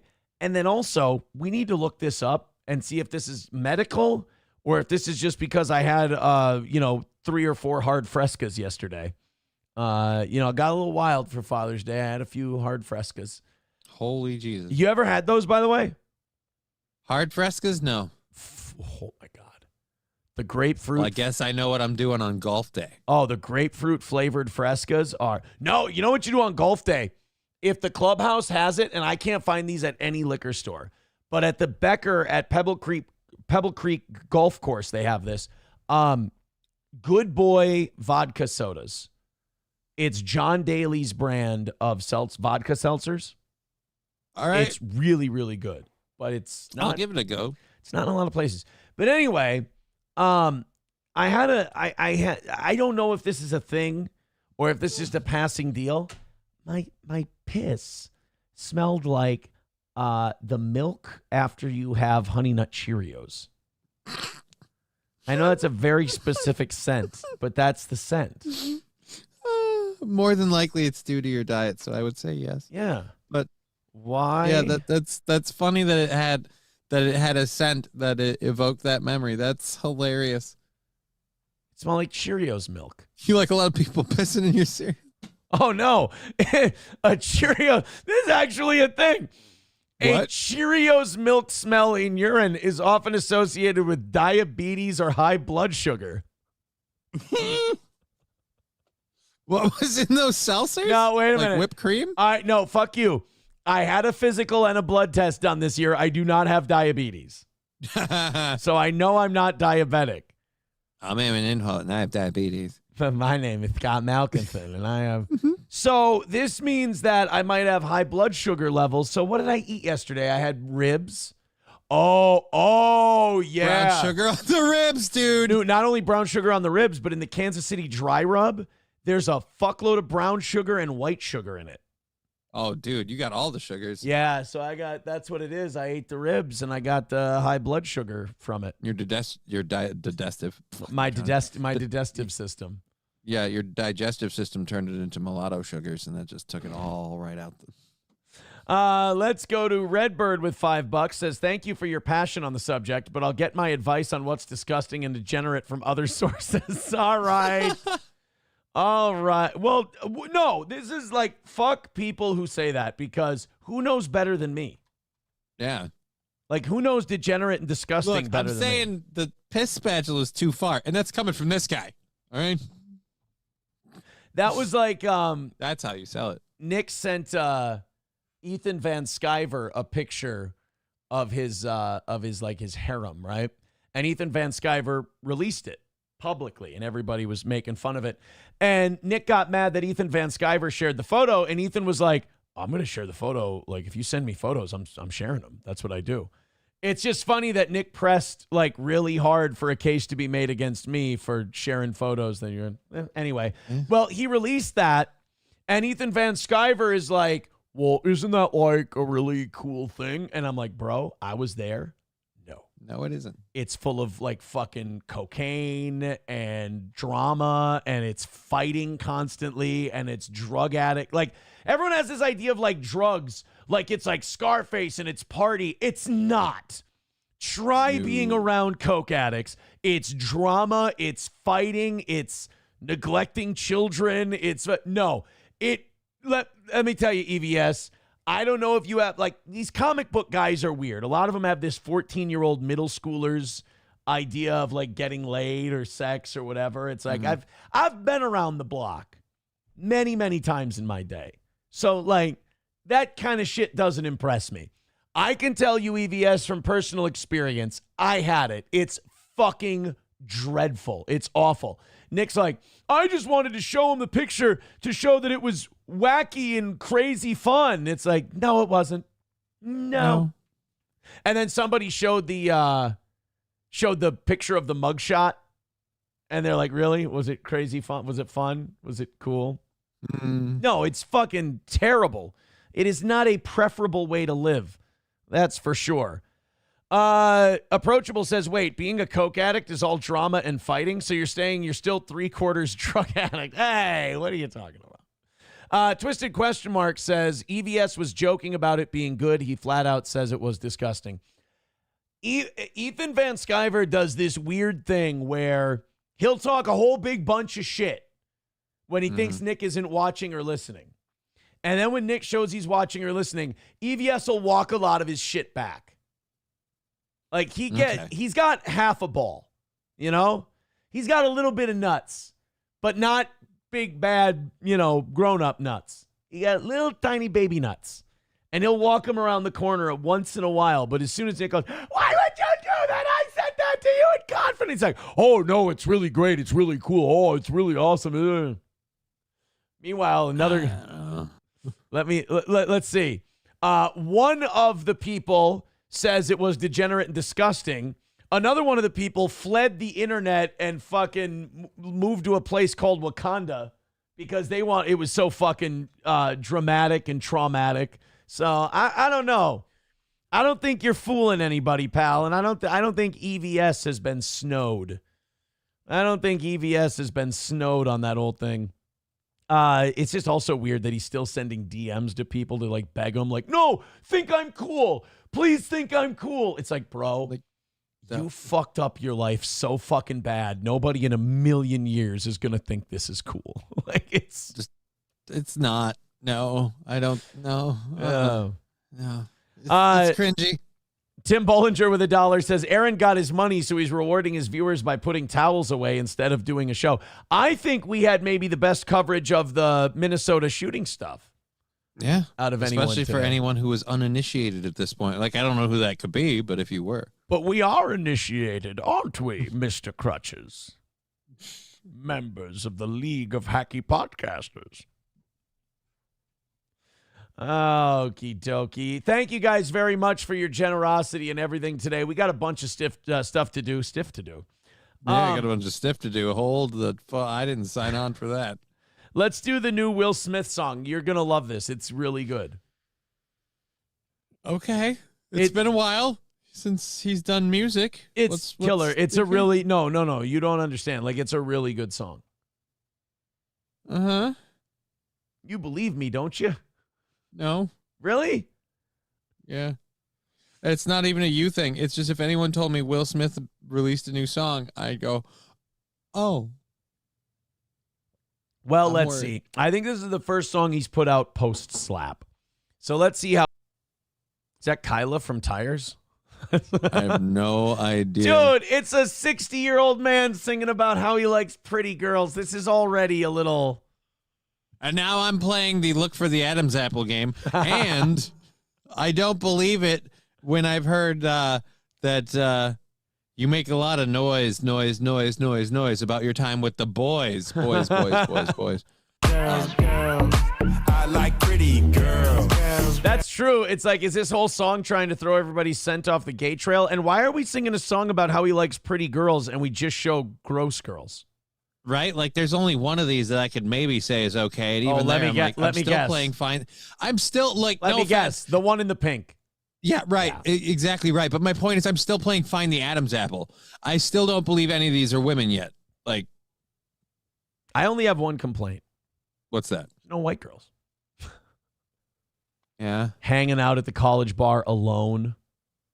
And it's just like, don't talk to the girls, dude. Just leave them alone. Terrible. I stand exactly. In fact, no, I take it back. It was worse than I thought it would be. And what? He doesn't need to do this.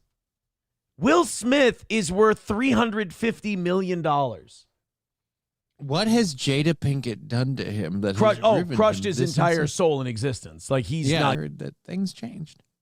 Yeah, Chevy fan says, I like tranny girls. I mean, that's kind of what, no offense, Will, but the music video you made, Church isn't that bad. Really? Eric Church isn't that bad. Well, you know what song I've been listening to? Oh, shit. A lot. Thank you for that. This whole weekend, I'm in this. I got to go to my favorite parts, though. Oh, no, that's got too far. I feel kind of cool not listening to this song because everyone's going to call me gay. But my daughter and I both like Eric Church because I brainwash my children. Mm-hmm. And which is not true because 2 out of the 3 don't give a shit about Eric Church. Right. I was like, he'll be kind of impressed. Like, how does an 11-year-old know who Tom Waits is? She goes up to Grandpa. She goes, Grandpa, I know who Tom Waits is. My dad looks at me and goes, who's Tom Waits? I'm like, bro. You know, like Uber male to get a surgery so your tongue can do longer things. I guess. But then also he was like, Frampton Comes Alive. You know? So he's a Peter Frampton guy too. Tommy James and the Shondells. So it's like a sampler. You know, he gets a little bit out of each genre. Column A, column B. They're a big country music fan too. Yeah.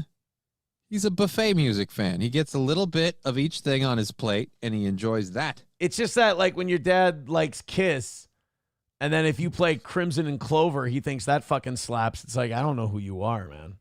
That is a little weird. But then again, I'll go from Ludacris into Eric Church. So right, like I'd like to know what the algorithms think of both of you.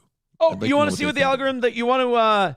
My daughter on the way to Grandma and Grandpa's Saturday said, Dad, go to your Amazon year in review for these different years. So I got 2019 to now. What year do you want to hear the playlist for? 2019 to now. I feel like now we kind of let's hear about old 2024. Let's see where it was at in 2024. All right, 2024. I got 21. My top songs 2024. Oh, dude, this isn't fair because the Post Malone album came out that year. So, Pour Me a Drink, I Had Some Help, One Margarita by Luke Bryan. I was apparently vibing to that. Then more Post Malone. Who I Am With You by Chris Young. That was interesting. That was me and somebody else's song. Not the wife. Not the wife. That was anyway. All the Pretty Girls by Kenny Chesney. One Too Many by Luke Combs. Russian Roulette by Eric Church. Cold as You by Luke Combs. Through My Ray-Bans by Eric Church. She Had Me at Heads Carolina by Cole Swindell. Knockin' Boots by Luke Bryan. Young Love and Saturday Night by Chris Young. A Bar Song by Shabuzi. Bunch of Nothing by Eric Church. You Proof by Morgan Wallen. Man Made a Bar by Morgan Wallen. Ain't No Love in Oklahoma by Luke Combs. Knee Deep in Neon by Chris Young. That's a banger. Oh, and then Rum by the Brothers Osborne because they played Firefest that year, so I needed to learn some Brothers Osborne. Old Alabama by Brad Paisley. I think the only one on that list is the Shabuzi one that I... that'll be in some of mine. Two Sparrows in a Hurricane by Tanya Tucker. That was a karaoke favorite of mine and others. Right. Oh, yeah. I got Watch Me by Lori Morgan. Sitting on Go by Brian White. Oh, and Wolf Totem by The Who and Jacoby Shaddix. All right, nope, that one's in my list. So Oh. that's just a goddamn good song. That's my playlist. Wow. Numero uno Josh Denny fan says, why do dudes in their 30s, late 30s, have an hour song with a woman they're with? Is that normal? No, there has to be a lot of drugs and immorality involved. And you have to be... Or it's a new relationship. And you have to be stunted. Like, you have to be immature emotionally. So even though you're 38, say, or 37, you have to have the emotionality of a 25-year-old, apparently. Before we go do drugs, I made you this mixtape. Carlos Cameo with $1 says the Fresh Prince syndication money is drying up, I see. Apparently, because goddamn, who has a secret on him? We already came out with the quasi, like, I'm not saying he's gay. I'm saying he likes the company of men because his wife broke him. And so, like, I don't qualify that as the same thing. And quite frankly, that information is out. So I don't know what the purpose of this is. Silverwolf with $5 says figures the dude raised in the cities is way over the top in the fakest, gayest country music. Only good thing on that list was Wolf Totem. I wouldn't say that. Shabuzi's song is actually pretty good. That was a banger. And that whole Post Malone album I thought was very, very good. It's not bad. I mean, I don't know that I have any of those songs in my list, but yeah, not bad. Understandable. $1 from Eric. He says, keep my song's name out your fucking mouth, quoting Will Smith. Well, that's good. No, wait, I Had Some Help. Wasn't Post Malone in I Had Some Help as a banger. Pour Me a Drink. Nope, that was in my list. Do you know Hide My Gun? That's a good song. Post Malone and Hardy, Hide My Gun is a fucking solid pick for a song. I have a confession to make before we end today's show. Okay. First of all, I believe you guys went $200 over for today, so I think we're starting tomorrow right around $100. Let's see, 81, 115, 140, 45, 50, 75, 80, 85, 90, 95. Yes, 200. So we're starting at 130. Beautiful. Tomorrow morning. Thank you guys very much for your generosity. Dr. Silverwolf with $2 says, I got news for you. That means you gay. Thanks, pal. I have a confession to make, and I'm going to feel a lot better if I just make this confession. So, like, I'll scroll around on, like, Twitter and Snapchat and Instagram, all this shit, you know, and sometimes I'll check out the Facebook Reels. And one Facebook, like, I clicked on one thing one time, and now I'm getting a bunch of these. It's animal adoption, like, videos. Well, like, they're so uplifting and inspiring. Well, like, you know, they like adopt bobcats and baby bears and they bring them into their house. Or like this one couple adopted they thought it was a little puppy that was lost out in the snow. Yeah. Turns out it was a fucking wolf. And the wolf ended up being like their dog. They got to keep him. That sounds awesome. Yeah, it was really awesome. It was rad. So then I started watching like little bear cubs. Then there was one with a little bobcat. And it grew up, and it was just like a friendly little bobcat that was playing with the family and all that shit. And like that's one of my new things now. If I go on Facebook Reels right now, I bet you there will be at least one animal saving video. There's a walk-in Facebook reel. The evolution of chicken. There's Rhea Ripley. There's a golf reel. Here's a guy with bear mace being walked down by a bear. CM Punk and John Cena. A tiny lake in northern Minnesota. Nope, I got no animal rescue videos on my reels. My bad. All the promises. But I just thought that I should play this because this is what I was seeing a lot over the weekend, was cute little animal videos. This is a little baby bear cub drinking coffee out of someone's cup. Just coming up, just having a little coffee. Just a geeked out bear. Yeah, that's what he needs. He needs some caffeine. Coffee. Yeah, he likes the coffee. He's a good boy. The bear is such a good boy. Dude, like that's adorable, but how do you not freak out? Like they found the bears? Oh, he turned his nose up at the cookie. What a dick. So the bears are just comfortable coming out on your backyard and you're just comfortable being around the bears? Yeah, until the day they rip his fucking head off. Yeah. Bears, I hear, are pretty nice.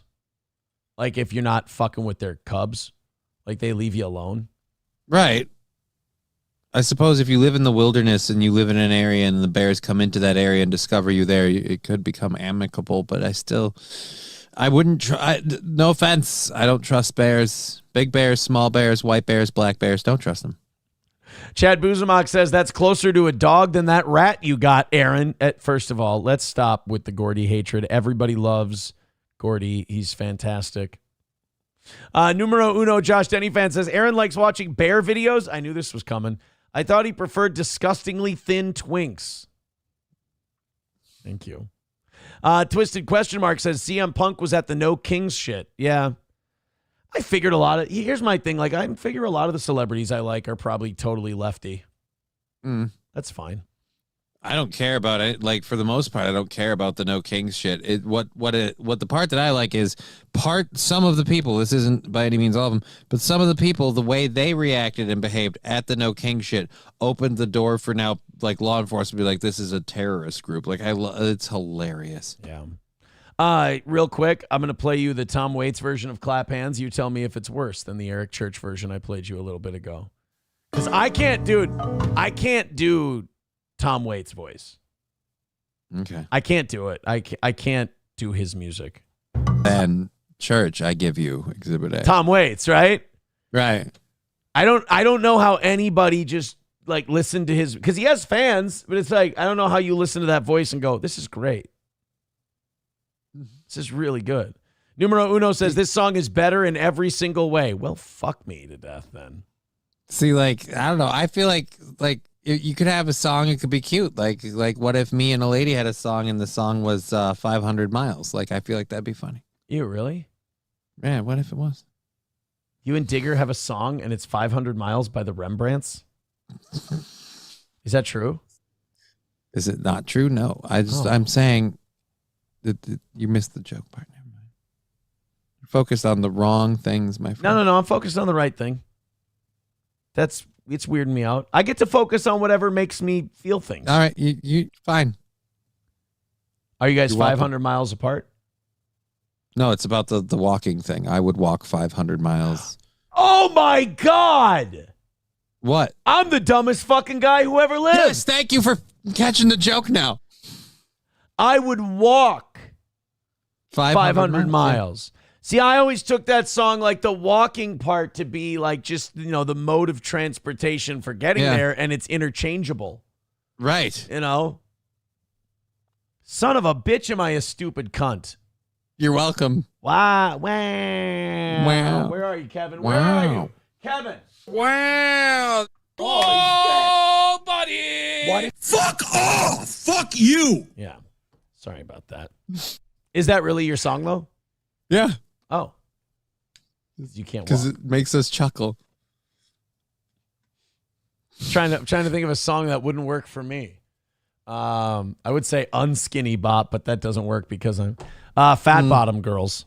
I don't know. There you go. All right, guys, we're gonna get out of here. You can tell I'm out of steam. You can tell it's 10:30. Why? Because the 10:30 is kryptonite to me. It takes all of my ability to broadcast. Thank you guys very much for being so incredible on a day where I gave you a day free of goals. You fucking knocked it out of the park. Thank you very much. So we're gonna start tomorrow way down low. It's gonna half the morning shows this week are gonna be easy peasy Japanesey. That's awesome. Thanks, guys. Novocaine with another $1. Let's play this real quick before we go. Oh, yeah, the raccoon guy. Snow-covered bench. Holy smoke. This guy feeds raccoons hot dogs. Yeah, and they go nuts. Oh, my God. Yes. Yes. Yes. I'm Yeah, now what are they going to do when he's not around? Right. Ready? When he dies, there's gonna be so many raccoons starved to death on that porch. Exactly. Let's go. Oh my God. This is crazy. This is crazy. You know, there's got to be 30 raccoons at least. Yeah, I don't know where they all come from. It's like they keep reproducing and you keep feeding them. Yeah. They all love me. No, they don't. They love the food. Yeah, run out of hot dogs and let's see what happens. They all love me so much. That's like an old guy with lots of money. There's girls around him. These girls love me. Yeah, declare bankruptcy, fuckface. All right, let's get out of here. Thank you guys so much for your contributions. We appreciate it. Johnny, you're back at 1 o'clock today. Just Kidding LLC on YouTube, Rumble, and Twitch. We're back on all of these platforms at 6 o'clock tonight. Once again, goal-free for Monday. Take it easy. Have a great rest of your day, and we will see you again very soon.